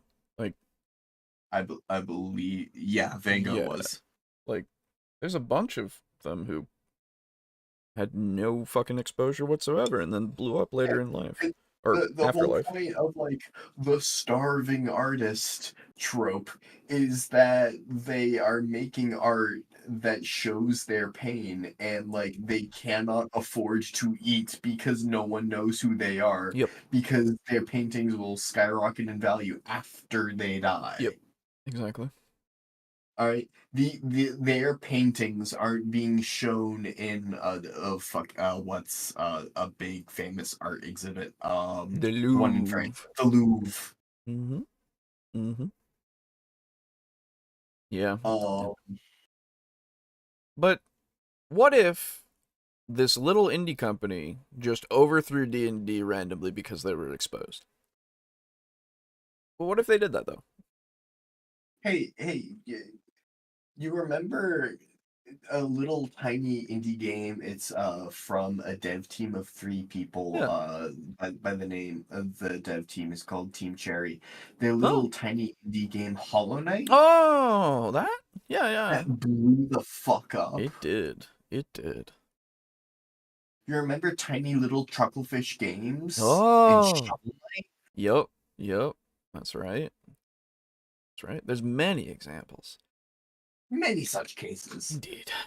The other one was when he was saying you should make people hate you when you end friendships with them. Oh, that's right. That's what it was. Yes.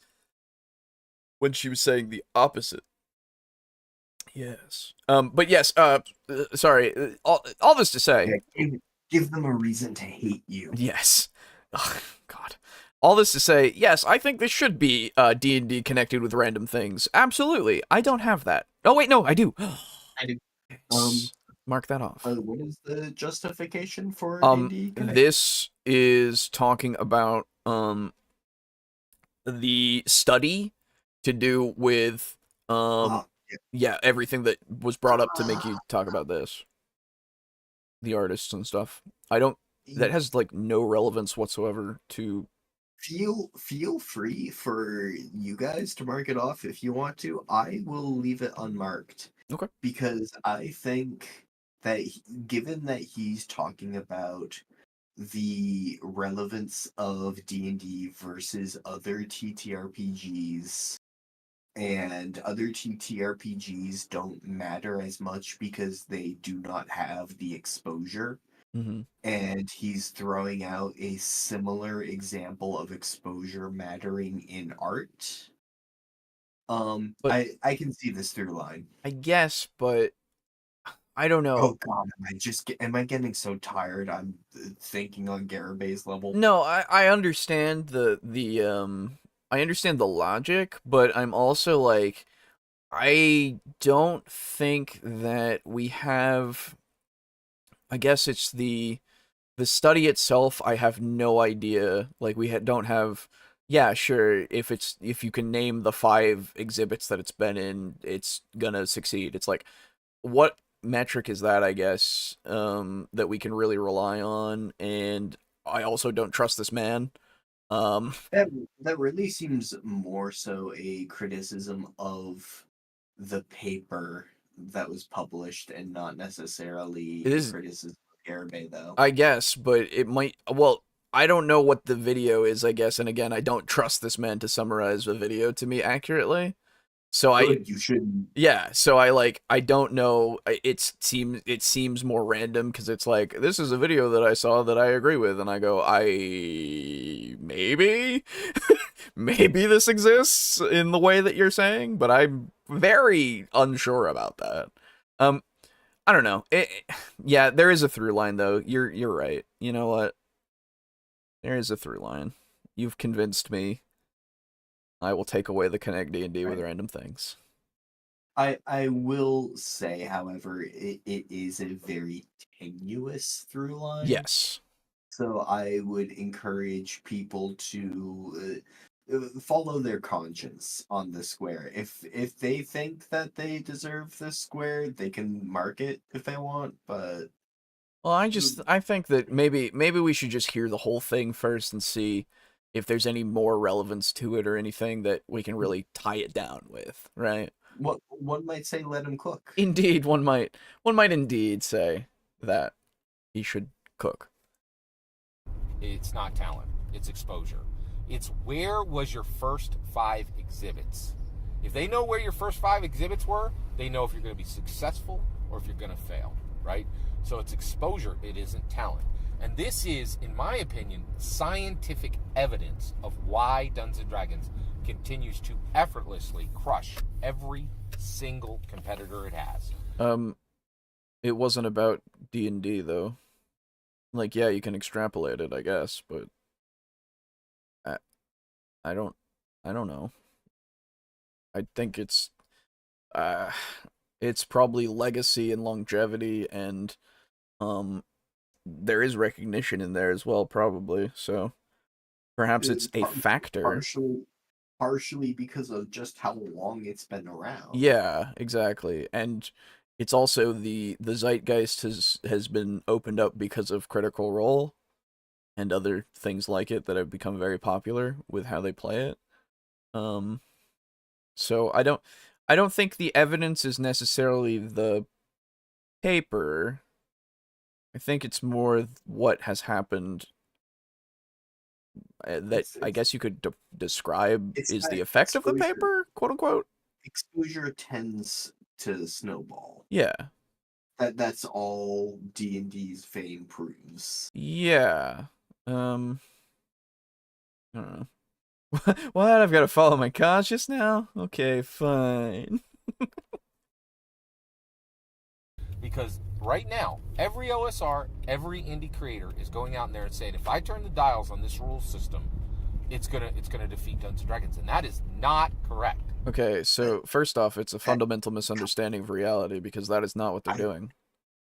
You know, I was gonna say it's confidently incorrect because honestly, he's saying every OSR creator is saying this. I think, why not both? That sounds like a por qué no los dos, in fact. Por qué? So a fundamental misunderstanding of reality and confidently incorrect. If you have it, I do not. Sad.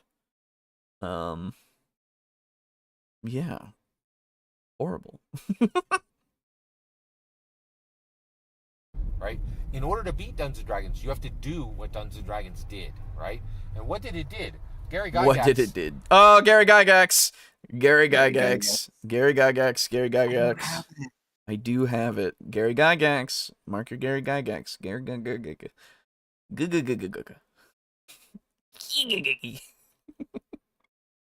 Mark your Emperor of Mankind. Indeed, indeed.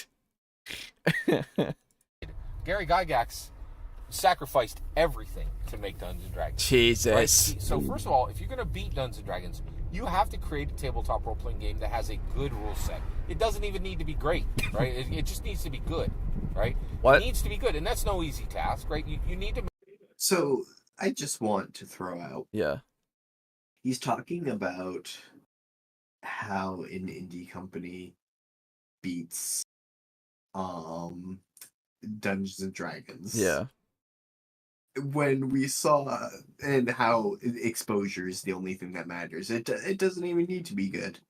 Yeah. But then we saw in the last video how Ingrid Bernal. I think I've forgotten.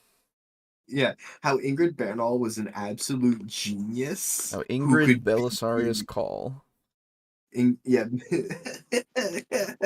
that's another artwork. That's lore. It's canon. Sorry. Anyway, yes. Who would Primus be? Oh, I don't know. Oh, that's a good question as well. I mean, granted, I'm not too familiar with Ingrid, so like I can't really speak as to any potential characters for Primus. Yeah, yeah. But yeah, he said literally that he could create something that was better than D&D. Yeah, Literally, the whole point of the last video is, hey, this person is really talented. Hire them. And then True. in this video, he's saying, no, it's only exposure that Holy matters. shit. Yeah, I know you're right. Hold on. I need to know timing because this is an actual potential hypocrisy. This is a potential. Oh, the king is falling. He's being Hi, this compounded with his own lies. Okay, hold on. So this was a year ago. Okay. All right. And then the open letter to Hasbro was in January January. 2023, Okay, but which was not too much longer than a year it ago. was a year. Okay, so this was okay, wait. Okay, I can see the actual date. Hold on. I didn't look at the actual date. May 25th, 2023. Hypocrisy. Hold on. Days between May 25th, 2023, and what's the other day? January 23rd, 2023. January 23rd, 2023. Chat GPT, go, I choose you. January 23rd, number of days, 122 days. Hypocrisy.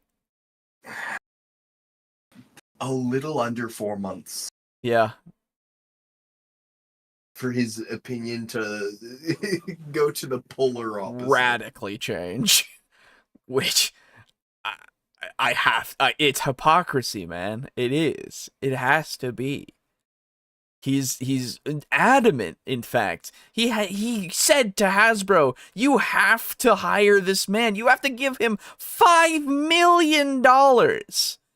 He must be stopped. He must be taken off the board because he's so talented and he could create something that's better than D&D." And then, Please oh, I continue. was just gonna say, and then now, months later, yes, don't get me wrong, it is months later, but even so, now he's questioning if talent can overcome exposure, and he's going to a paper and saying, no, exposure, actually.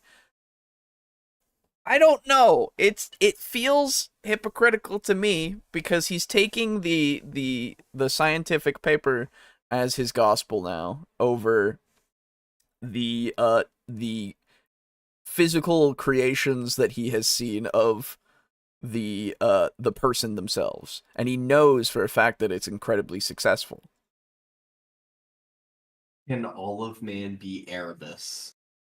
Mm? Who's Olive Man? Olive Man was the guy who he said that when we covered his video, he was talking about how Coville had said stuff in his video, and we looked at the video, and he had gotten it entirely wrong and had lied. Mm-hmm. I would say Erebus belongs to any influential parties on Garabay's line of thinking. Mm-hmm. If you can call it that. I'm not sure it's a line. Right. I don't believe that's Olive Man. I don't know. No,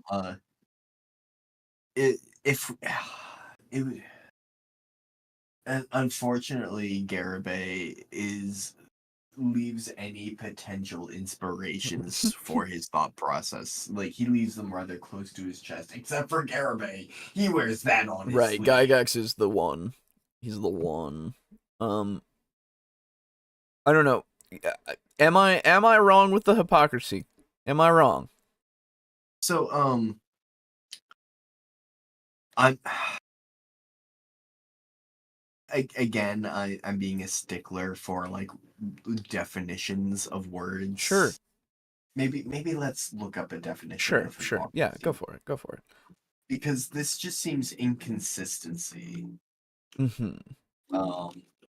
Which I was going to posit that inconsistency between past videos and this video is like as being a square. The problem is I have to think and remember.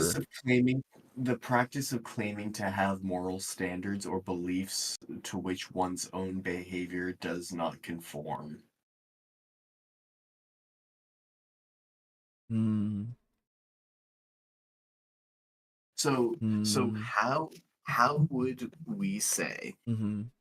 that in his previous video or even this video, Mm-hmm.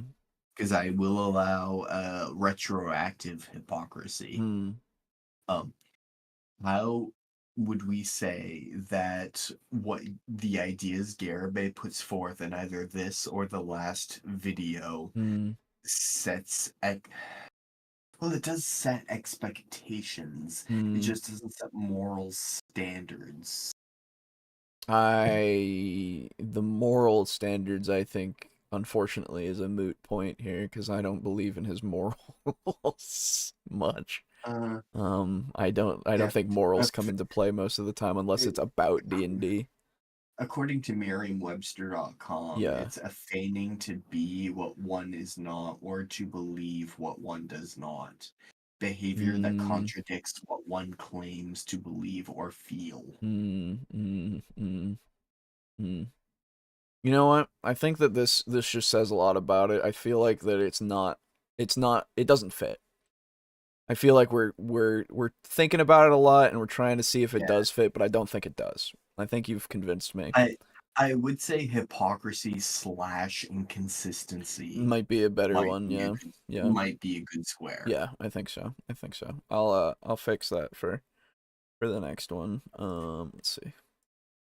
Verity Hypocrisy. says to be as stringent as possible is not really hypocrisy if you just change your mind about something, and Yeah, that might yeah. happen over time.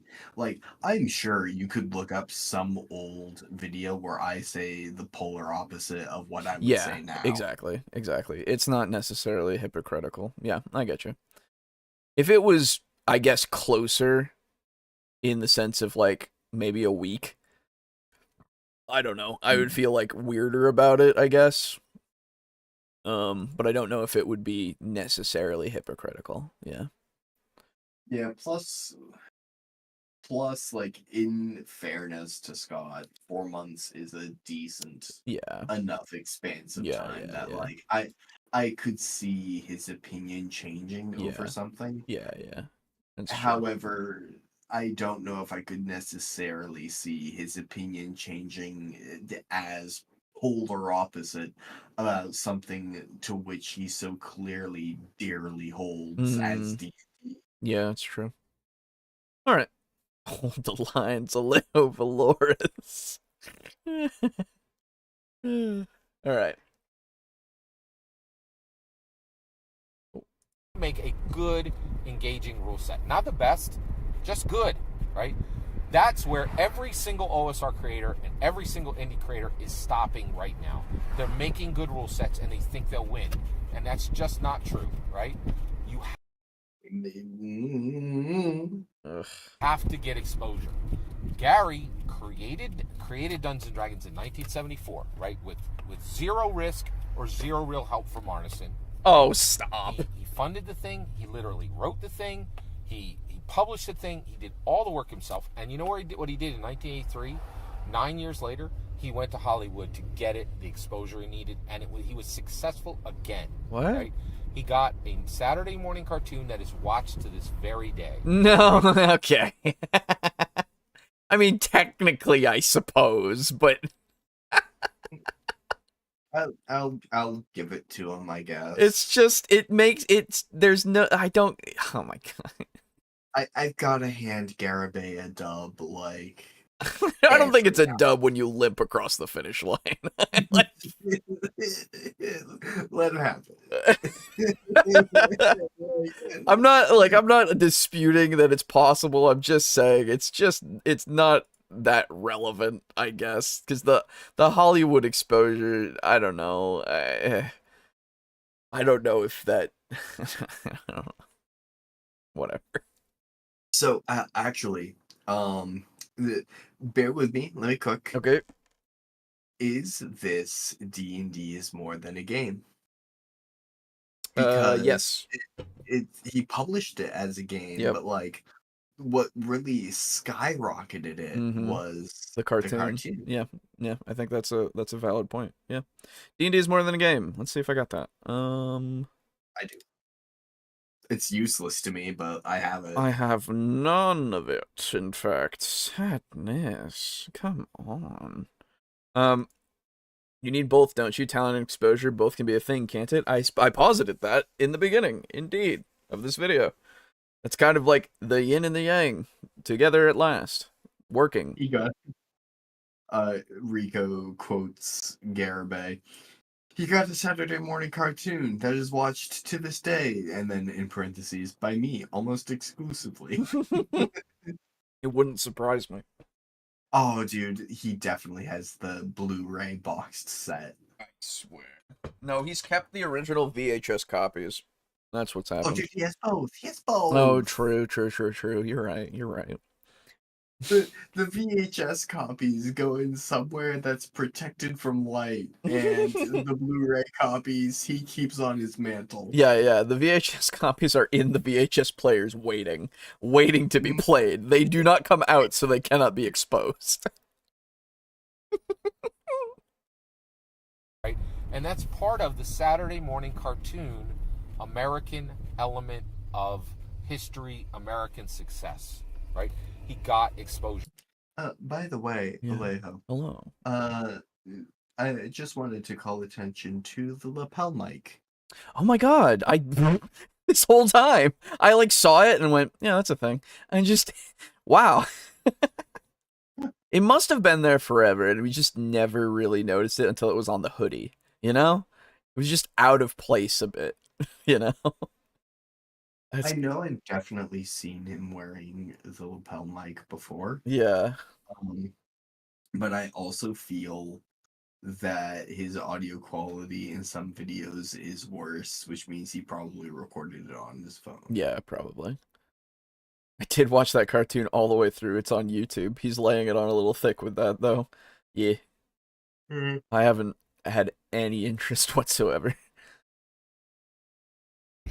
In 2000, Hasbro went out and did an American blockbuster attempt with Dungeons and Dragons. In 2023, Hasbro went out again and got more exposure. What about the other with ones? Dungeons and Dragons: Honor Among Thieves.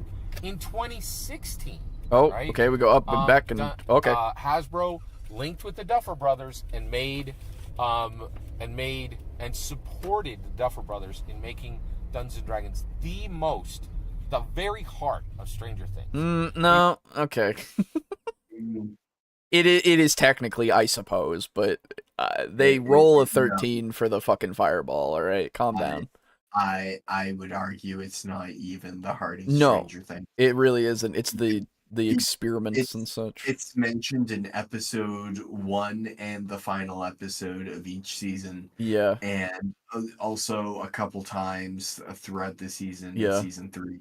And season 1, there's a couple of times I think, but the reason why the kids call the monsters D&D monsters is because that's like you're going to call something that if you see something new, you're going to call it a name that is familiar to you. Yeah, so that you can understand.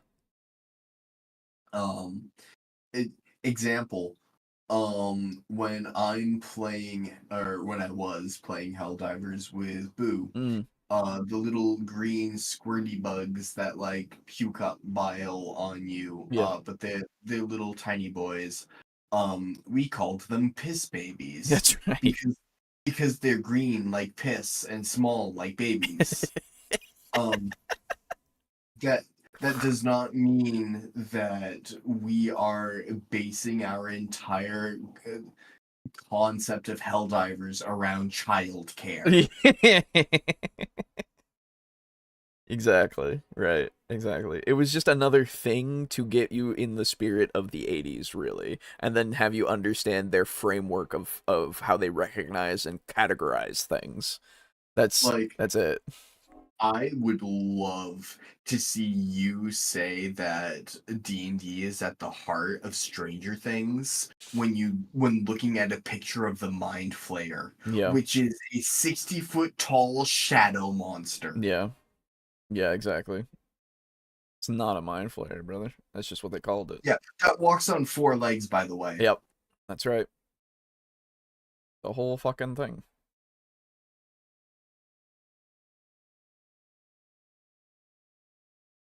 They reached out to Rick and Morty, right? They They reached out to Funko Pop. They reached out to Lego. Yeah, there it Exposure, is. exposure, exposure, exposure. Yeah, Reason- but that's not yeah. because they needed the exposure. That's because they wanted the money. They don't need exposure at this point. They are a brand that is known in households because of Critical Role and how Man, they've we are like gotten it into the mainstream because people watched it to a degree that was unprecedented. we are osculating on the outside of consume. Yeah, we are. Honestly, we're probably there. It's just Yeah, he's not he's not. Yeah, advocating for buying the product. he's just telling you exactly how they did their exposure with the Yes. products. But like we're close. Close. I can taste it. Dungeons and Dragons crushes every single competitor they have. Is every single competitor listens to the fools of the OSR allies Okay. and says, as long as you make a good game, that's all that matters. That is not all that matters. Gary Gygax literally sacrificed everything to get the game the exposure it needed. Right? Is it just hold on. What I need to know if hold on, where's my list of all the things? It falls under something and I need to I don't know, it's this sacrifice talk. That's like hitting me with something and I'm not sure cuz it's like Is pseudo religion. it kind of but not really, you know, like I in a way, but like I'm like, is this just like a nonsensical commitment that he is proposing? Because I don't believe the word sacrifice is great for this, but I also don't think that it fits that space. It's just this weird like thing that exists that I'm like, how are we, like, where are we, you know? I would like to posit 2 squares. Okay. And I'm not particularly attached to filling in either one. Right. But terrible time management, because he's talked about this for a fucking while. That is true, and we're almost through, and I have no idea what the point is. Maybe a non-explanation. Or complete non sequitur, because like he's looped back to this Gary Gygax sacrificing everything. Like he talks about that more than the video topic itself. Yeah, and I'm really just wondering what it is and what, like, is the sacrifice that he made D&D have exposure? Like, what, it's nothing, it doesn't tie to it. What is the sacrifice to allow the exposure? You know, it has no bearing on anything. I'm actually really on the non-explanation corner for how this like fits in. Cause like, yeah, sure, he did the exposure thing with making a TV show, and then Wizards did the exposure thing with whatever they've done and everything, but like I don't Yeah, he did really just point to a history of what happened. But he didn't justify it. Exactly. That's kind of why I'm like at a non-explanation for sure. Yeah. Okay. All right. Everybody get your non-explanation, please. An explanation has a justification attached to it. Exactly. And I think I'm with you on the terrible time management. Like, this is just nothing for so long. I just don't know what we're doing here. Getting goldfish brain now. Where are we? Indeed. It's just it's just so much words, and he hasn't been like very. I don't know. It's since that like beginning of being just a dickhead towards Japan, like. Like I'm just like Jesus. What? Yeah, where did that go? Where? Like why did we? Why was that even included? So dumb.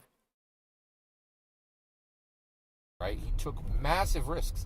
In my humble opinion, I could. Oh, In my humble opinion, I've got it. I do as now well. have to. I just need connect D&D with random things. I need D&D transhumanism. God, he's connected D&D with so many things, but they've not been random. They've not been random, yeah. God. Wrong about this. I think he lost his marriage, right? Based on the work What? He earned at, right? He lost a lot. Okay, now I gotta fact check you, my guy. Okay. Alright. Gary Gygax. Let me look at his Wikipedia, because that's at least gonna give me some information. Yeah, you will also need to look at when a divorce happened, if it did. Yep. I'm gonna search divorce. Oh, there we go. 3 spots. Okay, so 1962, he got a job as an insurance underwriter. Family continued to grow, blah, blah, blah, except for a few months he spent in Clinton, Wisconsin after his divorce and his time in Hollywood while he was the head of TSR's entertainment division. Oh, okay, here we go. Despite his commitments to his job, this is the paragraph right above. Despite his commitments to his job, raising a family, and attending college, Gygax continued to play war games. It reached the point that Mary Jo, pregnant with their second child, believed he was having an affair and confronted him in a friend's basement, only to discover him and his friends sitting around a map-covered table. Then you got this, where after his divorce, so there's like little to no information on there. Then he got another divorce in 1983, apparently. After he started smoking marijuana and lost his insurance job in 1970 and started using cocaine. And had a number of extramarital affairs. Oh, okay. There you go. There's that. All right, so I guarantee you, Garibay would say that he lost his marriage because he was sitting around playing war games trying to perfect the rules of D&D. Right. Exactly. I have no information to say that that is correct. Neither do I want to make that a claim, because that would be irresponsible of me to do so with so little information. If there's actual evidence of that, you could present it, and maybe you could give me your case and I could understand, but no. You can't just say that. Anyway. 3 possible winners. Come on, Garrett. Hey, I believe in you. Not in that way. Yeah. And he literally had the Moses era where he couldn't even go into the promised land. Wow, okay. Surprise religion. I did not expect that to come up on my bingo card, but here we are. I would argue that this is absolutely connecting D with random things, though. I would say we could do both. Yeah, both. Yeah. In which case, I get my first bingo. Hey! And I will, of course, pass. Yes, of course. All right, that's 3 bingos that we have as a pass. So, connect D&D with random things and surprise religion. Good job. Talking up his DM experience is all I need, and D&D transhumanism, and yeah, that's... Oh, and politics. That's a potential. Yeah. We're... You're not out of this yet. No. He said that immediately when I was like, there's no way. Jesus. I love how it's surprise. Yeah, really. It is, because it's always out of nowhere. It's just like, why did this come up? There's what? Why do you compare him in such a way? So weird. Now I just have to hope for him to take his hands off the wheel, except I really shouldn't hope he does that. True. Oh, God. Right? With the D&D community, he literally was like Moses, where he was, He was led them all the literally- way across the desert and had to watch as Lorraine Williams made Dungeons & Dragons bigger than he had ever made it, and more successful and more valuable than he ever made it, and handed it off to multi-billion-dollar Wizards of the Coast mega corporation to carry it further and better into the future, right? Is that consume? Are we at consume? No, because he's not advocating for it. He's just. I mean, saying he's that- saying that literally Wizards of the Coast being a billion-dollar corporation is better than individuals. In taking it It's true. and making it better. I need to hear it. Yeah, go for it again. And handed it off to multi-billion-dollar Not Wizards true. of the Coast mega corporation to carry it further and better into the future, right? And better. And And so he better.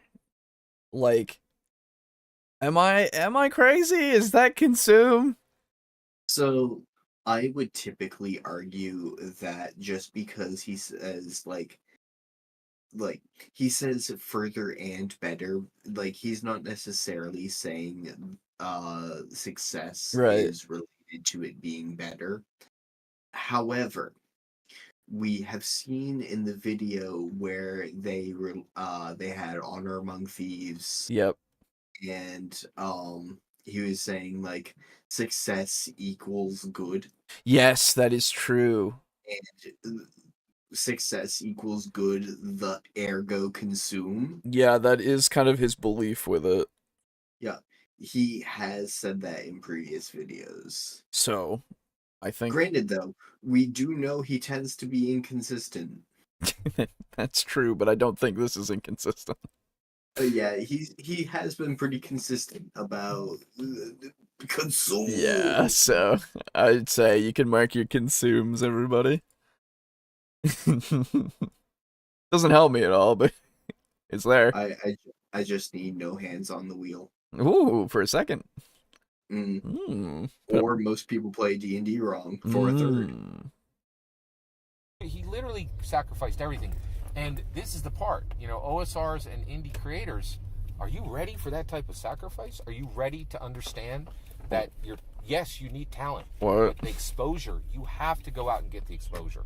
And if you don't, you lose. And that's exactly what's happened. And that's why Shadow Dark and Pathfinder OSE and Shadowrun all, fail to, and Daggerheart and Illuminated Worlds all Alejo. failed. Yeah. Do you remember what I mentioned to you a while ago regarding my disappointment? Yes, I do. Yeah.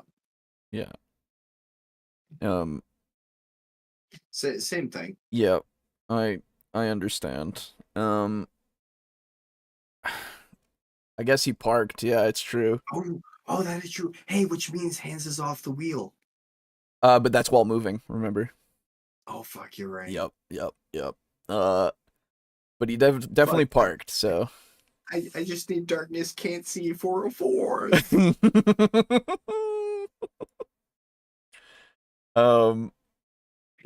Yeah, it's definitely parked for sure.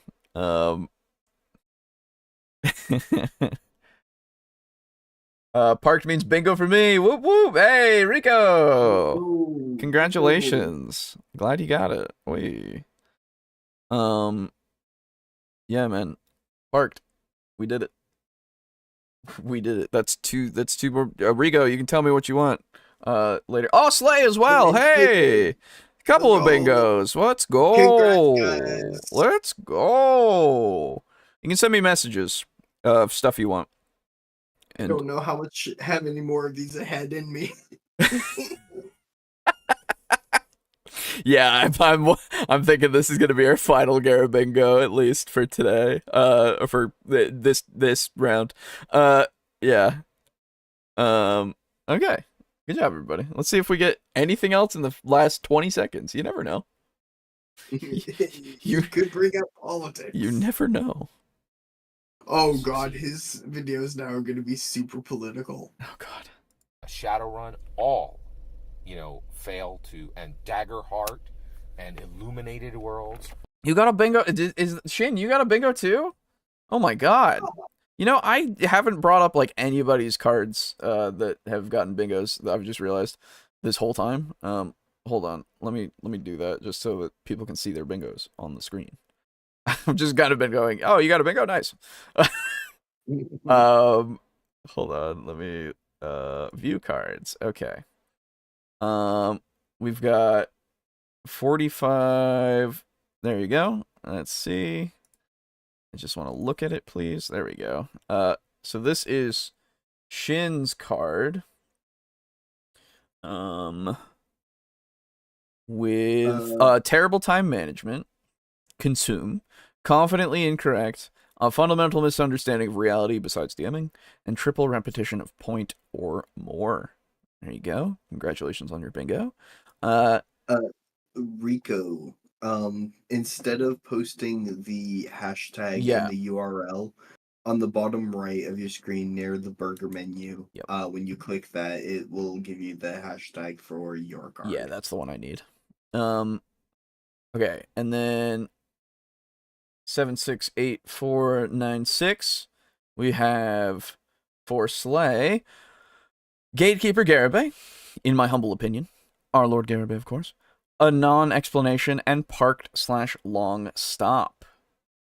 Nice, good bingo. Wait, said it copied. Oh, is it doing that thing? Is yours this one? 600A5B? Is that it? That's me. That's me. Oh, that's you. Well, even so, connect with D&D with random things, in my humble opinion, shade towards other TTRPGs, terrible time management, and Gatekeeper Garibay. Nice. And then, aha! Okay, 68DD67, there you are. We have terrible time management, parked, long stop, our Lord Garibay, hat, and Gygax. Very good. Many a bingo this time around. Good job, everybody. Yeah, message me what you want, and I will get it to you when I get out of my coma. So it'll be a little bit, but yeah. Thank you for playing bingo. Let's finish it out, huh? Let's finish out the Garibay. All How many failed. more bingos can we get? Succeed where Gary succeeded. They simply don't understand that exposure is actually more important than talent. It's part of the game, right? It's part of the activity that has to happen to get these things at world-class knowledge, right? At world-class exposure, right? Every single word of that is my humble opinion. What's important is when I get to hear your humble opinion when you get in the comments and send your traffic. Please consider liking and subscribing and have a wonderful millennium. Dude, I'm really disappointed he doesn't say doobly-doo anymore. It's too infrequent, yeah. That's why I took it out. What were the things to pick from again? So you can get dice, you can get a bundle from Humble Bundle, you can get some of our merch on TeePublic. Oh, excuse me. Or oh god, I'm forgetting another one now. Merch, dice, Humble Bundle, Tabletop Sim. That was the other one. Which I know you have Tabletop Sim. I know that. So, I mean, you can get another copy for somebody else if you wanted to. That's not a problem. I will give you a code and you will be able to redeem it. So it doesn't matter, really. You can get multiple copies from me. But yeah.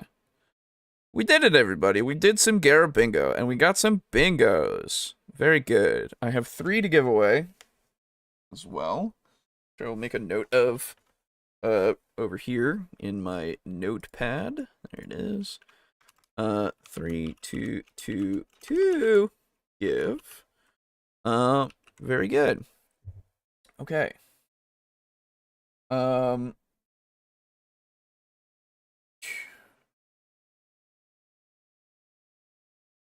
Oh.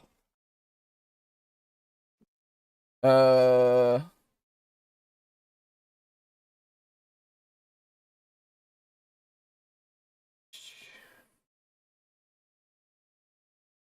Yeah, actually, that's not a bad idea. Yeah, since it is episode 200, and you guys have been around for a while here. If you want two of the things, you can. Because why not? You've been hanging out for a good long time, A long participating. stream. And we might as well, because fuck it, why not? So, It's episode 200, so you get 2 prizes. yeah, exactly, 2 for 2. 100. And, yeah, so message you get me. 1%. You get 1% of a prize for every episode. Or it was sorry, 0.01. Yeah, 0.01 prize. Right. If you don't want to, that's fine. Let me know. But you can have 2 things if you want them. So message me what you want, and I will do the giveaway things for the 3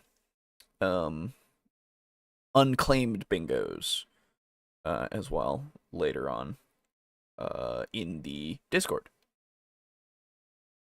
Oh, all right. How long have we been going? 5.5 hours almost. Wow, we still have long time. All right. Let's. I do have some bad news, stream. There is less than 12 hours remaining. That is true. That is true. Okay. So. Let's move on from Garibay. We've done enough Garibay for one. Oh, yeah, we have. It's part of the spooky scary times, part of the episode 200. We've given you horrors beyond comprehension that we have subjected ourselves to as well. Anyway, let's move on. Let's do something else. Do you have, you know what, Aiden? I never asked you or Boo if you had anything that you wanted to particularly talk about. I should have. I'm a dickhead for not doing so. Do you? I don't. That's fine. And I would normally try to think of something, but No, you're good. I'm afraid I do not have that capability. I understand. I understand. Don't worry, I have many in the backlog. I have many things in my watch later list for the channel that we can go to. So, why don't we go to the one that I was talking about a while ago here, which is the stat that D&D forgot. If you remember, I teased this before. I was curious about this one. Yeah, I was too. Apparently, there is a stat that D&D forgot, and how it's key to better combat encounters by Red Ragged Fiend. It's an interesting premise. All right, guys. It's 40 minutes. Here we go. That's exciting. Okay. That'll probably take us to the end of the podcast. For this part, yeah. All right. Let me set my thing up again. Oh, good. It's already set. Just for this part. No, I mean for the rest of the 10 hours. Oh. That's some wishful thinking, my friend. No, you're probably right. Yeah, we could turn 40 minutes into 10 hours. That's probably true. Depending on how agreeable or disagreeable we are. To be fair. That's true. All right. So yes, this. No. Alejo, how agreeable or disagreeable the video is. You do not put the onus on us. That is true. That is true. We are. The primary thing to keep in mind is we are never at fault. My apologies. I forget how this works sometimes. That's fine. You're tired. Yeah, I am tired. I am very tired. Okay. Well, as said, this is the stat D&D forgot and how it's key to better combat encounters by Red Ragged Fiend. So let's see. I am also. I can't. What do you think the stat is? Oh. can you think first off? No. I was thinking about this earlier, and Okay. I would like to take Yeah, take a stab. a stab at it. Yeah. Give me a little bit to mull it over. Yeah. Do you have any initial suppositions? For a stat that has not existed, I'm not sure if it's something that is not existed or something that is underused. You know, it could be either, right? I think a good starting point is what are stats that are used in other like TTRPGs. Ooh, that is a good starting point. Well, I appreciate when stats are divided up a bit more to be a little more specifically broad, if you get my meaning. Peter was talking about this in his 1,000 subscriber video. He took charisma and broke it into I think it was bravado and guile, to cover various different things there, instead of having it just be all under charisma, which I appreciated because I think stuff like that is better to have with the specifics. That way you're able to kind of spec things a bit, yeah, or specialize in things a bit, in a way, and you're able to really kind of mix and match between skills and stats potentially. Really quick, Yeah. I'm seeing a new face in chat. Anonymous Lizard, hello. Hello. Welcome. Yeah, don't worry, we- Shin. we- I know your username. I see it. I will answer when I am more lucid. I promise you I won't ignore you for longer than my brain needs. But yeah, I guess it's kind of hard because I don't like the classic 6, right? It's the 6 that are in a lot of fantasy are very prominent a lot of the time, and I don't know of other fantasy genres and what they do with stats necessarily. Well, we've got cyberpunk with street style. Yeah, that's what I'm saying. I'm saying fantasy, right? Because you can go for all the cool ones from stuff like cyberpunk, and then it's like, well, I don't know if that really fits, right? But yeah, So I have a couple ideas. Okay. The first of which could be it's typically rolled into wisdom, but quick thinking. Mhm. So quick thinking is typically rolled into wisdom, but like it can be very helpful in combat for like pointing out, for instance, enemies' weak points. Yeah. Or going like, oh hey, no, we cannot fight this. Yeah. The other stat I was thinking of is bravery.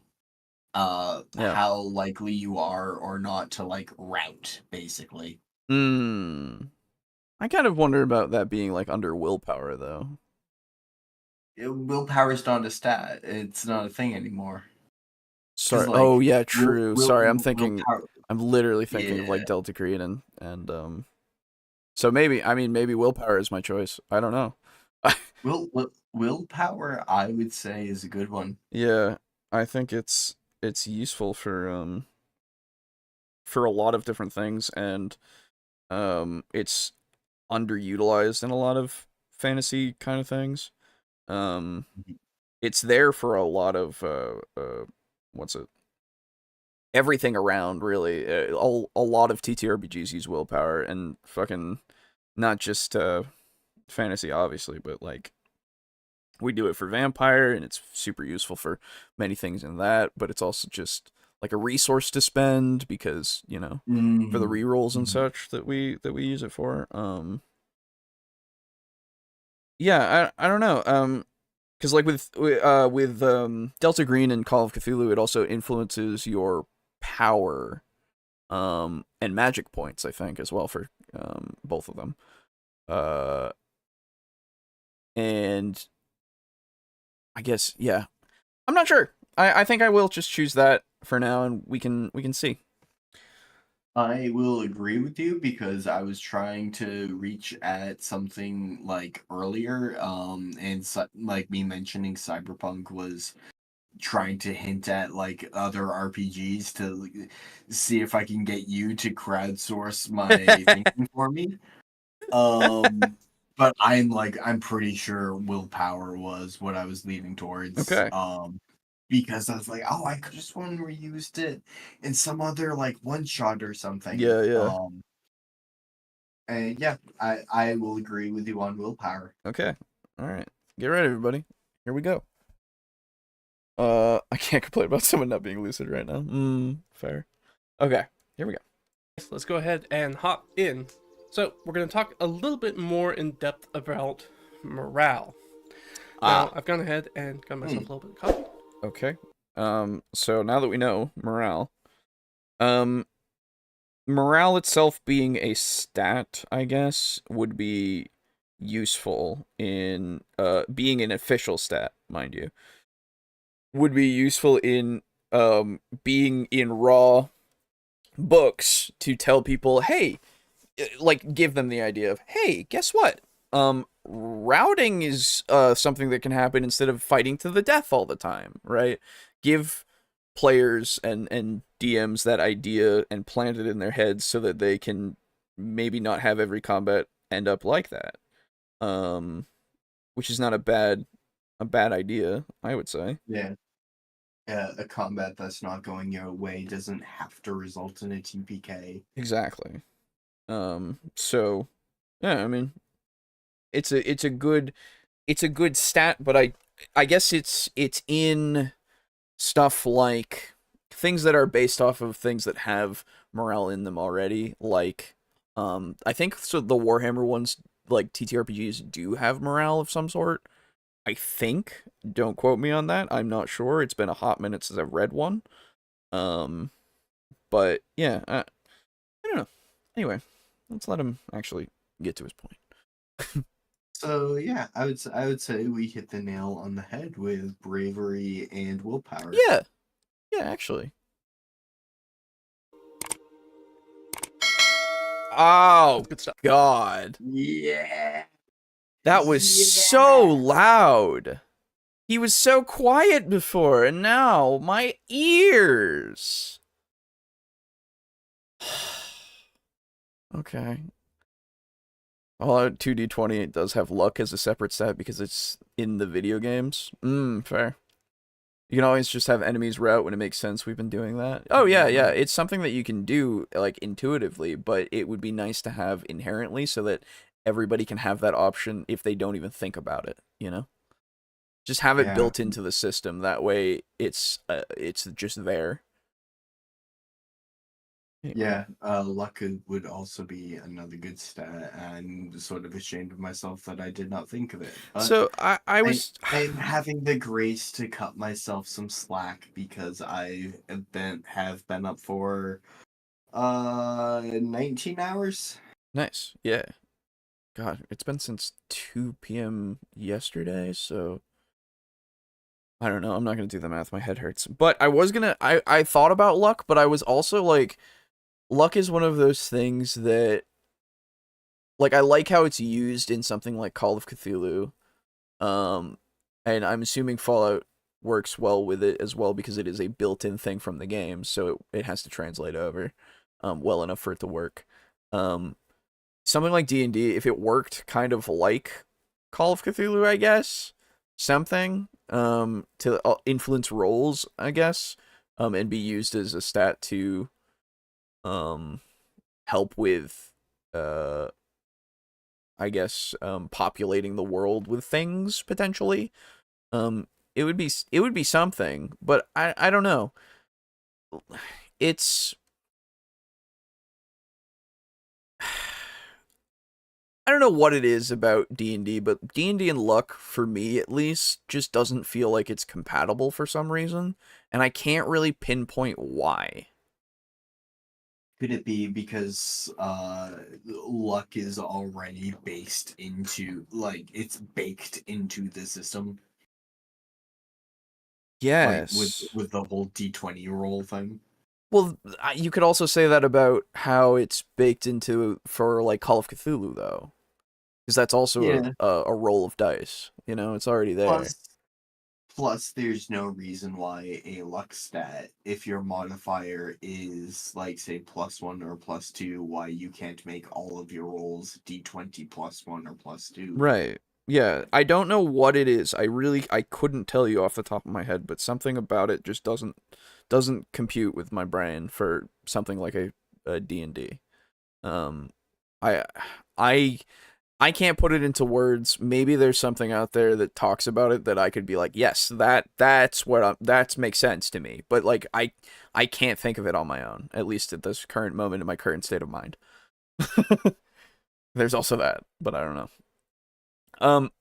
In Fallout, you get a number of luck points that you can spend to swap out any other ability score for luck in a skill roll. You can also use them to have certain loot be in places, I think. Neat. Okay. I like Yeah, that, actually. it affects enemy drops, I think, too. Oh, cool. Stuff.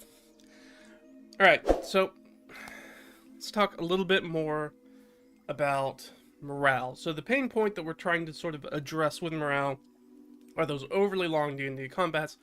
We've all been there. The overbloated monsters with too many hit points, and once we hit that point in the combat where we know that one side's either going to win or not, the momentum has shifted. We know who's going to come out on top, and now we're just sort of in the boring part on the back end of combat where we're basically sort of cutting through hit point. Players, they'll stop using leveled spells. They'll start to use like cantrips. You'll stop seeing them use like their valuable class abilities, which unfortunately also slows down the pace of combat, which is one of the reasons why that tail on D&D combat, that long, boring aspect of it, tends to be so long, and it drags down the game. Everybody's got too many hit points, and once it's clear who's coming out on top, whoever that is, whoever's got that momentum, they kind of stop using their valuable resources. They're trying to protect those so they can save those for other fights down the line, because they're pretty sure that they're going to win this fight. Yeah, it's true. I think that when you do get to a point, it does kind of snowball. A lot of the time, just because it's like, oh yeah, like the dice might fuck me, but it's statistically unlikely at this point. And so you can kind of relax a bit more and just utilize what you need to rather than do anything fancy. I think that's definitely something that happens, but also I guess it's just like part of it is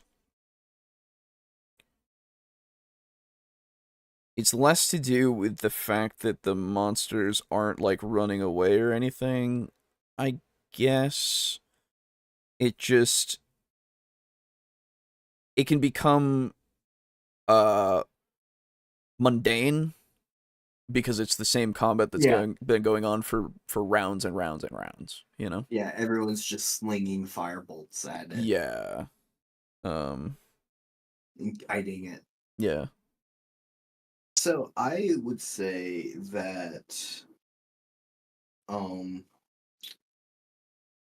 combat that goes on for a while because your players are unwilling to spend resources is a player that I hesitate to call it an issue because I don't think combat's going on for a while is necessarily an issue because I have my own biases about D&D. I'm fine with D&D taking as long as it needs. Yeah, same.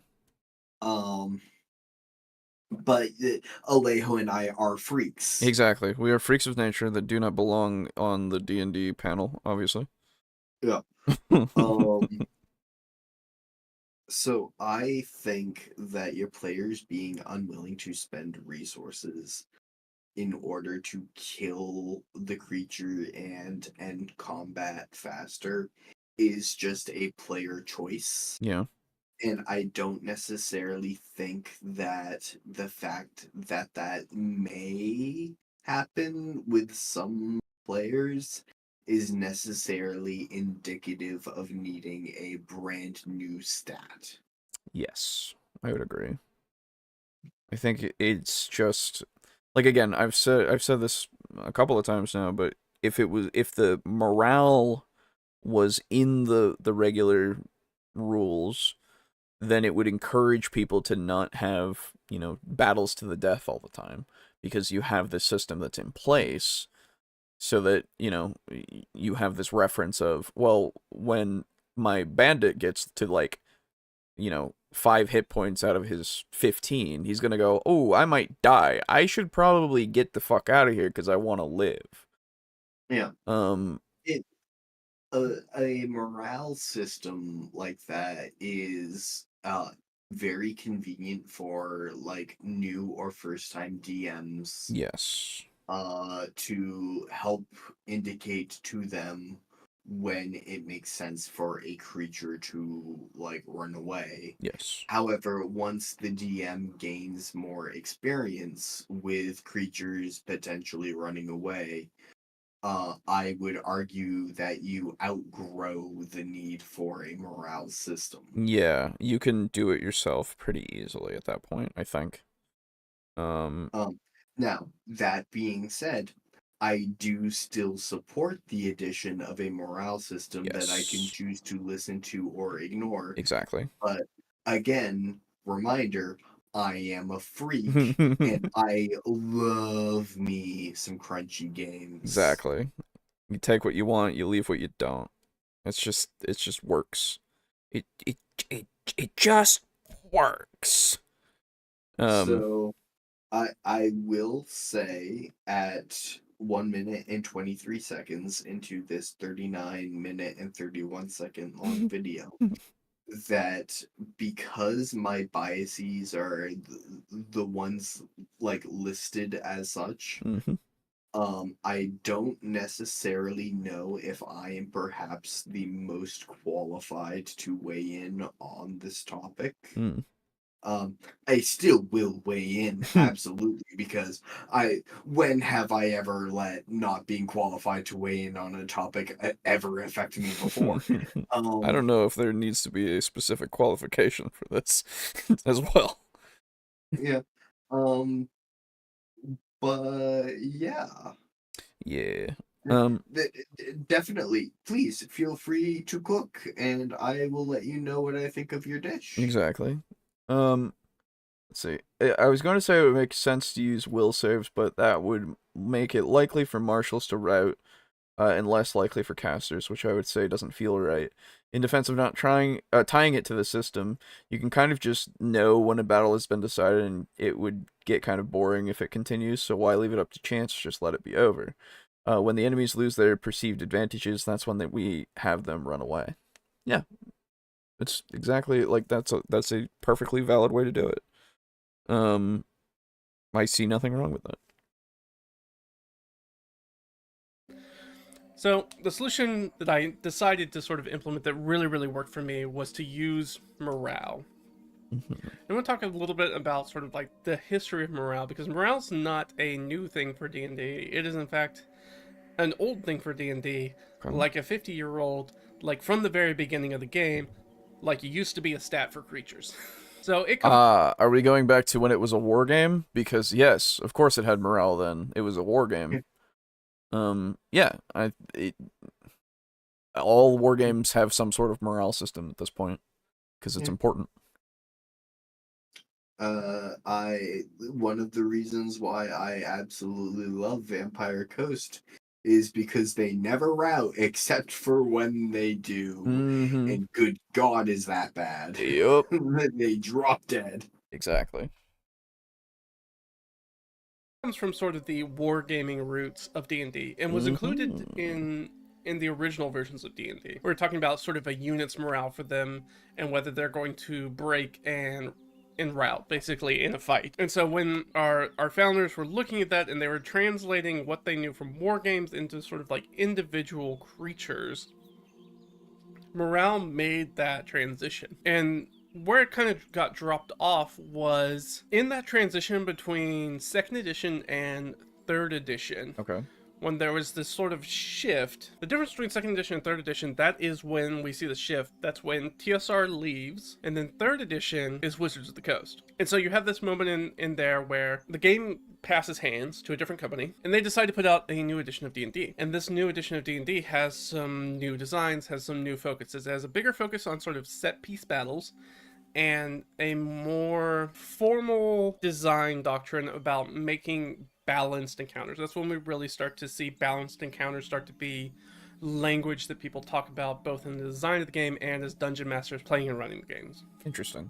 The unintended consequence of seeing those morale rules move off to being sort of optional or non-existent because they're not as important, because combat should be perfectly balanced, is that DMs rarely have the monsters do anything but fight to the death. And that's when we start to see that super long tail on D&D combats, because this is That's a a problem that DM really problem. only Yeah, I was gonna say,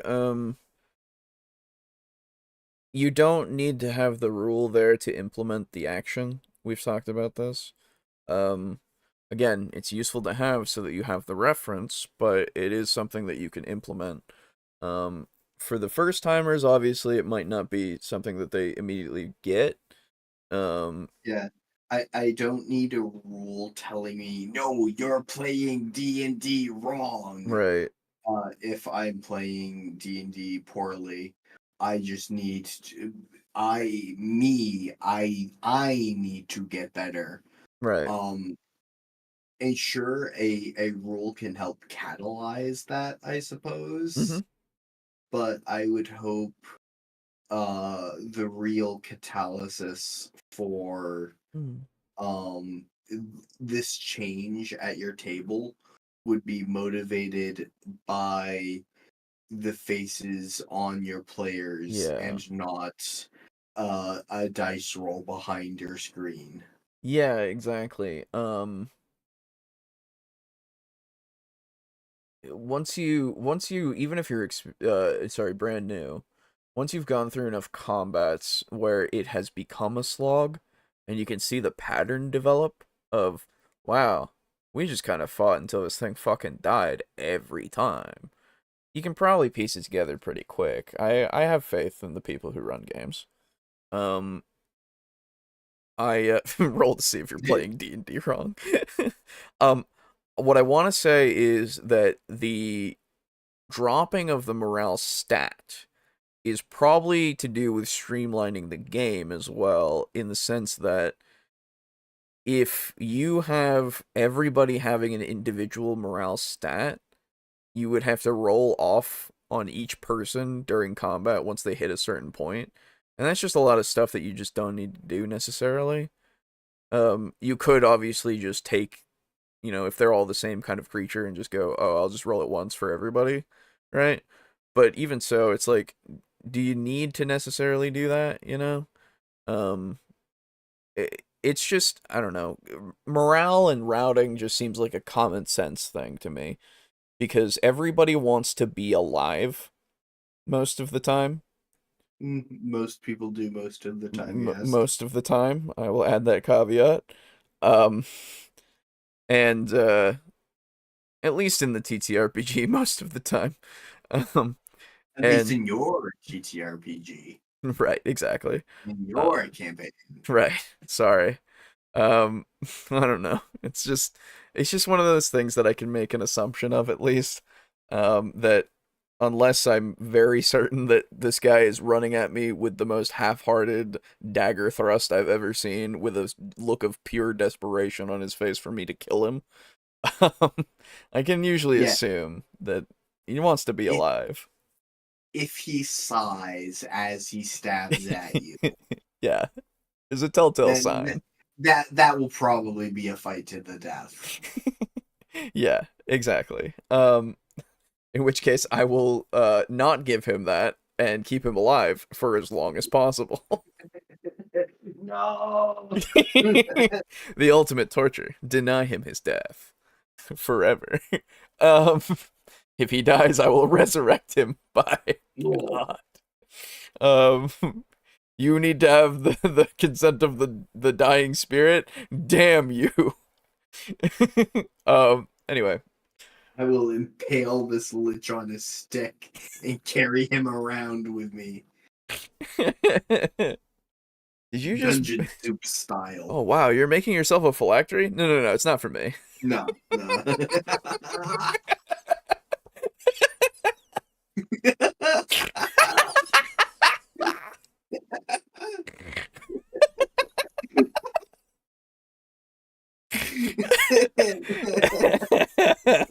So fucked up. Just be like, oh, you think?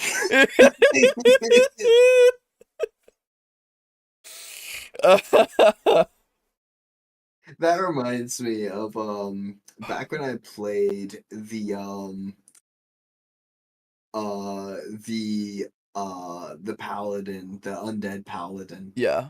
I started off really fucking dark with that character. Yeah, yeah. Including torturing someone until they fell unconscious and started to roll death saving throws. Oh shit. And then I would do lay on hands. Ah, And yeah. then I would torture them once again until they were unconscious, and then I would heal them. Mm-hmm. And then afterward, we broke his bones Mm. so that we could fit his body Mm-hmm. into a bag of holding minus Oh, his head. right. That makes sense. His head stayed out of the bag of holding. Yeah, yeah, yeah. And thus breathing air. Yeah, yeah. And then when we needed to ask him questions, we would pull him out of the bag of holding. Yeah. And begin torturing him Of again. course. He wished for death. Hmm. And unfortunately, he found it. Always unfortunate, yeah. He fell into the bag of holding, and I did not realize. Ah, Yeah. rookie mistake. Tricky things, those bags of holding. You just gotta make sure. I needed him to wear like a dog collar. Yeah. Like an upside down dog collar. Right. And you may think, oh, well, the dog collar will like get in the way with the shoulders. No. The shoulders can be removed. Yeah. Come on. You don't need those. Also, I'm going to run into the bathroom. I'll be right back. Okay. Anyway. Let's continue a little bit. It happens in 3rd, 4th, and 5th edition of the game. It doesn't really happen in 0 edition. It doesn't really happen in Basic or Expert. It doesn't really happen in 2E. It's only once we see that transition to Wizards of the Coast where they have this focus on creating balanced encounters, and that tends to be the forward doctrine of it, where combats are set up more like team sports with one balanced team versus another balanced team, kind of going against each other in some sort of like sporting match, rather than the sort of wildly unbalanced nitty-gritty, like you need to choose your fights because fighting's usually really dangerous and will really kill you, and we run through characters a lot, which is the very early edition sort of OSR sort of ideas of the game. So that's sort of the unintended consequence, is that then morale kind of deprecated, kind of dropped off because it wasn't important to the design doctrine. And so as HP sort of bloated with the additions, make combats less deadly and more balanced, they became longer, they become more boring, and due to sort of this sunk cost fallacy of the time sink that is combat in modern D&D, contemporary like Wizards of the Coast D&D, combat becomes the most important and focused on aspect of the game. Yeah, that's true. We talked about it before. They have so many rules for combat that it does kind of overshadow everything else. Not like there isn't the role playing and everything, right? But it is like the smallest, like it's one of the smaller parts of the book, right? And a lot of the abilities and stuff, again, they're all centered around the combat aspect rather than necessarily being something that can also be good for roleplay, though that's not the case for everything, obviously. And yeah, it's kind of like what we talked about with Peter. When you have those really bloated health bars and stuff, basically, and you it just takes a while for anything to really feel meaningful. And even if you go down, it doesn't really give that meaning of, ooh, you're getting back up, but you're not at 100%, or you can't do certain things, or anything like that. It doesn't really give that feeling when you get into higher levels and stuff, because it takes like 13 hits to like put you down, and then you can just get back up and you're fine. So while I understand that morale would give at least an incentive in that regard that is an official rule to do it. And again, we were saying it before, Aiden was saying it before. I'm not against that being an official rule that's put in. Hell, it just needs to be like a text box, little optional little thing with something in combat, the combat section, that just says, oh, sometimes some things don't want to die in combat and they want to run away and potentially live again or come after you. In which case, then it can also give you that whole, like, ooh, if you let them get away, they might come back. Uh-oh, better chase them down and kill them, That's also a possibility, but I don't know, something to suggest the idea is not, like, it doesn't need to be a rule, it just needs to be like a phrase. I'm sorry, a paragraph of just a scenario. Really? Mandy and David are playing a TTRPG and are playing D&D, and Mandy is her level 17 no, that's too high. Level 4 warlock, and David is running this wolf who's like, or not wolf, not good enough, I think, for the example. This bandit who is bandit leader of, it's and they're matched pretty well, but Mandy, I think her name was Mandy, I've already forgotten her name. Mandy has her character that lands a couple of critical hits, and the bandit leader is looking real rough and decides he would rather get away to steal another day, or not tangle with this incredibly powerful warlock.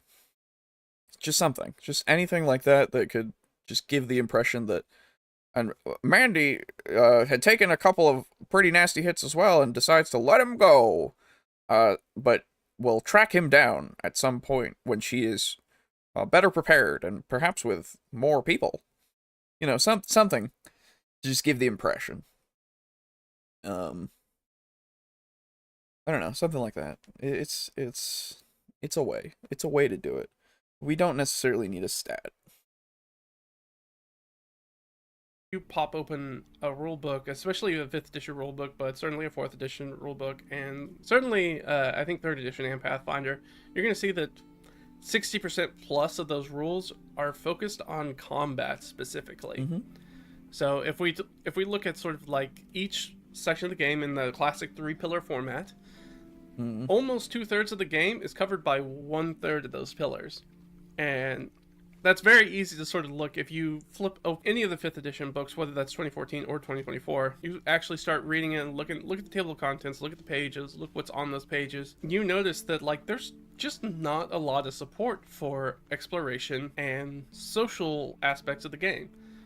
Everything's very focused on that combat, and that makes sense when you think about in the average session, assuming that you're having combats in the game, it's going to take up most of the game, especially like if you're running it straight out of the book and you're not doing any of your own sort of modifications, which is why I started implementing the things like morale, implementing things like random encounters, started implementing things like effort. I had to go. Interesting. Random encounters and effort.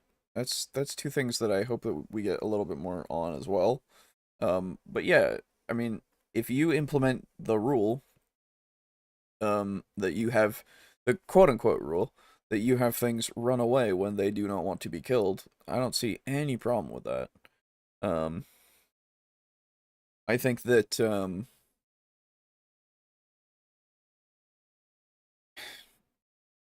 if I guess it's just it's what you need to do when you go, oh, we're having a time and it is not going the best anymore because, woo boy, we're upset that these combats are taking forever. Let's fix it, and you do.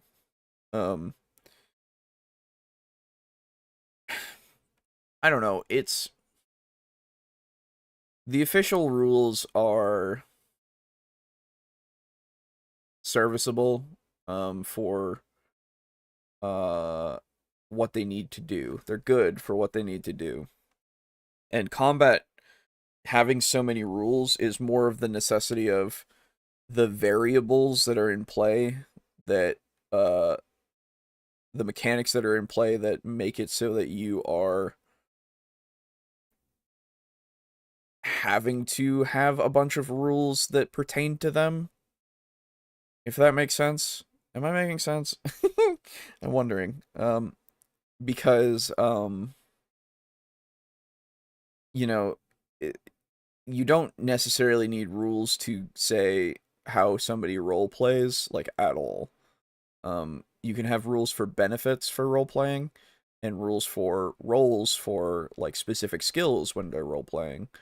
But that's not a lot in the grand scheme.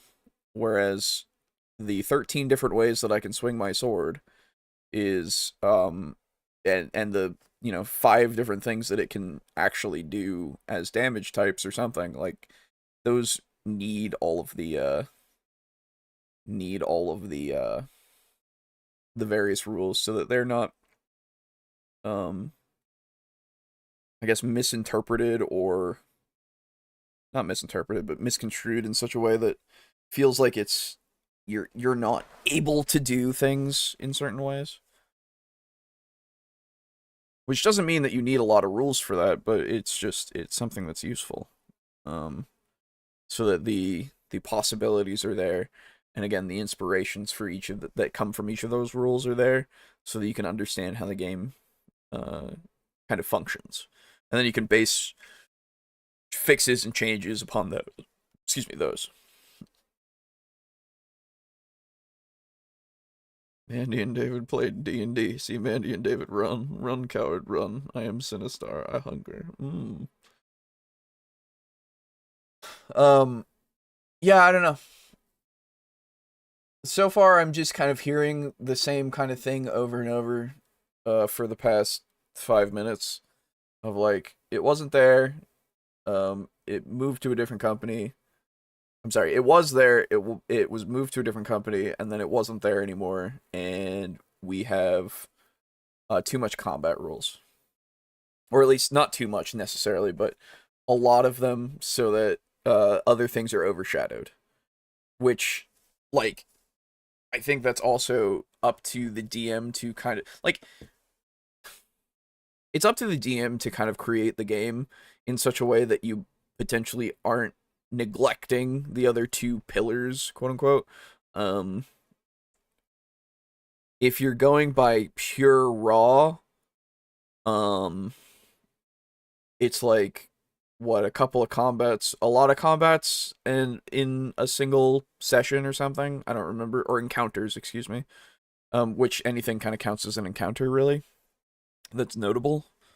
But if it's combat specifically, I think it's like a lot of them that seem a little bit unreasonable, at least from what I remember, but I could be wrong on that. It has been a hot minute since I've thought about this.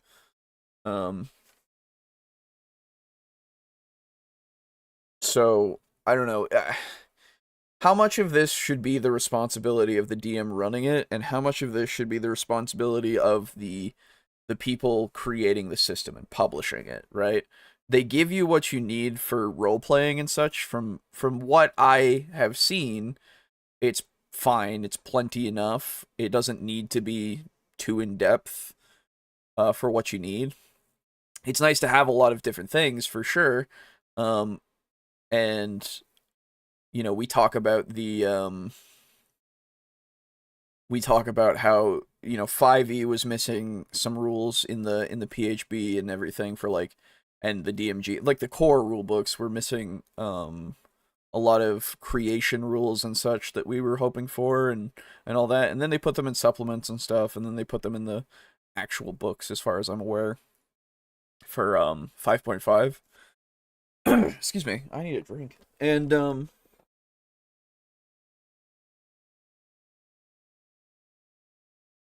again, I'm not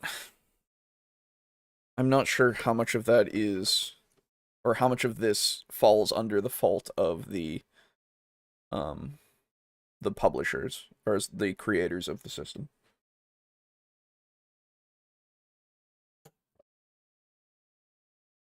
Not a massive fan of the too much of the book is focused on combat argument. The book in question is likely the PHB, so any exploration/roleplay rules are better put in other books anyway.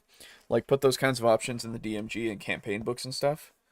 Well, so, I mean, we talked about it way back in the first part of the stream, but I think honestly it would be nice to have everything combined into a core rule book, so that we could actually like have everything that you do need in one space, and you could put additional things and everything everywhere, but the ultimately the other stuff is unnecessary, right? You don't need additional rules for role playing and stuff. You can rule them pretty easily when you have the basics, as far as I'm aware, and concerned.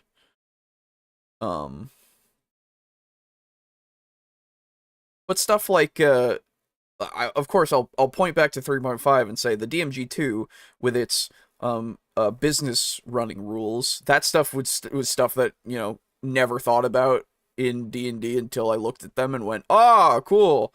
And so stuff like that, again, optional, not necessary, but cool. Why not? You know? Hello. I'm back, first of all. Hi. Secondly, I have a question and an answer to a question that you did not ask. Oh, okay. Which order do you want to go? So I would like to posit the idea that the Primarchs are certain content creators who we have covered before,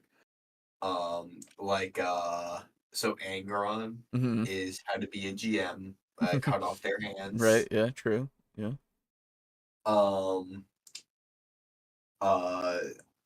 Oh no, actually no, how to be a GM would be oh fuck, what's his name? Purple Emperor's Children, Maraviglia, Fulgrim. Yeah, yes.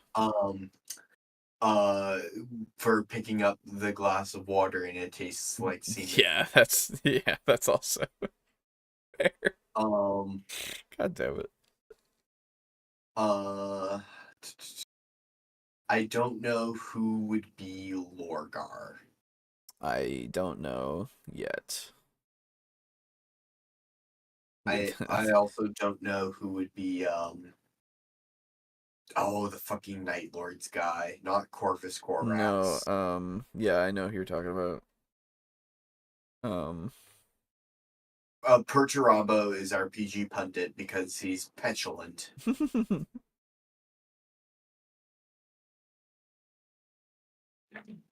I don't know. I'm gonna have to do some development of this lore. Yeah, that's a thing. That's a question for when I'm more rested. Yeah. Carabay should be the Lorgar for making Gygax the Emperor. But he's also leading the heresy, so yeah. Yeah. I don't know. Yeah. His favorite son. Anyway, that was the answer and the question at the same time? Or... Yeah. Cool. That was both. Hell yeah. Alright, I just kind of went forward a bit, and he started talking about how there's a lot of rules for combat and it overshadows the other stuff. And it's like, I mean, not really. In the sense that, yeah, you need a lot of rules for combat because it's complicated. But the other stuff, I mean, if it's overshadowed in your game, it seems like a DM problem, really. At the end of the day, how much of the onus should we put on the writers of D&D to give us rules that are not complex in role playing and such when we don't need them. Like, I think everything is covered pretty well enough that it's good enough for you to just go, oh yeah, I can role play. That's if I roll a persuasion check when I'm trying to persuade somebody, that's pretty good. And then, you know, exploration, wowee, there's like places to go. That's crazy. There are things to find and places to pillage and explore and all that.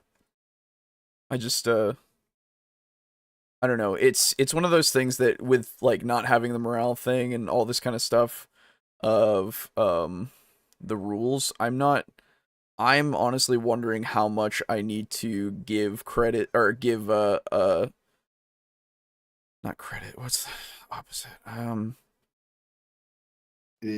How much How much blame do I give the writers and how much blame do I give a DM, you know? Okay. Yeah, I'm just personally more of the mind that I do not need a rule to tell me how to play the game. That's what I'm saying. Yeah. I don't think that it's like when the argument comes up of and Rika was saying it too. The argument of too much of the book is focused on combat. It's like, well, it's the most complicated part. It's the one that has the most variables. Of course it's going to have more rules to it. So there is a quote I really like from Brennan Lee Mulligan, blessed be his name. Praise be. He would be Rabu Gilliman, by the way. True. Oh my god, that's canon.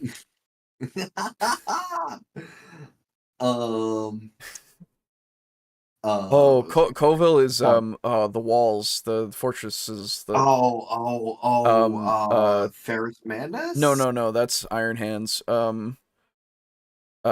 Fuck. He's yellow. Rogel Dorn. Yeah, it's Dorn. Yeah. Okay, Coville is Dorn. Anyway. Yeah, Coville is absolutely Dorn. Yep. That's canon. But Brendan Lee Mulligan said, quote, I do not need a rule to tell me how to have fun with my friends. Yeah, true. I do need a rule who tells me how to interact with the system. Yes, exactly.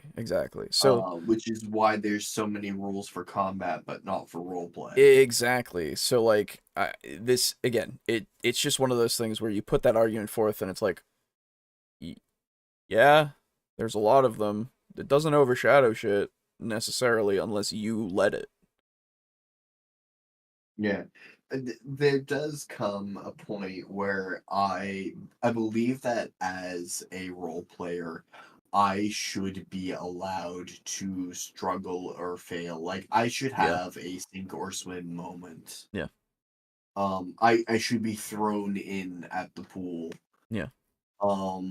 And I believe seeking rules to act as training wheels for DMs is absolutely a noble effort, because you're giving DMs tools for like, oh, here's optional rules that you can adopt to help you get more into things. I fully support it. I just would also advocate to those players like, hey, play a few sessions with these as your rules and then stop using them. Yeah.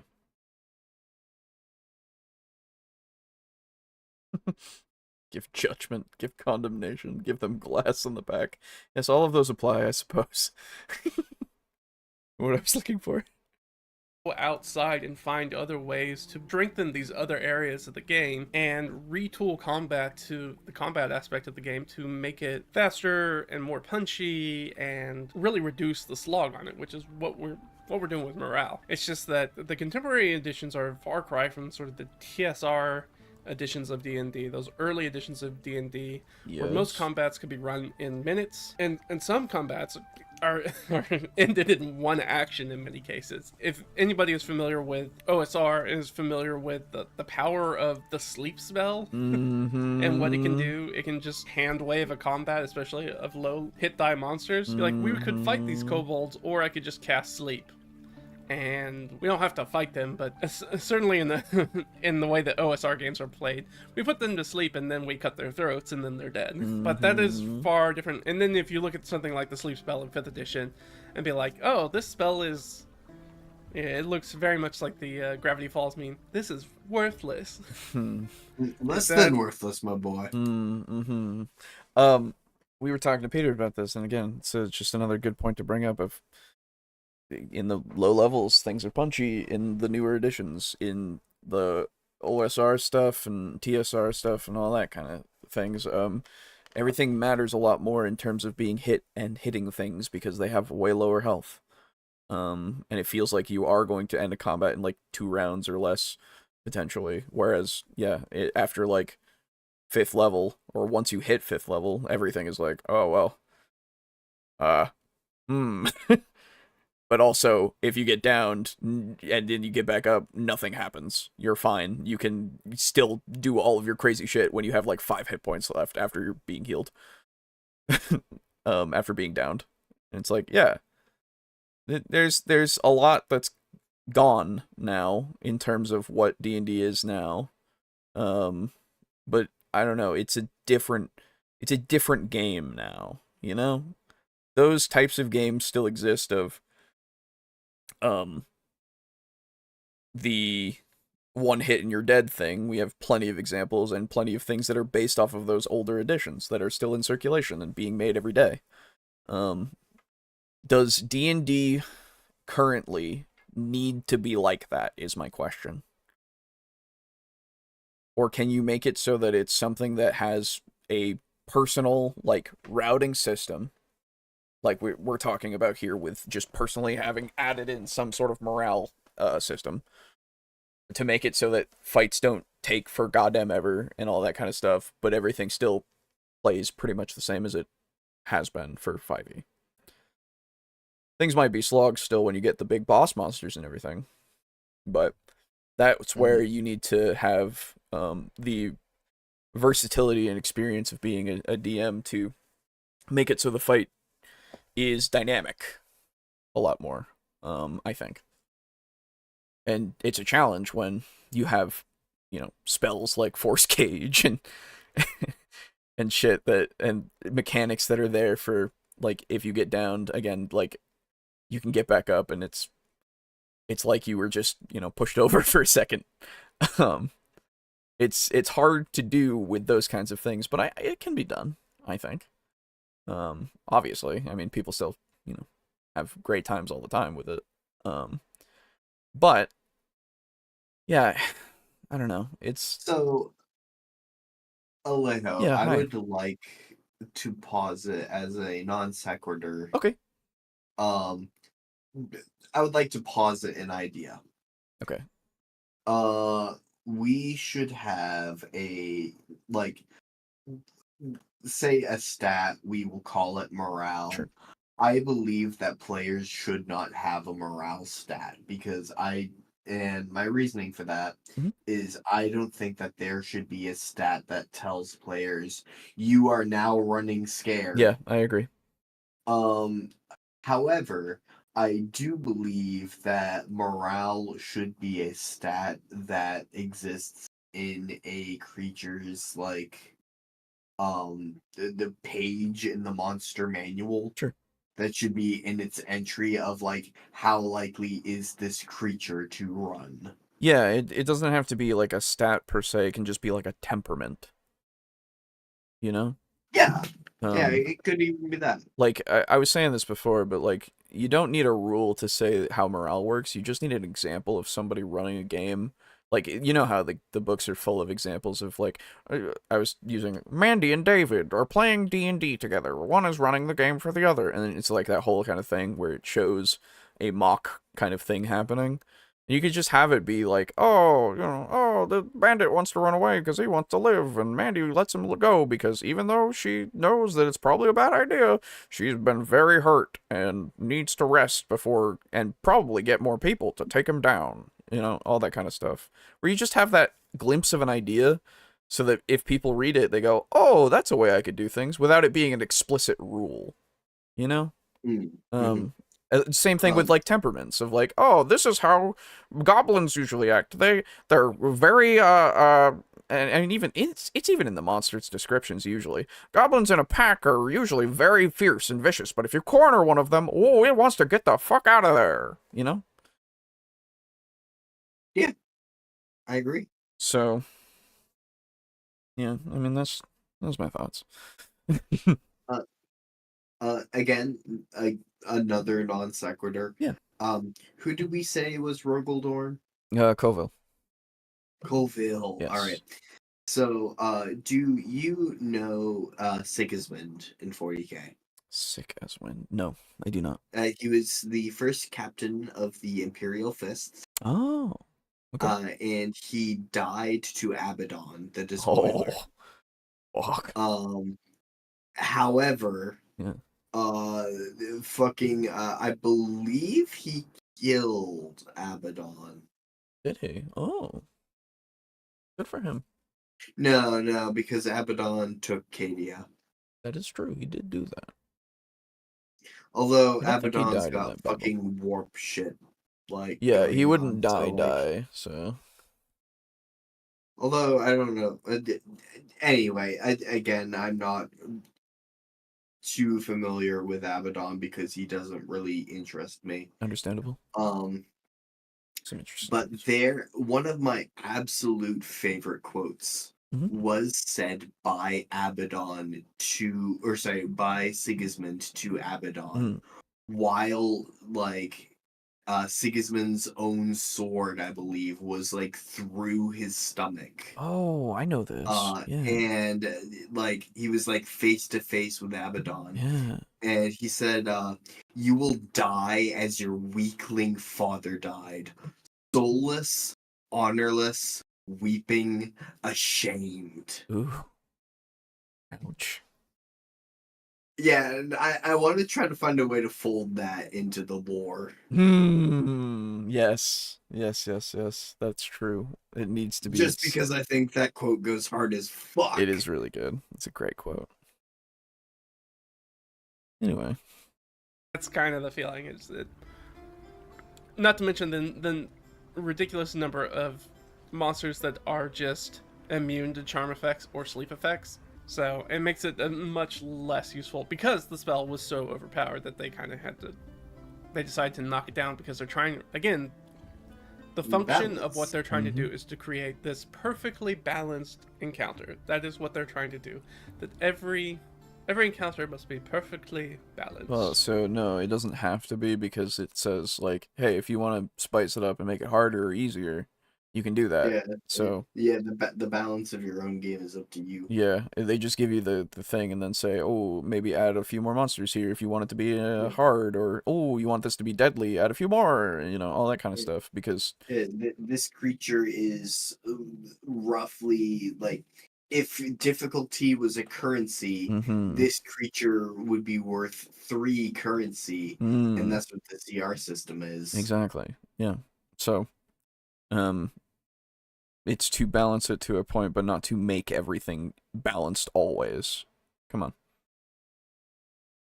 And so that way you can very much know exactly how many encounters to have in a day, and how those characters are going to use their character abilities and all that stuff. Which I think we know that's very theory craft. I think anybody who runs the game and anybody who plays the game at the actual table knows that it doesn't work that way.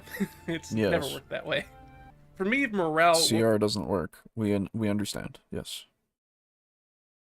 Morale really does is that a little self-preservation in combat goes a long ways. It really helps that combat from dragging once the tension about who's going to win the combat is gone.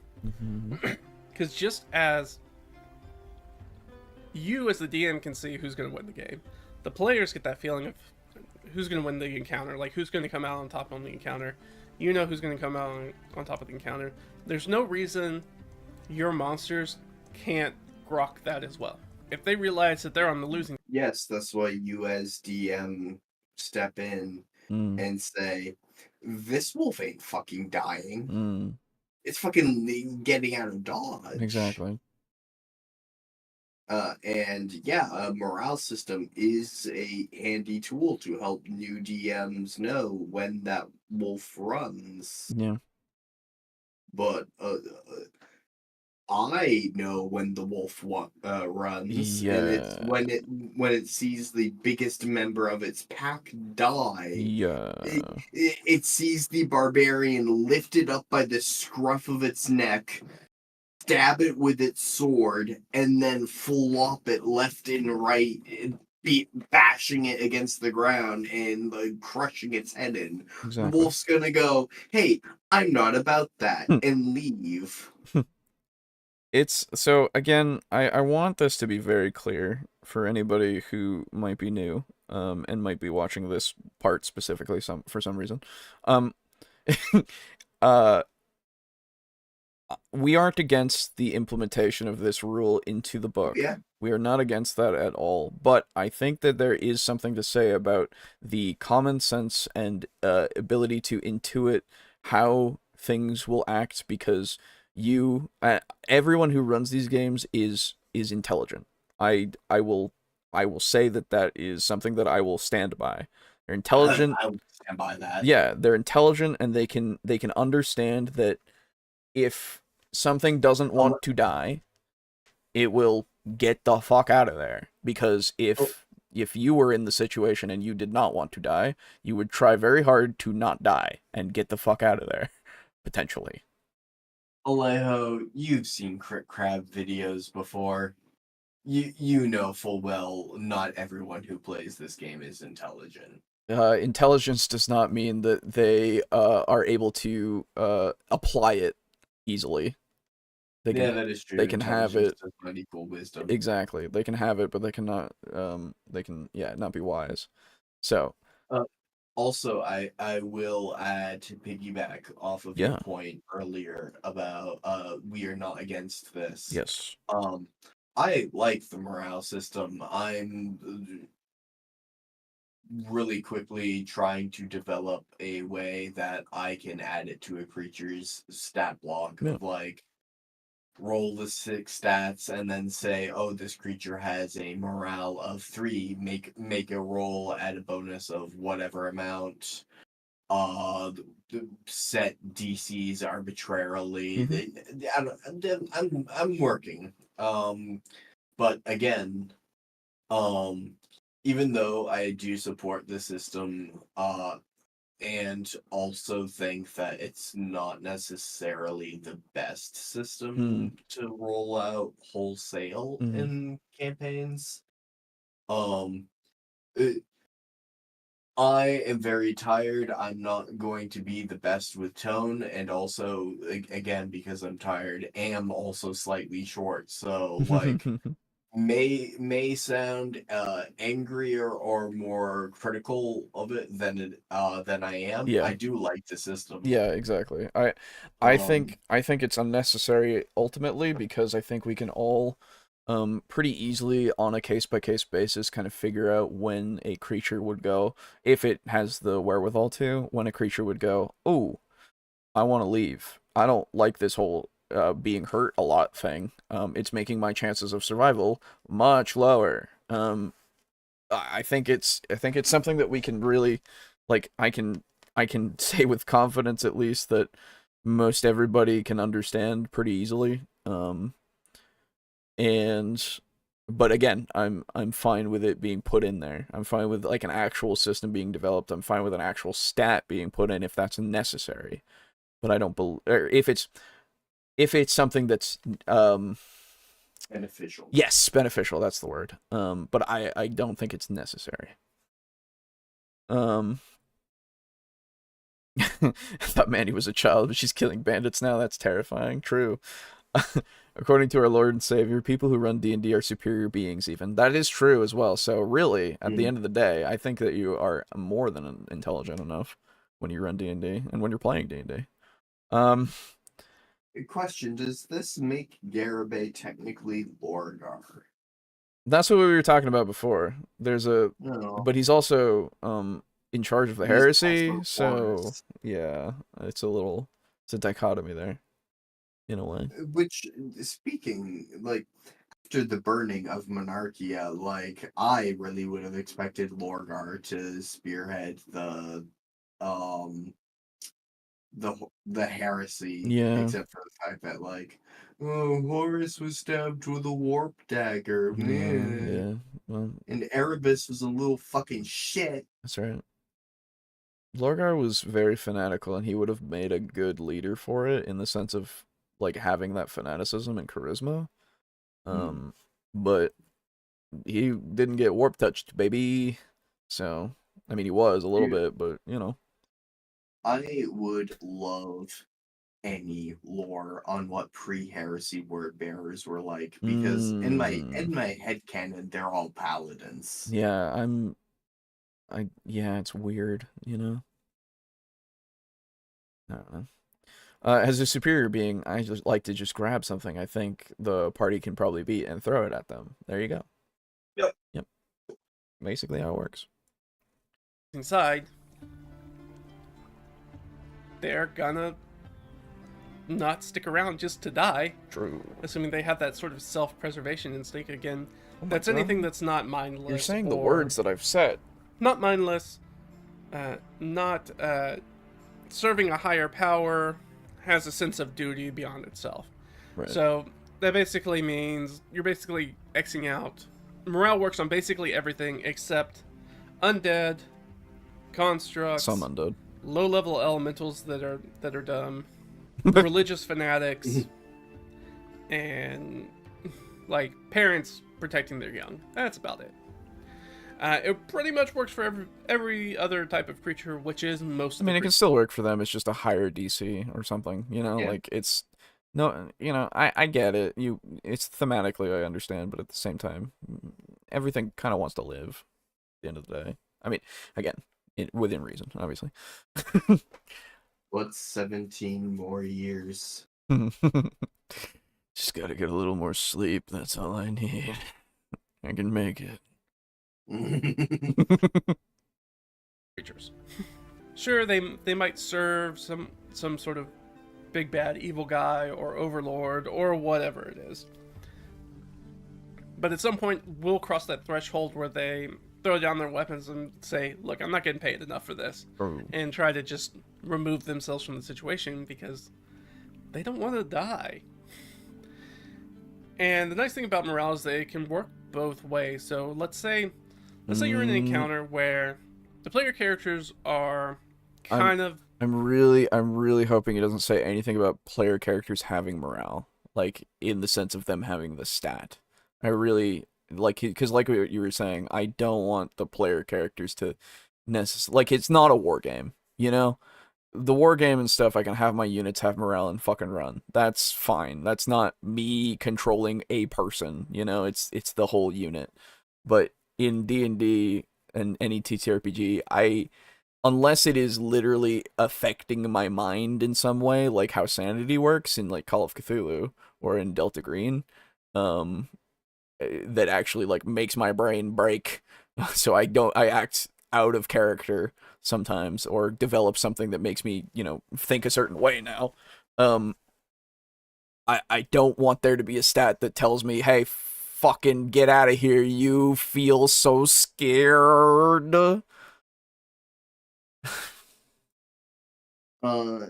Really quick, Yeah. Alejo, Hello. how do you feel about a morale system? Say some bandits, yeah, they throw down their weapons Sure. and they surrender. I would really like a system where if the shitty party rogue decides to kill someone in cold blood, all of the others like still have to spend an action, you know, picking up their weapons. But all of the others are now fighting to the death and get a fucking buff. Depends on the situation. I think it's fine in some situations. If they are extremely loyal to each other in that case, then sure. You know, the enraged kind of thing happens, right? The injustice caused a rage of some sort. not even enraged, but like a realization of, oh, if I don't fight for my life, I will die, Right. and like panic. Yeah, I guess it's just yeah, it is more panic, I suppose. Um, so panic then makes me not think that they would get a buff. Panic makes me think that if they were trying to just use their weapons to defend themselves, like literally just defend themselves, it would give them something. Because they're trying very hard to. Again, it depends on the temperament of everyone. Because some might go, "Oh yeah, ooh, I gotta get out of here still," or some might go, "Ooh, I gotta kill that guy before he kills me." You know, like it's incredibly um it's gonna be different for every person in that group potentially, unless they're all on the same wavelength. Yeah. Uh, I'm okay with it as an idea, but I think it's just one of those things that I would go, just for my brain, I would go, oh, not all of them are going to do that. Hell, some of them might submit and like freeze up and just completely, lay themselves on the ground, crying their eyes out and begging for mercy, right? I don't know. There's a lot of variables that going through my head. If that makes sense. Yeah, no doubt clouded by sleep deprivation. Yeah, no, perhaps I misspoke. I do like the idea of them getting a panic and realizing like, oh fuck, like I need to fight fiercely. Perhaps maybe it could be like, oh, +3 onto damage or something because they're now fighting more fiercely than they did before or whatever. Right. I But guess. like because they're scared, their wisdom score tanks or something. Right, yeah, it would be I don't know. it would be a benefit and a debuff, right? Because panic makes you think instinctively rather than intelligently, Yeah, right? And if your instinct is to fight, then you would fight better, ish. But if your instinct is to run, you would run better, ish. And again, it's all of these different like traits that I can see coming into play of like making your bandits then or whatever more characterized because of that. yeah. So yeah, I don't know. That's just where my brain goes with it as soon as I think about it.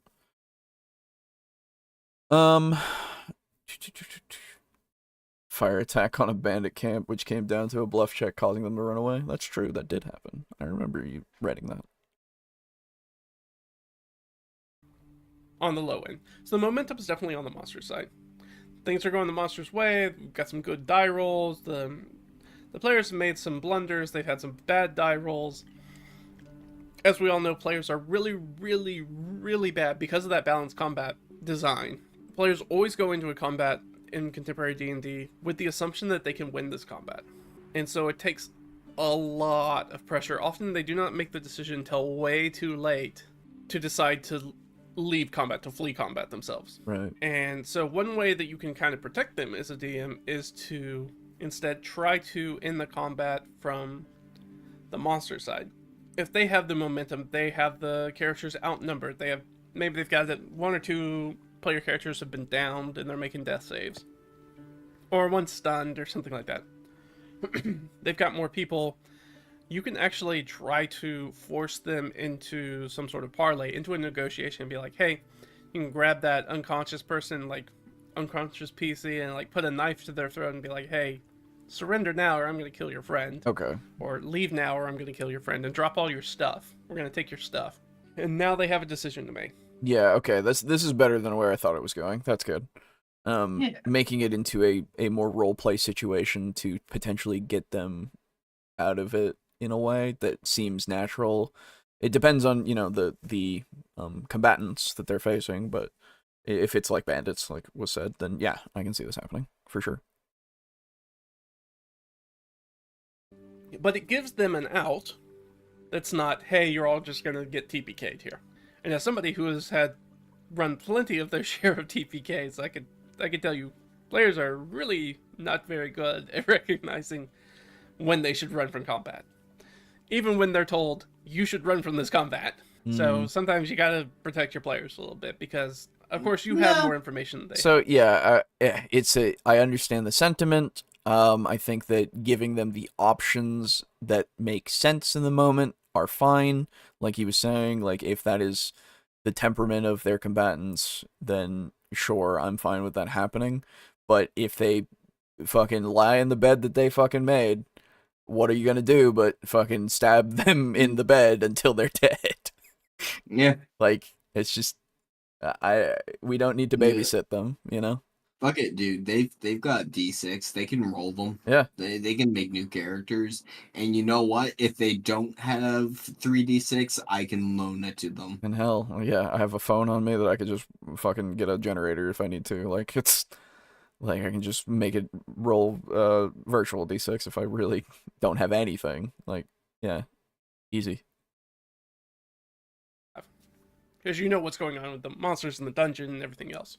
So it's a lot it's a lot easier for you to step in and kind of help in that by trying to sort of force a parlay, by trying to force a surrender or force them to flee, rather than just keep attacking and attacking and attacking and attacking.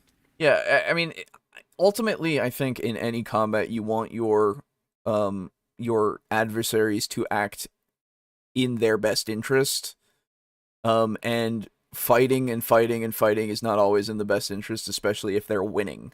They don't need to keep sustaining blows if they are absolutely outclassing the other people, right? Yeah, if the band if the party's barbarian is down, yeah, and they've got a wizard who currently is being held with a dagger to his throat, yeah, and the only remaining party member that's like not neutralized is the ranger. yeah, The bandits aren't going to mindlessly go for the ranger. They're going to say, hey, dude, drop your stuff. yeah, Fuck off. Get out of here. yep, Take your bookish friend. We want your stuff. Why would we bother, like, continuing to allow ourselves to be targeted? yeah, Why they're going to bank on you wanting to survive. exactly.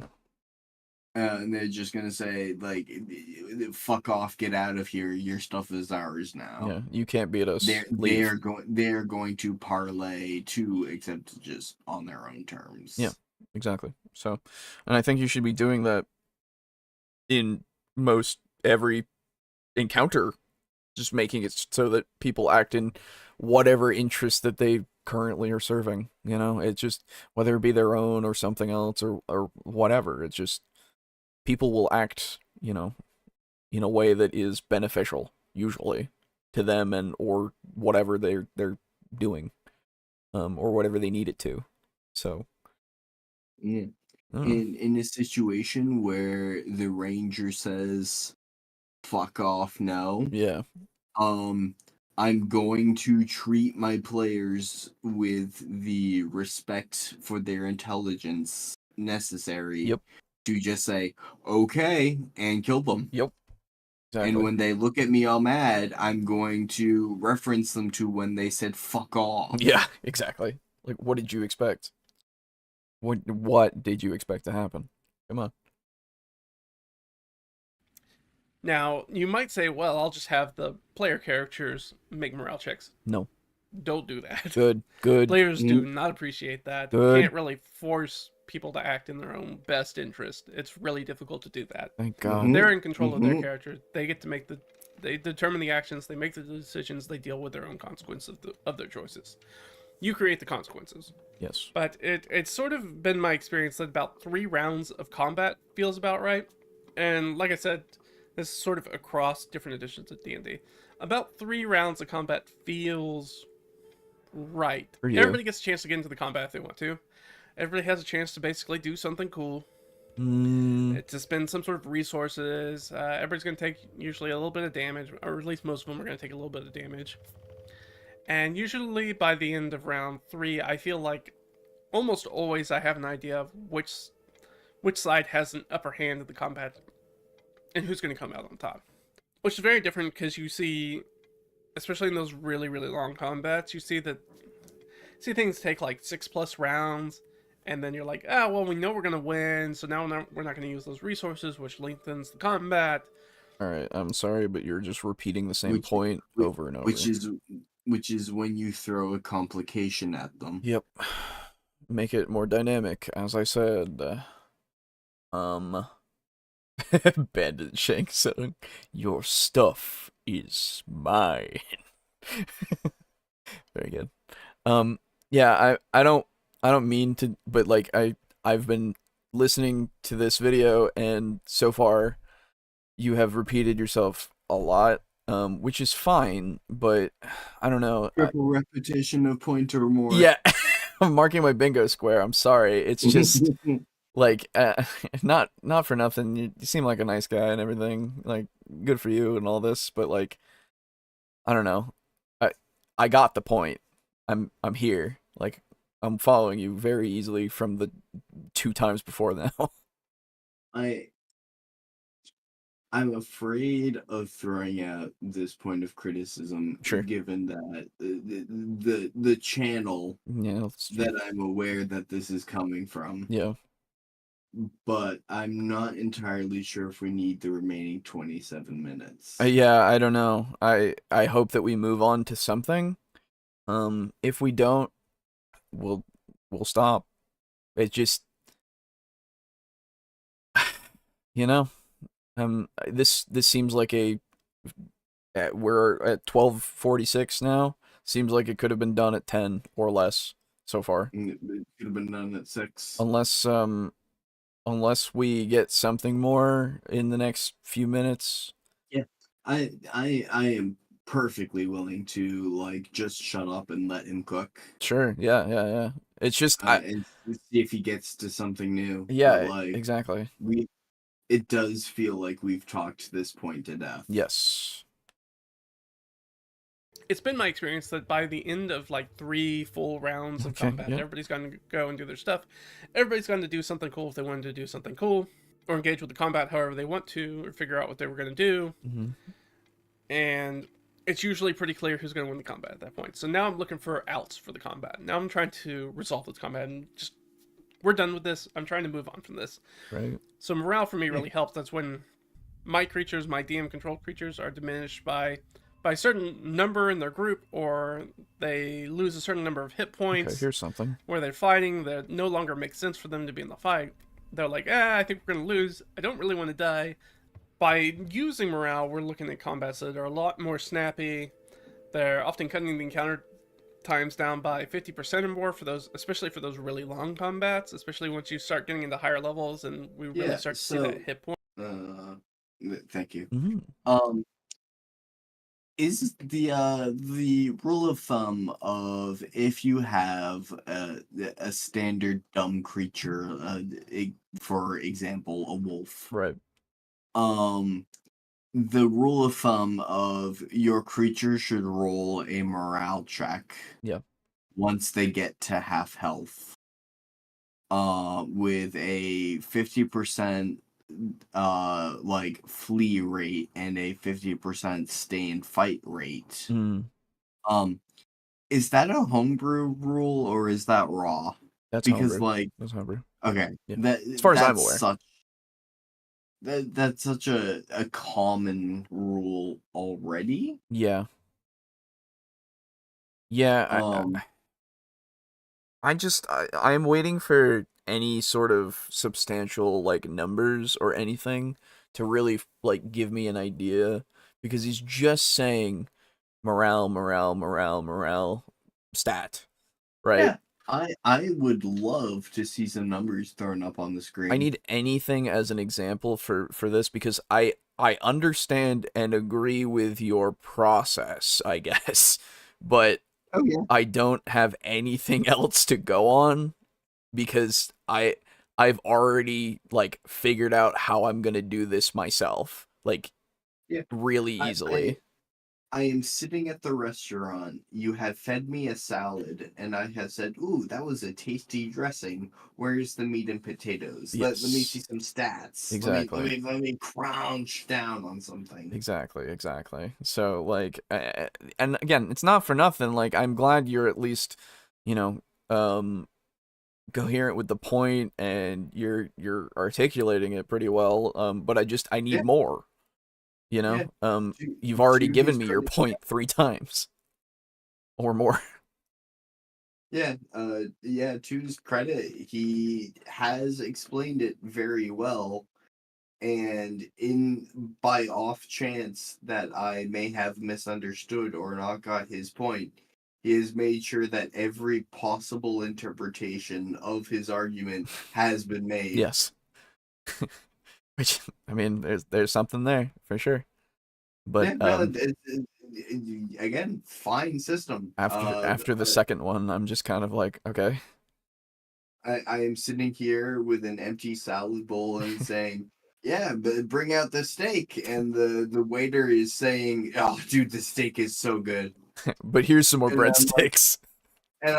cool, yeah, can when can I have the steak? And then the waiter just goes, "The steak is so good."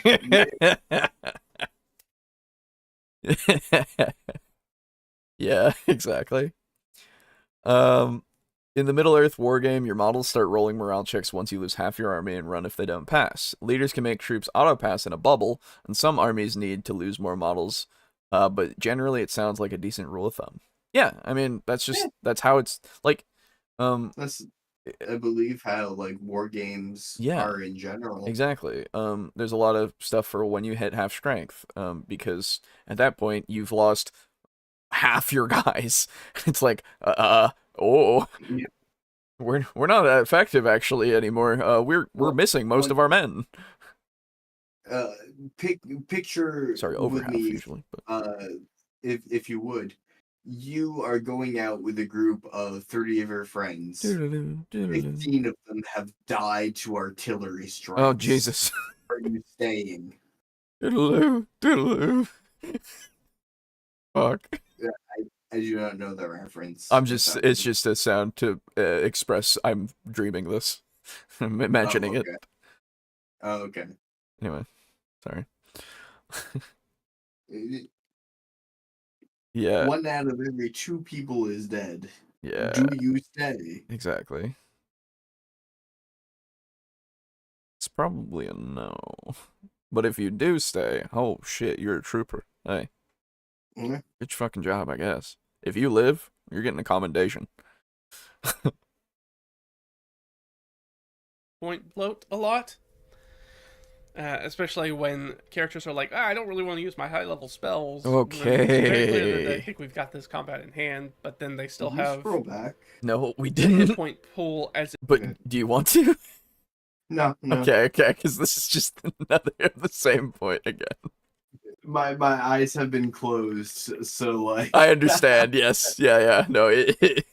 As soon as it happened, I went, "Oh God." if they are using those abilities. So we don't want to whittle down those bloated HP monsters who don't really pose a really serious threat Sure. after that. Mm-hmm. It's going to increase that verisimilitude or sort of realism that most creatures don't want to die. They're acting their own self-interest. Yep. It's going to create a smoother transition out of combat usually. I like that a lot. Into other pillars of play. That is true. Okay. Yes, we have something. Yeah. It would create a smoother transition out of combat. I do know earlier on in the video he mentioned by the end of like the third round, you as the DM, you and as the players, you guys know what's up. Pretty much, yeah. You want to just like finish the combat so you can get back to the story. Yeah. Yeah. I agree with that. Yes. Yeah. If 3 rounds is all it takes for you, or is less or more, I don't know. Then do it. Yeah, absolutely. Draco Kraken says, "Don't worry, guys. We use a morale system. Places Commissar on the board." True. um, yeah, it's nice because the outcome is usually something that plays into these other quote unquote pillars that we have going on. Because if somebody flees, if you give chase, you can go into a bit of a chase scene, maybe find a hideout or something, find treasure somehow. You know, like you could explore the place that you are now, chasing them in to get some kind of reward potentially, holding them up and making them give you their stuff because you're the bandit now. Oh ho. Or You get me. exactly what I was thinking. And if not, I mean, if you're doing the whole like parlaying thing, well, hey, now you have people that you can bring into town potentially to get a reward for like capturing, or you have people that you maybe strike a deal with potentially so they continue or they stop doing whatever they're doing, or like you have so many options that you can branch from if you allow a combat to end without it being I hack you, you hack me, I hack you, you hack me, in the various ways that can happen. So yeah, the Fighter bandit. 1 turn, now Fighter 2 turn, now Fighter 1 turn. The bandit has become the bandit did. Exactly. Mm. Oh, banditee, you were a bandit at one point, but now I am the bandit. Bandit, give me your oats. No, bandit. If you're down and there's one or two monsters left and they decide to run, and now your players are like, oh, we gotta chase those guys down. Holy fuck. Or else they'll alert other people in the dungeon Okay. that we're here, and then that makes our life way more complicated. So now we're running after them, and now we can run into traps and hazards and Almost we're what I just said. straight up Holy chasing fuck. them because they know all the stuff that's in the dungeon, but the player characters don't know that stuff that they're going to chase them down. It often ends into a chase scene, so you have combat that goes to chase scene that kind of goes directly into exploration. Oh my phase. god, that's what I said. Love it when a video says exactly what we just Yeah. said. It's happened a couple of times now in this video. Ah. So it feels it's got a very natural flow to it. Yes. And same thing happens if they decide to go into negotiations. Oh my If they God. decide to parlay, or they want to do terms of surrender, or things of that nature. You have that same sort of feeling where it feels very natural, where it kind of goes from explicitly fighting to tense negotiation to resolution, and either the bad guys go away or you decide to take them as prisoners, hostages, whatever you want. And then you transition. I'm glad that he's saying everything that I've said. Yeah. Fleeing can help catalyze how the story is told. Yes. How characters develop as a whole. It can be a chance for you as a DM to sit back and say, all right, now that I have thrown a situation at my party where like bandits fled, how does my party react? It's a good chance for characterization. It's a good chance for knowing how your characters tick. Yes, exactly. We're making the noises because I'm excited. Yeah, he's making some good points. He's cooking. He's making my points. They're good. I smell the steak in the kitchen. It's yummy. Pre-watched. You think I watch content outside of the show that's got to do with D&D? You must think we watch a lot of videos in order to get ready for the 24-hour stream.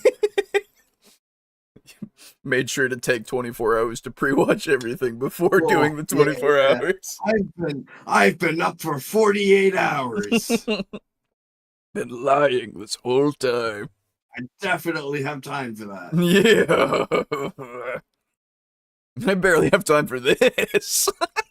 Well, yeah, I am sacrificing my weekend chores for this. Not that I don't enjoy it. I'm having a great time, obviously. Oh, yeah, no, for sure. But anyway. Very naturally sort of back into the exploration phase of being like, all right, we're going places, we're looking at things, we're checking things out, we're we're plumbing the dungeon for more riches and Yeah. loot and avoiding monsters and all that usual stuff. I find that it gives a very sort of natural flow to the game that isn't usually there. I think we all have sort of that instance that there is the game as it operates, and then there's combat, and that kind of functions in a totally different mini game within the total game of D&D. That's when we start counting rounds and turns and all those things, and those are not something in contemporary D&D for sure that we don't really do when we're not in combat, or even jumping into combat. There are many times where PCs are walking along, let's say they're doing an overland thing. They're walking along, doing a hex crawl, they're walking along overland, boom, orc scouts. There's like 2 of them. Oh, we see them. Orc scouts take off. Players are like, oh, we're going to chase them down. Because we think they're going to lead us to, maybe we're looking for orcs, and so we need to get more information from them or find out where their war camp is or whatever. So now we're chasing them. So we went from exploration to chasing. We catch up with them. We have the fight. We resolve it. We try to push them to surrender because we want to talk to them. Now we're going straight from fighting into negotiation, back into exploration as we travel to the war camp. It's got this very sort of natural cadence that makes sense rather than, okay, you see them, they run, okay, we're going to go into initiative and start doing things. The smoother that transition is between the different sort of tiers. But you did that anyway, sorry. For your example, you did, like, do exactly that when you chased them down and then went into the combat to fight them. You went into initiative to fight them, to get them to surrender. Like, that is what you did, though. Not, I mean, sure, it's not we saw them, we go into initiative to chase them, necessarily. Though with the chase mechanics in 5 and 5.5, it's kind of that way. So, I don't know. I understand what you're saying with how it feels natural when it transitions that way, but it's not because of the rolling initiative thing, necessarily, because that's part of the transition from the first part to the combat to the then surrendering and then, exploring again. Yeah. I guess I was half asleep for a little while and I had a dream where I used a spell in Skyrim to make some bandits unconscious, but I couldn't loot them because they weren't dead. You'd be stealing. Don't do that. They're bandits. The pillars of play, the more natural the game feels like, both to run and I think to play. As Todd Howard says, It just works. What are the chances? What Skyrim was okay. Anyway, Maybe you pre-watched the video and had a dream about Skyrim because of it. It is not us, it is you, chat. Fuck. Every accusation is a confession. Aha! Just makes sense. It just flows very nicely. The other nice thing it does is that adding morale adds a lot of interest to encounters. Now we have this sort of negotiation aspect where stopping enemies from alerting others, from running, from finding reinforcements, which will make our combats harder in the future, especially if they're going to try to set up ambushes and traps for us. It's going to force the player characters to manage prisoners and hostages. Are they going to try and turn some of these creatures to allies? Are they going to try to get information out of them? Are they just going to leave them to escape? Are they going to show clemency? They're just going to let them go? Are they going to make some sort of morally gray decision to kill surrendering creatures? Is that going to cause some sort of alignment or reputation shift? I wouldn't call that morally gray. It's kind of an evil thing to kill surrendering people. Like, that's usually viewed as an evil act. But, I mean, maybe I've had a different moral system for a long time. I don't know. Maybe. Maybe I'm in the wrong. Maybe I should kill more prisoners. I'm not sure. Sorry, surrendering prisoners. I don't know. If I kill surrendering prisoners, I can be labeled an anti-hero. Aha. I guess it's just one of those things that, yeah, these are all things that can come about from having them not fight to the death, but you can also have it come out from fighting to the death. It's just more options, I guess, with the current combatants to create these opportunities rather than going out and finding new creatures to create these opportunities with, if you understand my meaning. Because what I'm hearing is that you, as the DM and storyteller, yeah, have a lot of options available to you with which to tell what happens in scenes. yeah, exactly. So it's just another tool in the tool belt, which is good. Don't get me wrong. I guess it's beneficial to have this happen more often than not, I suppose, right? That's really the ultimate point, I guess. Which I would agree with, that it gives you, like, because it's giving you those more options and opportunities, that it is more beneficial to the role playing and everything, exploration and everything, I suppose.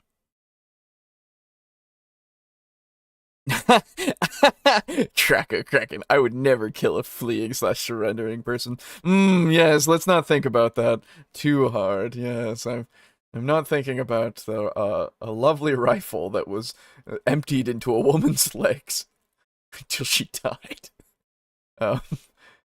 It's fine. Anyway. Sort of bloodthirsty adventurers who cut the throats of unarmed people who have surrendered to them.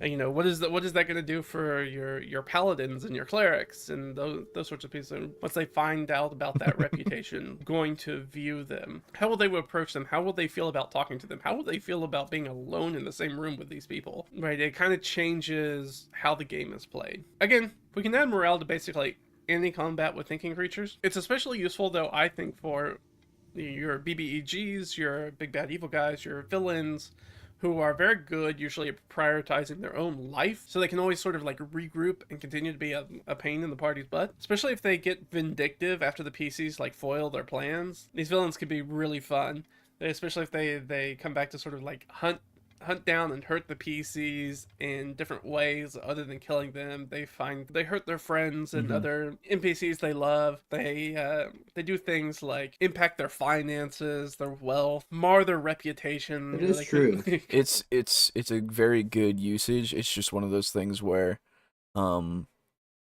you have to be careful with how often they can get away and all that kind of stuff, right? You have allowed the BBEG's bandits that he hired out to run away and live another day. Unfortunately, those bandits all go to your restaurant that you have in town and leave bad Yelp reviews. Oh, God. My stars, they're going down. They're going down so fast. I was at 5, and now I'm at 3. You should have killed him. You could have been an anti-hero with a kick-ass restaurant.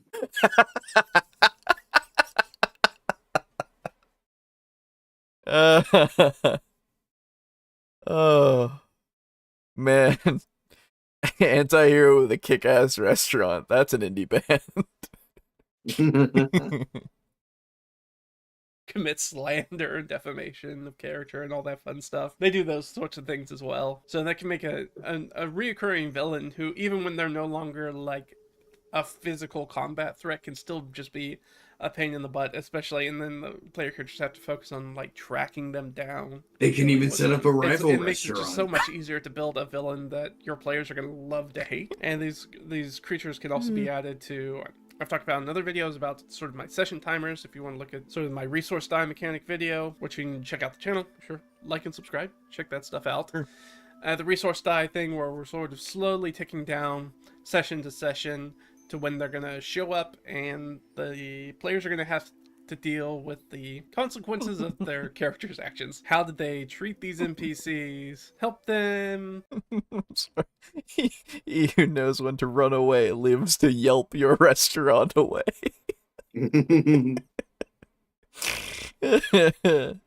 Oh, it's so funny. They let them go? Were they especially cruel to them?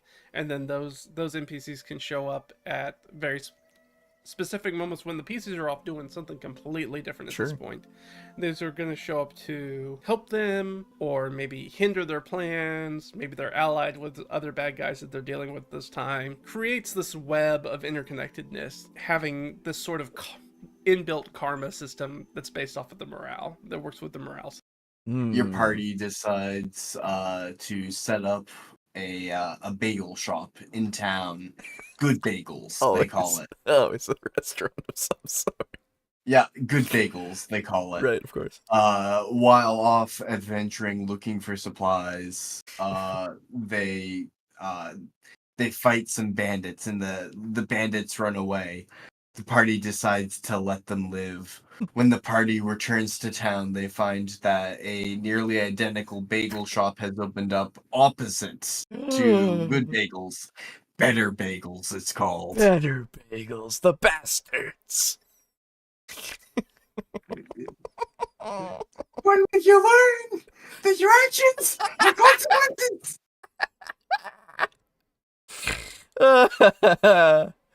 Oh, so dumb. I love it. I can't hear reoccurring villain without also hearing Kitty-chan. I don't know the reference myself. I do not know that either. Well, there you go. Yeah, I think just in general having these as things that can happen is good. You don't necessarily need them to have combated a certain group in a actual like dueling kind of way, in a way that has there's a train going by. There is a train going by. I'm sorry. In it, I have my windows open so I don't die of heat exhaustion. Oh, Kiryu-chan. Okay, autocorrect. I understand. Yes. From Majima coming out of the grates, and out of the giant cones. Anyway, Never played a Yakuza game. They're good stuff. They're fun stuff. They're anime as That's all I fuck. hear. Anyway, what's the song Kiryu sings? Dame Dane. Dame yo. Yeah. It's Dame Dane. It's good. Yeah. He's singing that about not killing the bandits in cold blood. Yes, he is. But Bakimitai. Yes. Sorry. Yeah, that's Bakimitai. Yes, you're right. Right. Yeah, so you can have these kinds of things that happen without a physical confrontation. Having a rival group that's working against, like, Aiden, you've done this. You've made rival groups for the PCs to have to deal with. Yes, this is a thing you've talked about before, I believe. Yes. Yes. Basically, rival adventurer groups that level up to roughly the same level that the PCs level up. Yeah. And you can do fun little rival battles, or you can do like both of you are after the same bounty. Yeah.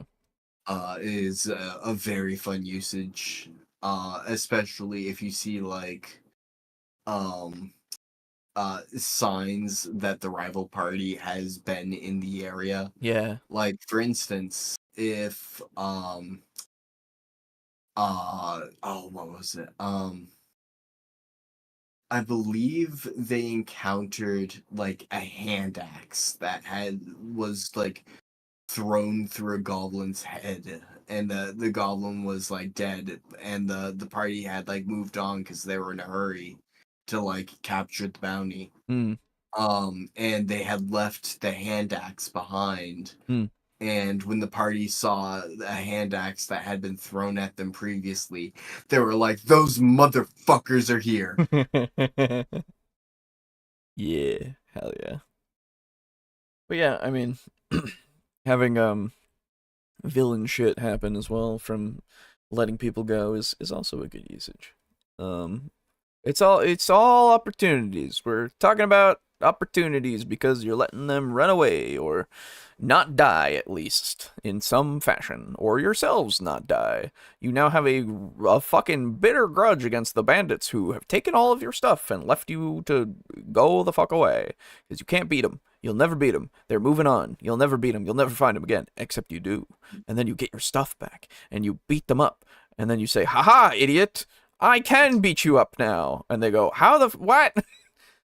There's also the consequences of your actions when you have a party member on your team who is less than worthless and who dropped and would have died, but then you pick them up, but not their stuff. But not their stuff. Never their stuff. And you book it out of the burning forest.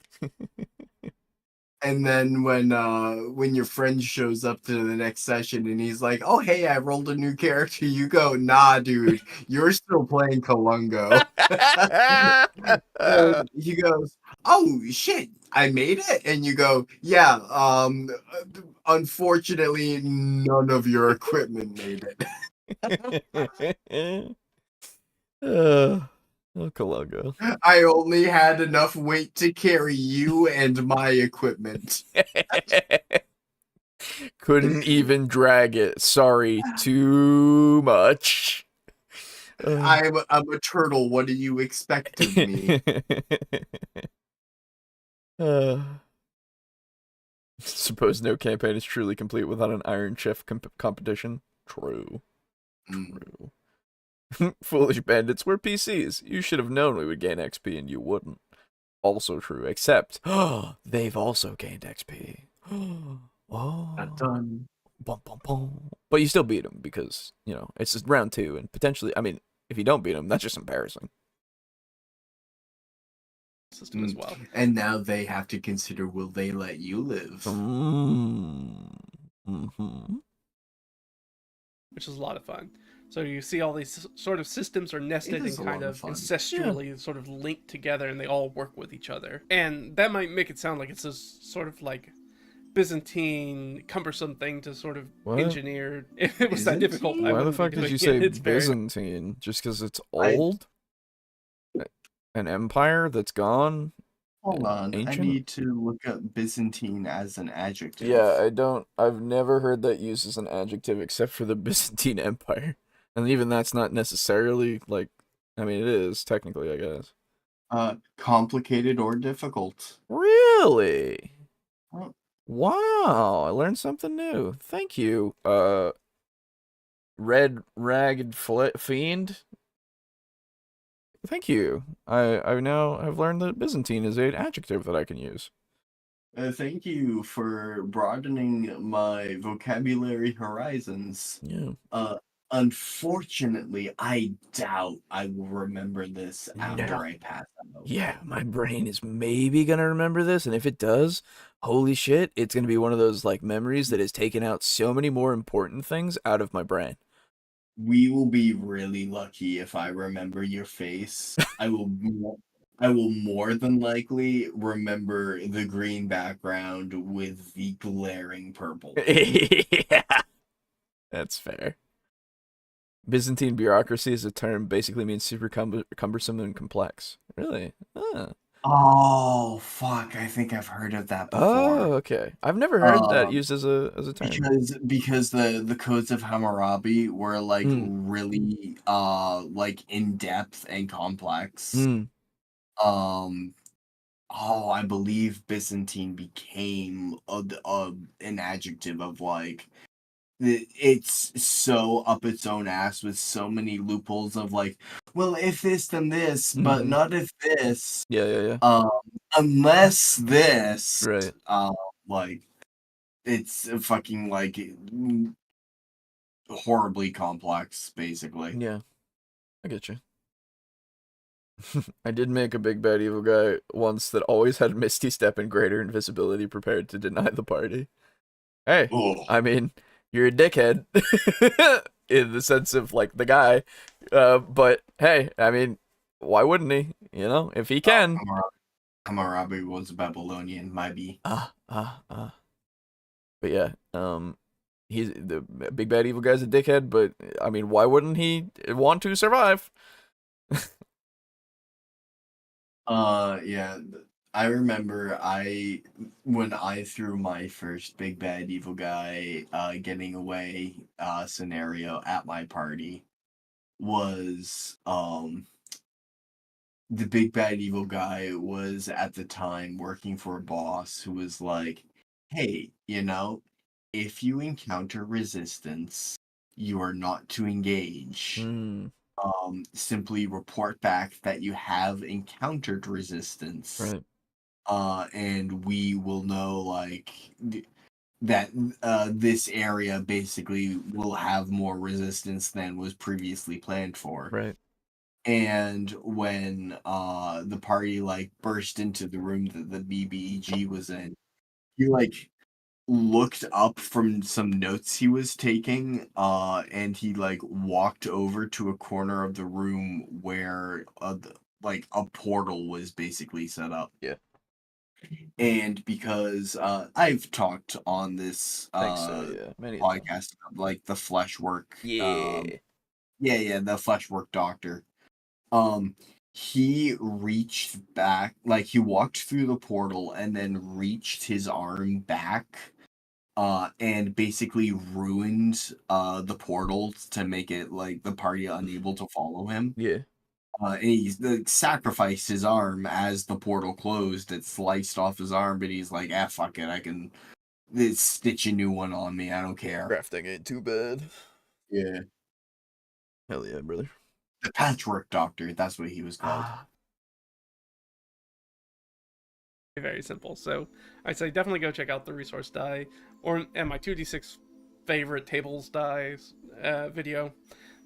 Those are fun ones to kind of see how these little things just kind of add a lot for not a lot of extra work. We kind of talked about everything about it, so how do we actually do morale? So basically I just roll a 1d20. Please. This is what we used to call in the old days a roll under mechanic. It's the same thing that's used for things like Call of Cthulhu and other usually D100 games, where you have a certain stat and you're trying to roll under that. Okay. This is one of the reasons why scores are the way they are in D&D. When you see ability scores that usually go up to 20, this old vestigial thing that's hanging on from old D&D, which is the roll under mechanic. If you were going to say you wanted to try to lift something, rather than have a DC for it, let's say you had a 16 strength, you just roll a D20, and if you roll a 16 or under, then you succeed. Now, obviously, that doesn't work with contemporary D&D, which is why it's not part of the mechanics, because you could have barbarians that have above 20, you're always going to roll under.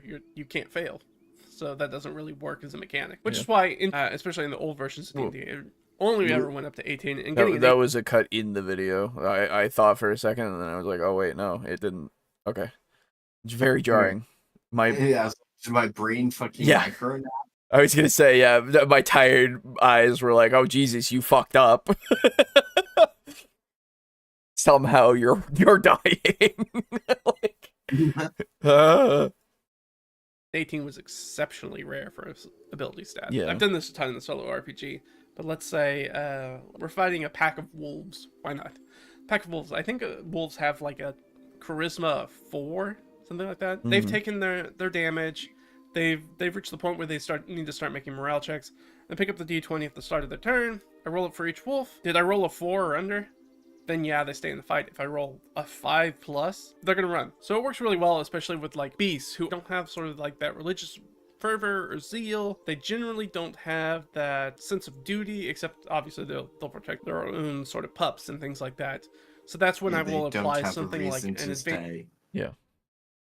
Advantage or disadvantage, or I'll change the point at which they start making those saves. But you can use advantage and disadvantage to alter the circumstances. Say if one of the PCs makes a successful intimidation check against let's say bandit. A sorcerer makes an intimidation check against the bandits that they're fighting and does really well, and I'm like, all right, well, they're gonna start rolling morale checks and they're gonna roll at advantage, which is technically disadvantage. So I'm going to take the higher number. Bandits have a 10 charisma, 10 or 11 charisma. So if I roll anything that's 12 or above, yeah, they're out of here. So I'm going to roll 2 dice, take the higher number, and they're going to get out of here. So it's very simple. It gives you this the advantage disadvantage mechanic can work into it to kind of give you this ability to customize it so it makes sense for the situation. It can be a bit wonky for new DMs. I do say that to get the sense that hey, advantage and disadvantage is actually inverted here, and the roll under mechanic. So if you are new to the hobby, especially if like D&D is the only game you've ever played, these are technically mechanics that are from other editions of D&D and other games in general. So it can be a little wonky to wrap your head around because you have to do things like flip advantage, disadvantage. That's one of the reasons that I tell people is like you should try to play more games. You should read them, you should play them, you should try to run Yeah, them. I mean that's just in general. Absolutely. Yeah, so you get the ideas and the other things that you want to. Learn and steal stuff from other like mechanics from Yeah. other games and come back and bring them to D&D and make the game truly your own. Yeah, exactly. Yes, fully agree. Hey, Dave's back. Byzantine is a proper adjective, though. Yes, we Oh, have now hello, learned Dave. this. How are you doing? Yeah, I guess, what do you think of the proposed system now that you know it, basically? I do like the idea of using he touched on this, but charisma Yeah. to base the rolls off of. Yeah. Because like a shit ass wolf is gonna have like nothing for charisma. And yeah, if I'm doing a roll under mechanic, it's so simple I'm kinda surprised I never really thought of it. Mm-hmm. Mm-hmm.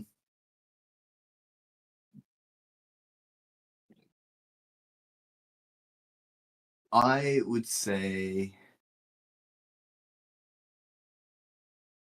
I don't know, like there's a lot of variables.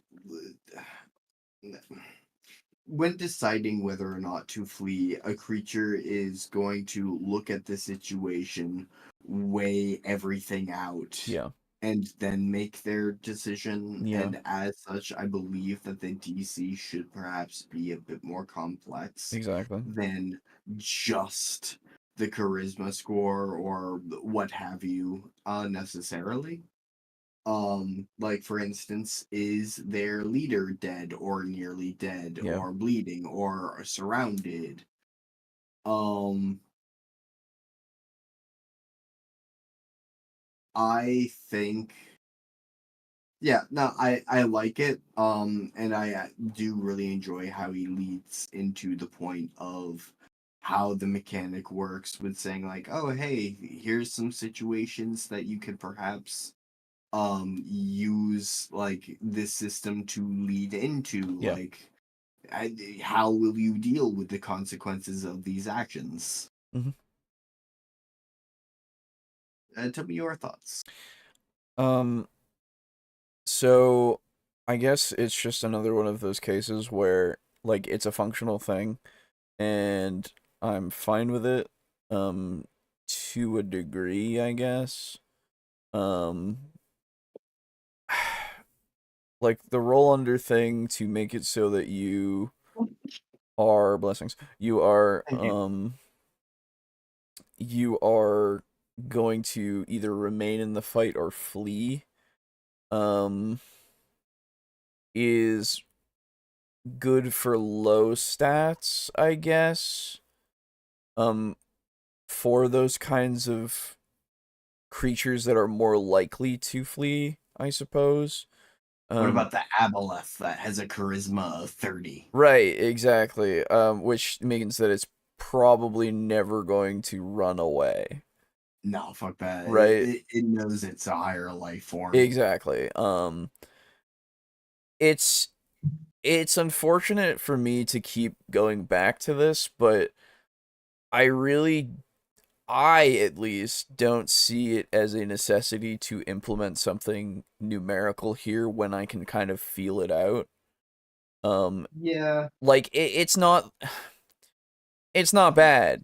Don't get me wrong. It's a good way to go for it, but at the same time I just feel like you can assess the situation as if you were the wolf there, at least to a degree that makes logical sense. And go, ooh, packmates die. Owie, I'm getting hurt. My next meal is gonna be way harder to get. I gotta go so that I can like rest up and hopefully hunt another day so I can eat, you know? Yeah. I I guess it's just it's my experience is clouding my judgment of this, I would Yes. say, which is unfortunate because I I really do think that it's beneficial to have for people that are inexperienced. Yes. Um Um. yeah, I don't know. I think that's where I'm at. I have a Yeah. No, bias and I recognize that, and it's making it hard for me to um really look at this as something that I would implement, but I understand the benefits. yeah. This is something like this is a perfectly fine, perfectly serviceable system Yeah. where if you are starting out as a DM, and like I would show this video to brand new DMs. Yeah. I would not show this video to DMs who have DM'd before. Yeah, exactly. Um, if you are feeling insecure about your position as a adjudicator of what happens and how an NPC or creature acts, Yeah. um, then yeah, absolutely something like this functions incredibly well Yeah. as a broad strokes sort of mathematical indicator to you as the DM of is this creature going to probably run away? Yeah, Um, however, this is unfortunately a video that I would say is not for us. yeah, my ultimate problem so far is that it's a way to do it, but I find it as like one of many that I can think of, and none of them really take priority over another, right? Yeah, They would all work in the similar way, whether it be like they reach half hit points, you roll then, or half of the unit, quote unquote, half of the combatants are seriously injured, you roll then, or you actually roll under a stat at a certain point. Um, does it work? You use a DC, you use the stat itself to roll under, you use the stat itself to roll on. Like, does it have the wisdom itself to understand that this is a bad situation? Like, you could utilize a bunch of different stats. Like, there's so many variations of this. And I don't think there's any one that really is the universal one that anyone should go for. I think, again, it's just the plant the seed. Say, hey, man, morale is like super useful, and honestly, the bit about like all of the opportunities and stuff that you can come mm, about, that's the really important bit, honestly, to me. Less the yeah, mechanics, unfortunately, um because I think yeah, once you understand the opportunities and everything that comes through it, you can get the mechanics pretty easy. Like, you can figure it out pretty easy. yeah. It is telling the players this, like, oh, like the repercussions of like letting creatures survive or whatever. Absolutely, like, yeah, it'll get players thinking about like, oh, how might the fact that the party decided to let the bandits live cause the story to warp as it Yeah. unfolds. And hell, it can be something that Um, happens to the party when they're first starting out, if they're brand new and you beat their ass with something and then they let them go. Like, that's a learning experience that can just be physically kind of taught, in a yeah, way that just shows this all without any mechanical, like, anything really that is behind the scenes or anything, that can then get them thinking, oh, well, they let us go. I mean, that's a thing that can happen. Huh. and then really think about what can happen from there if they were to implement that themselves, what they could Yeah. do, how they could utilize it, all that kind of stuff. I would argue that because you and I are the type of players that when we hear a situation, when we hear a system like the morale system, and we're chomping at the bit to actually hear the math of what's going on, Mm, and we're also, while discussing what's going on, theory crafting our own iterations as to how we would roll this. mm. I believe that is indicative of the fact that we are not the intended audience. Yeah, I think so. I do. I agree with that. But It's a good system. it Do not get me wrong. no. I just don't know if it's necessarily for me, because I think I've evolved past the Yeah, point of needing this video I was in my D&D career. yeah, not to like I'm not knocking it or anything, but I am past this video, right? Like it is no longer that useful to me. But I can recognize the use that it can have for many people. Like it's not bad as a video. Um, I would furthermore posit that, given that I, of course, can't speak for everyone in our audience, but given that most of our audience, especially the people that are still with us, have been sticking around with us for like long enough and through enough videos that they have seen and probably picked up on this fact, yeah, they like, even they are not the audience. yeah,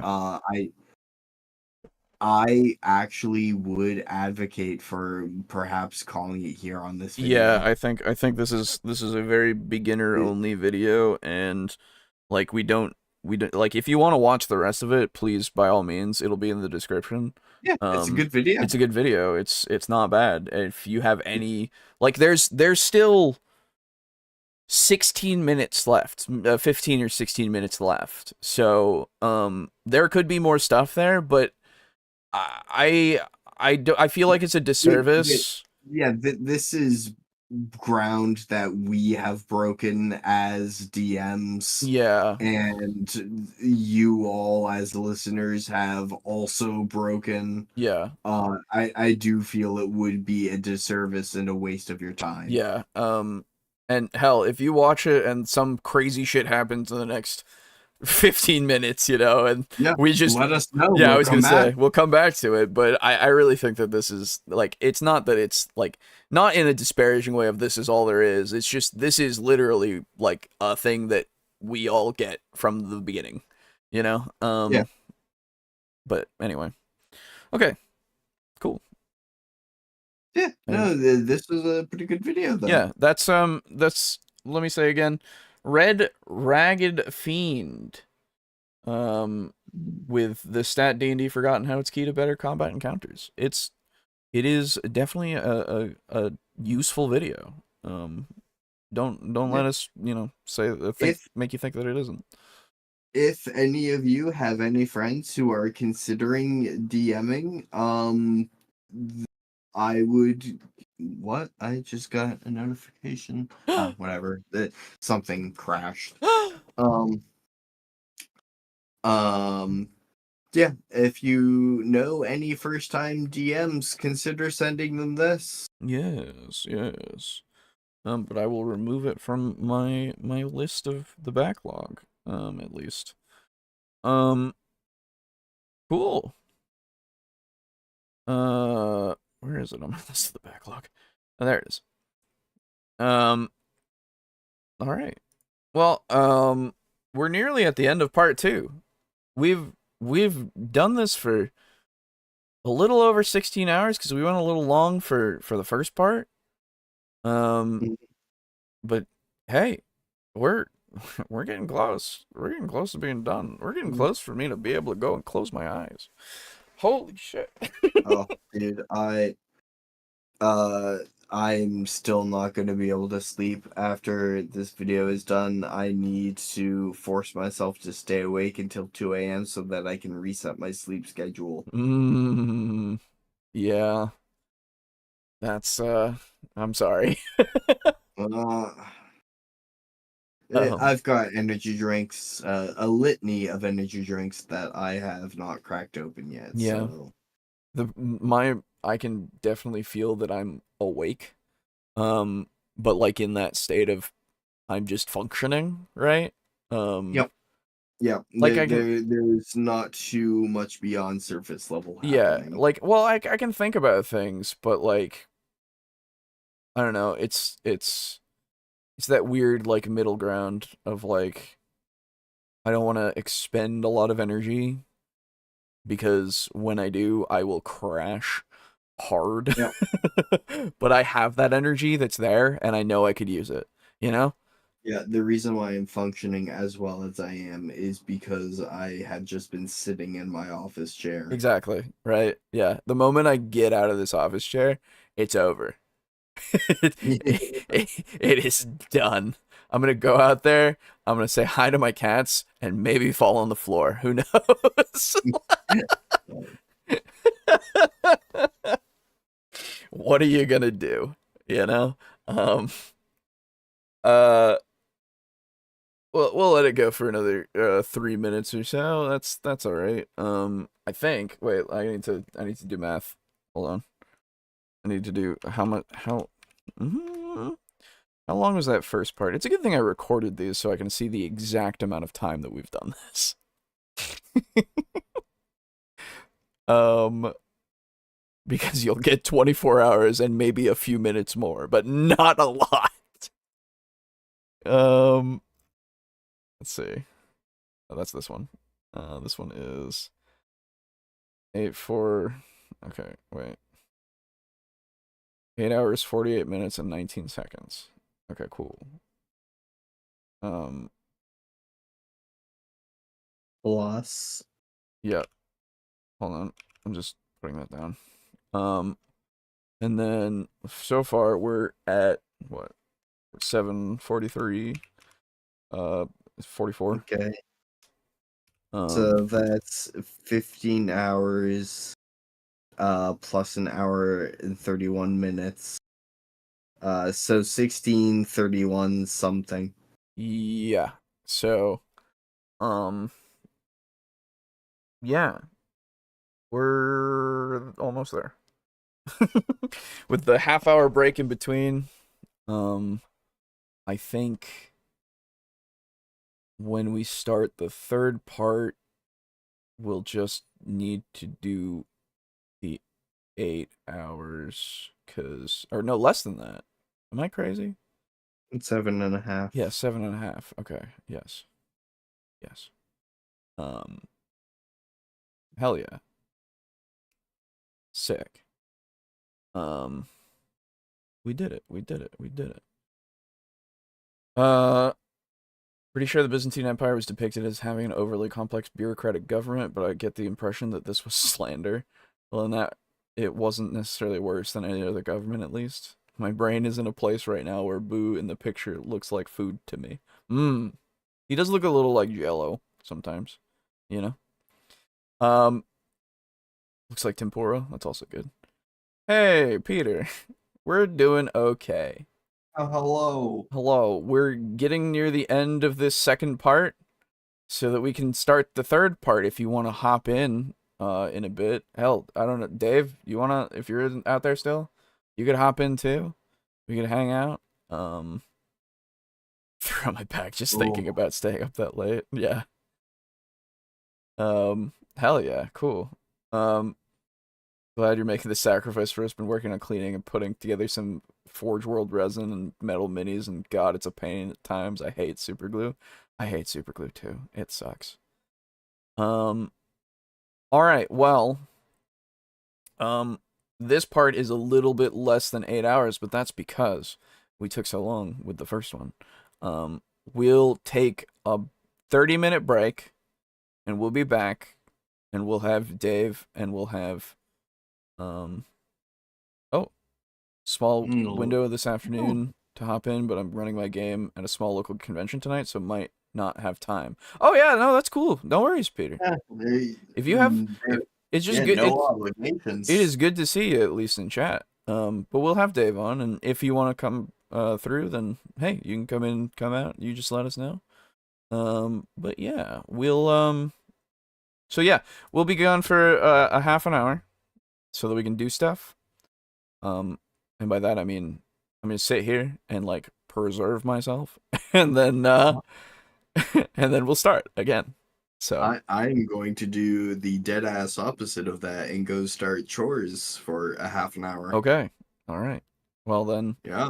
we will see you all in a half an hour. Goodbye. Goodbye. Shoo, Go I on. say. No, Shoo. you stick around. It's just Oh yeah, stick around, yeah, but like yeah. for 30 minutes. No.